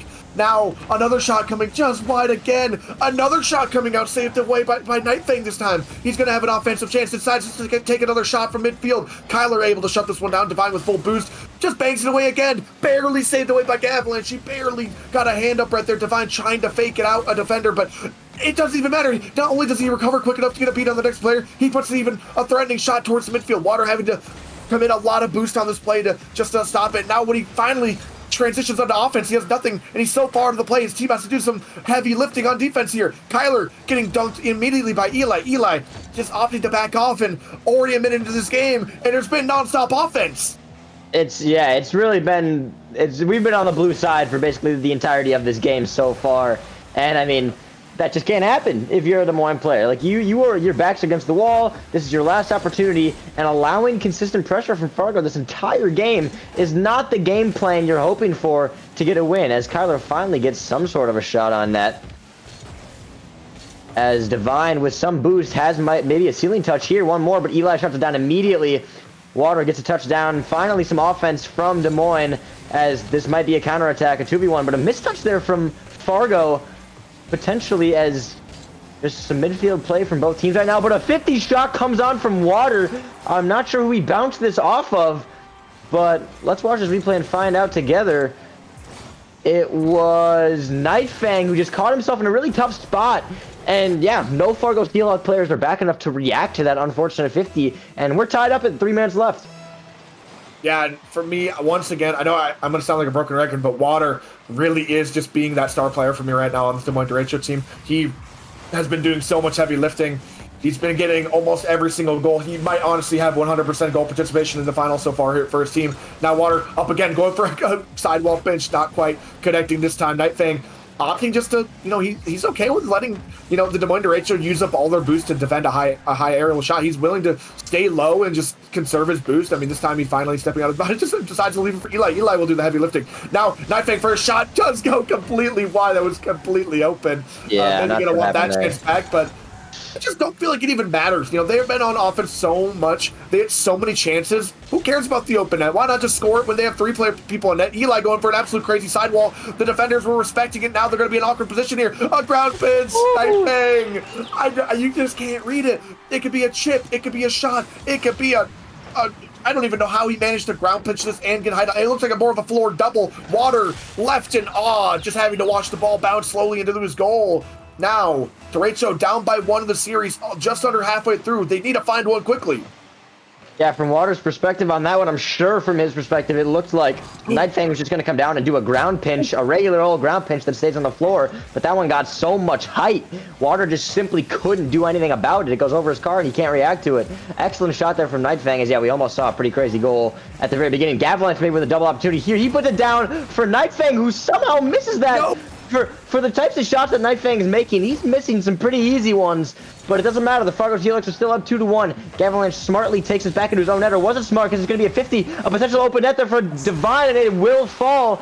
I was going to say, it's normally smart for the player to take it back to his own side like this, but Kyler just jumps it, and Gavalanche had no idea Kyler was going to do that. And then a free open net there for Divine to tie this game up. This is a much better game, and one that we were hoping for with these two teams, Man, I honestly kind of disagree. I feel like this has been a really messy game. And yes, it results in a closer game. It is definitely closer, but Nightfang has had multiple opportunities in this game, and I think that is just him getting in his head a little bit, thinking, I am about to be victorious. And I mean, I said it, Eli has absolute he's got some ice right now, I'm not going to lie. I mean, to be fair, subbing up, he probably feels absolutely no nerves. He's basically just here, win or lose. I mean, you got a top 2 performance and outshining everybody. He just is waiting down the field, waiting for the goal, and teammate finds him directly, redirects it for the lead again, and Nightfang opting to take a backseat position in this last game. I think he deserves it for the performance he has put on. Gavalanche is being forced to get a tough read here. Ooh. Not doing so leads in a very, very, very open net for Water. You know, Water, this is basically just his routine. For me, that would have been considered a peak, but Water, he does it with his eyes closed, back in the net, tying up this game, and we do have a game on our hands here, Carl. Yeah, as soon as one team scores and gets the momentum and goes ahead, the other team always just finds that next goal to tie it up. This has been a very, very back-and-forth game. And yes, while I agree it is messy, and Nightfang's shutting me up with another shot, he's not going to miss that open net, as there have been a few, as you mentioned, that he probably should have scored so far this game that he hasn't. This one just a little bit too easy to miss, I would really hope. And we've got 4-3, but at the rate that this game has been going, Zoms, I mean, we should expect a Des Moines and derecho goal in the next 30 seconds. Every time we've had a lead, the other team just magically finds a goal and ties this game up. It's been like that the whole time. Yeah, I would not be surprised to see some sort of change in that, though. I'm not going to lie. I feel like if Seahawks just lock in for these last minute here, they can probably close it out. I mean, Kyle's going to have to do some work here on the sidewall. Does seem to find a midfield. Opting to take a solo play, though, and Eli easily shutting this one down. Now Gavalanche taking this one down low, outplaying one defender. Now Divine has to turn on this one pretty sharply. It is going to be a decent touch. And Divine sending it to the backboard. Nightfang up all alone, just barely gets a touch. He just perfectly handled, and 40 seconds left on the clock here. They're trying to find some sort of counterplay. Kyler with a reset, trying for another one. Carried over. Nightfang just barely getting a touch on that. Now Gavalanche having some pre-flip styles. He sees Eli in midfield, opting to take the solo play, though, and just using Eli as a distraction. I think the defender saw Eli over there and was trying to cut down the shot/pass. I mean, you can see him covering the left, but Gavalanche, knowing that, took it up the right, finding himself an open net and doubling up that lead. 30 seconds. Derecho are bleeding, and they have to stop it soon. Yeah, that one's most likely going to be the dagger. An excellent dribble solo play there from Gavalanche. Like you said, maybe using Eli as a decoy. Shot coming in here, but Nightfang with an excellent save. That one could have been dicey if he maybe misflipped or had no boost. But regardless, 15 seconds left with that Gavalanche goal to bring it up to 2 goals. This one is probably over. Another save needing to come in there from Gavalanche, as he does. It has to be right now, and it will not be, as the Fargo Steelhawks complete the sweep in the Premier Major 2 playoffs. They lock up the #1 seed for LAN, and the Des Moines derecho, I believe, stay at the #6 seed for LAN. So they will enter LAN, despite all of their efforts today, will enter LAN in the lower bracket. What a series, Zoms. Wow. I mean, congrats on derecho for at least making it to the LAN, of course. Pretty much had to have an impossible Cinderella story already to make it all the way to LAN, but Steelhawks shutting us all up, making them look like child's play, taking them down in a sweep. Steelhawks are gonna be the team to beat at LAN, going in as the 1 seed, looking dominant as ever. And I, honest to God, wonder if they are gonna be playing Eli on LAN. I could see it. I mean, like, with the way that the team, not only Eli individually, but the way that the team was functioning around each other and meshing in this series and today, I mean, yeah, you probably go with your starting lineup, but it's conversation. It's a conversation, at least after seeing how the team looked today with Eli as their sub. I mean, again, obviously you probably do go with Ham just because he's been on the roster. Like, they've played more games together with him. He is on the roster as the premier player, but it's close now. It's not just to lock it in. They do have to consider that Eli is the smarter play when they enter LAN, because what a performance he put on today, helping these guys out to win the major. I mean, what a performance. Now we have to talk about, just what an outstanding game all around. Let me put in my personal vote. Stewie, that's what I believe. Stewie, I'm sorry, we're talking to our insider man here. Yes, I agree. I don't want to leak it quite yet, y'all, but we are deciding on the player that we all, I think it's pretty common consent or a pretty mutual agreement here that we have an MVP, Carl. I think, and for me, the entirety of this major 2. I mean, I really was going into this thinking Well, of course, Derecho have a very good chance of winning. I think I had a player in mind for their team as well. But Steelhawks rushing the final, making it look like child's play. And there was one player that really stood out, Carl. It is. There absolutely is, and he's the biggest reason. Although Eli stepped up in a huge way, it's gonna be Gavalanche as our Major 2 MVP in the Premier Division. All series, all day, he was playing unbelievable on the offensive side, on the defensive side, doing what he needed to do to ensure that this team won it all. But shout out to Eli for making it close. We at least had to have a conversation about it. But no, this one's going to be Gavalanche. Congratulations to him. Congratulations to the Fargo Steelhawks for winning this major. And yeah, what a day for Gavalanche.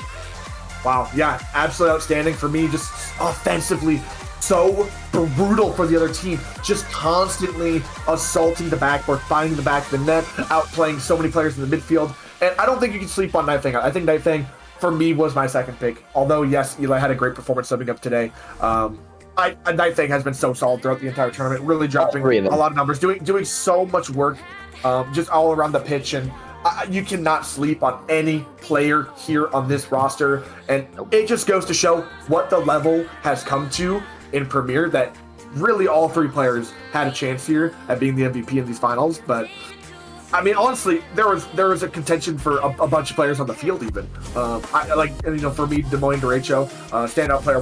Water looked absolutely insane all day long, and I really thought if they shut out a little bit more, they could have had a chance. But Gavalanche and the Steelhawks shining down, they just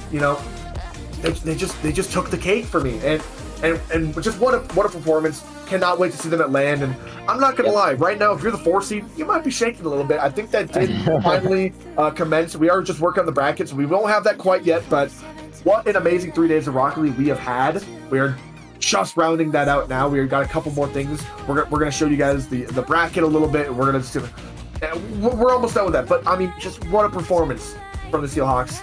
Congratulations to you guys. You guys deserved it entirely. And Carl, I mean, where do we go? Where do we go from here? We didn't mention this at the beginning, but the Kansas City Outlaws Premier team is probably very, very, very thankful that the Duluth Superior, or not Duluth, that Des Moines Original lost this one, because they would have dropped down out of the top 4 had Des Moines won this series. But with the Fargo win, Kansas City remains in the top 4 as number 4. But like you just said, they're number 4. They got to play Fargo first round. That can't be fun. That can't be fun at all. Go for it. It's kind of funny that I mentioned that, because they had their chance to take down Des Moines. That was the first game that was played. Or one of the first games that was played. It was Des Moines versus the Outlaws, and they got taken down. Now I will say them going down saved their life. But I mean, what a just a freaking outstanding guys. One last time. Here are the LAN tickets. Scan that QR code to get your tickets really quickly. It is going to be at UW River Falls. Go. We're trying to get as many people out there as we possibly can. It's going to be epic. I mean, just every single bracket. Rising Star is going to be insane. Challenger is going to be insane. I mean, you just saw this Fargo Steelhawks, Eli, who is, just showed to be one of the players that we had in contention for being an MVP here. He is in the lower bracket of Challenger. That is how insanely stacked these brackets are, y'all. You guys have to get out there. There's just going to be a ton of amazing Rocket League, and I'm just really looking forward to it. That is just around the corner here, Carl, and I think we are almost ready to show the bracket. Just one moment, everybody. Thanks everyone for waiting around, though. Y'all have been amazing. Absolutely. I just watched the Twitch chat. Everyone's just blowing up in there and being super supportive, and we have locked it in. Wait, did you hear that, Carl? I think I'm hearing from the back. I heard so. A little birdie is telling me something. What did he tell you, Carl? He told me that the Premier bracket for LAN is ready, and it's on your screen right now. Starting in the upper bracket, we have who you just saw, the Fargo Steelhawks taking on the Kansas City Outlaws, and directly below them, the Rochester Rhythm and the Omaha Buffalo, who we've both seen on stream tonight. Those are both going to be some amazing series. Moving down to the lower bracket, we have the Blue Superiors taking on the St. Cloud Flyers, and below that, the Des Moines Derecho, who you just saw, taking on the Bloomington Maulers. And for Premier, for Challenger, for Rising Star, man, if the Major 2 is any indication of the quality of Rocket League we're going to see at this LAN, we're in for a treat. All of these series look amazing. All of the series and all of the divisions look amazing. It's going to be a good time. Yeah, and just so many legendary matches that we're seeing here. Although we just said the Outlaws are probably thanking the Fargos, they are going to have to go up against them now in round 1. Yep. I mean, there's just so many insane matchups here, and really just what a gauntlet. I mean, you thought Derecho had to run the gauntlet. Now they have to really run the gauntlet. They got to run through every single team to make it to the grand finals. And on stream, the first match we are going to have is going to be the Rhythm versus Omaha Buffalo up top there. So look forward to that. Excellent series. Yeah, I'm just another banger in its own right. I mean, there's just so bangers after bangers, man. They're everywhere. Matchups. It can't be understated. I mean, it's such a stacked bracket, y'all. I personally can't wait now. I mean, just so many insane matchups, Carl. It's going to be a treat. I cannot wait to be there. Come mid-February. Again, get your tickets if you haven't already. It's going to be an absolute blast. I mean, I don't have a ton much else to say. Is there anything else we got to cover while we're on here? No, I think we're about all the way through. I do want to thank everyone for coming out here once again. Absolutely. This will be my last cast of the season, y'all. Thank you for joining me. It has been a pleasure. Thank you guys. I had so much fun out here just having fun with the scene, and this season has just been so freaking awesome. Shout out Stewie, putting on these, he's taking a lot of time out of his day. Shout out Stewie. Shout out AK as well for stepping up lately and putting on a lot of streams, and there's a bunch of other people I want to shout out for community streams as well. Thank you everybody for showing up and making this community like just so special, and thanks y'all. Yeah, as for me, I'll be at LAN. I don't know if I'll be casting at LAN. I'm not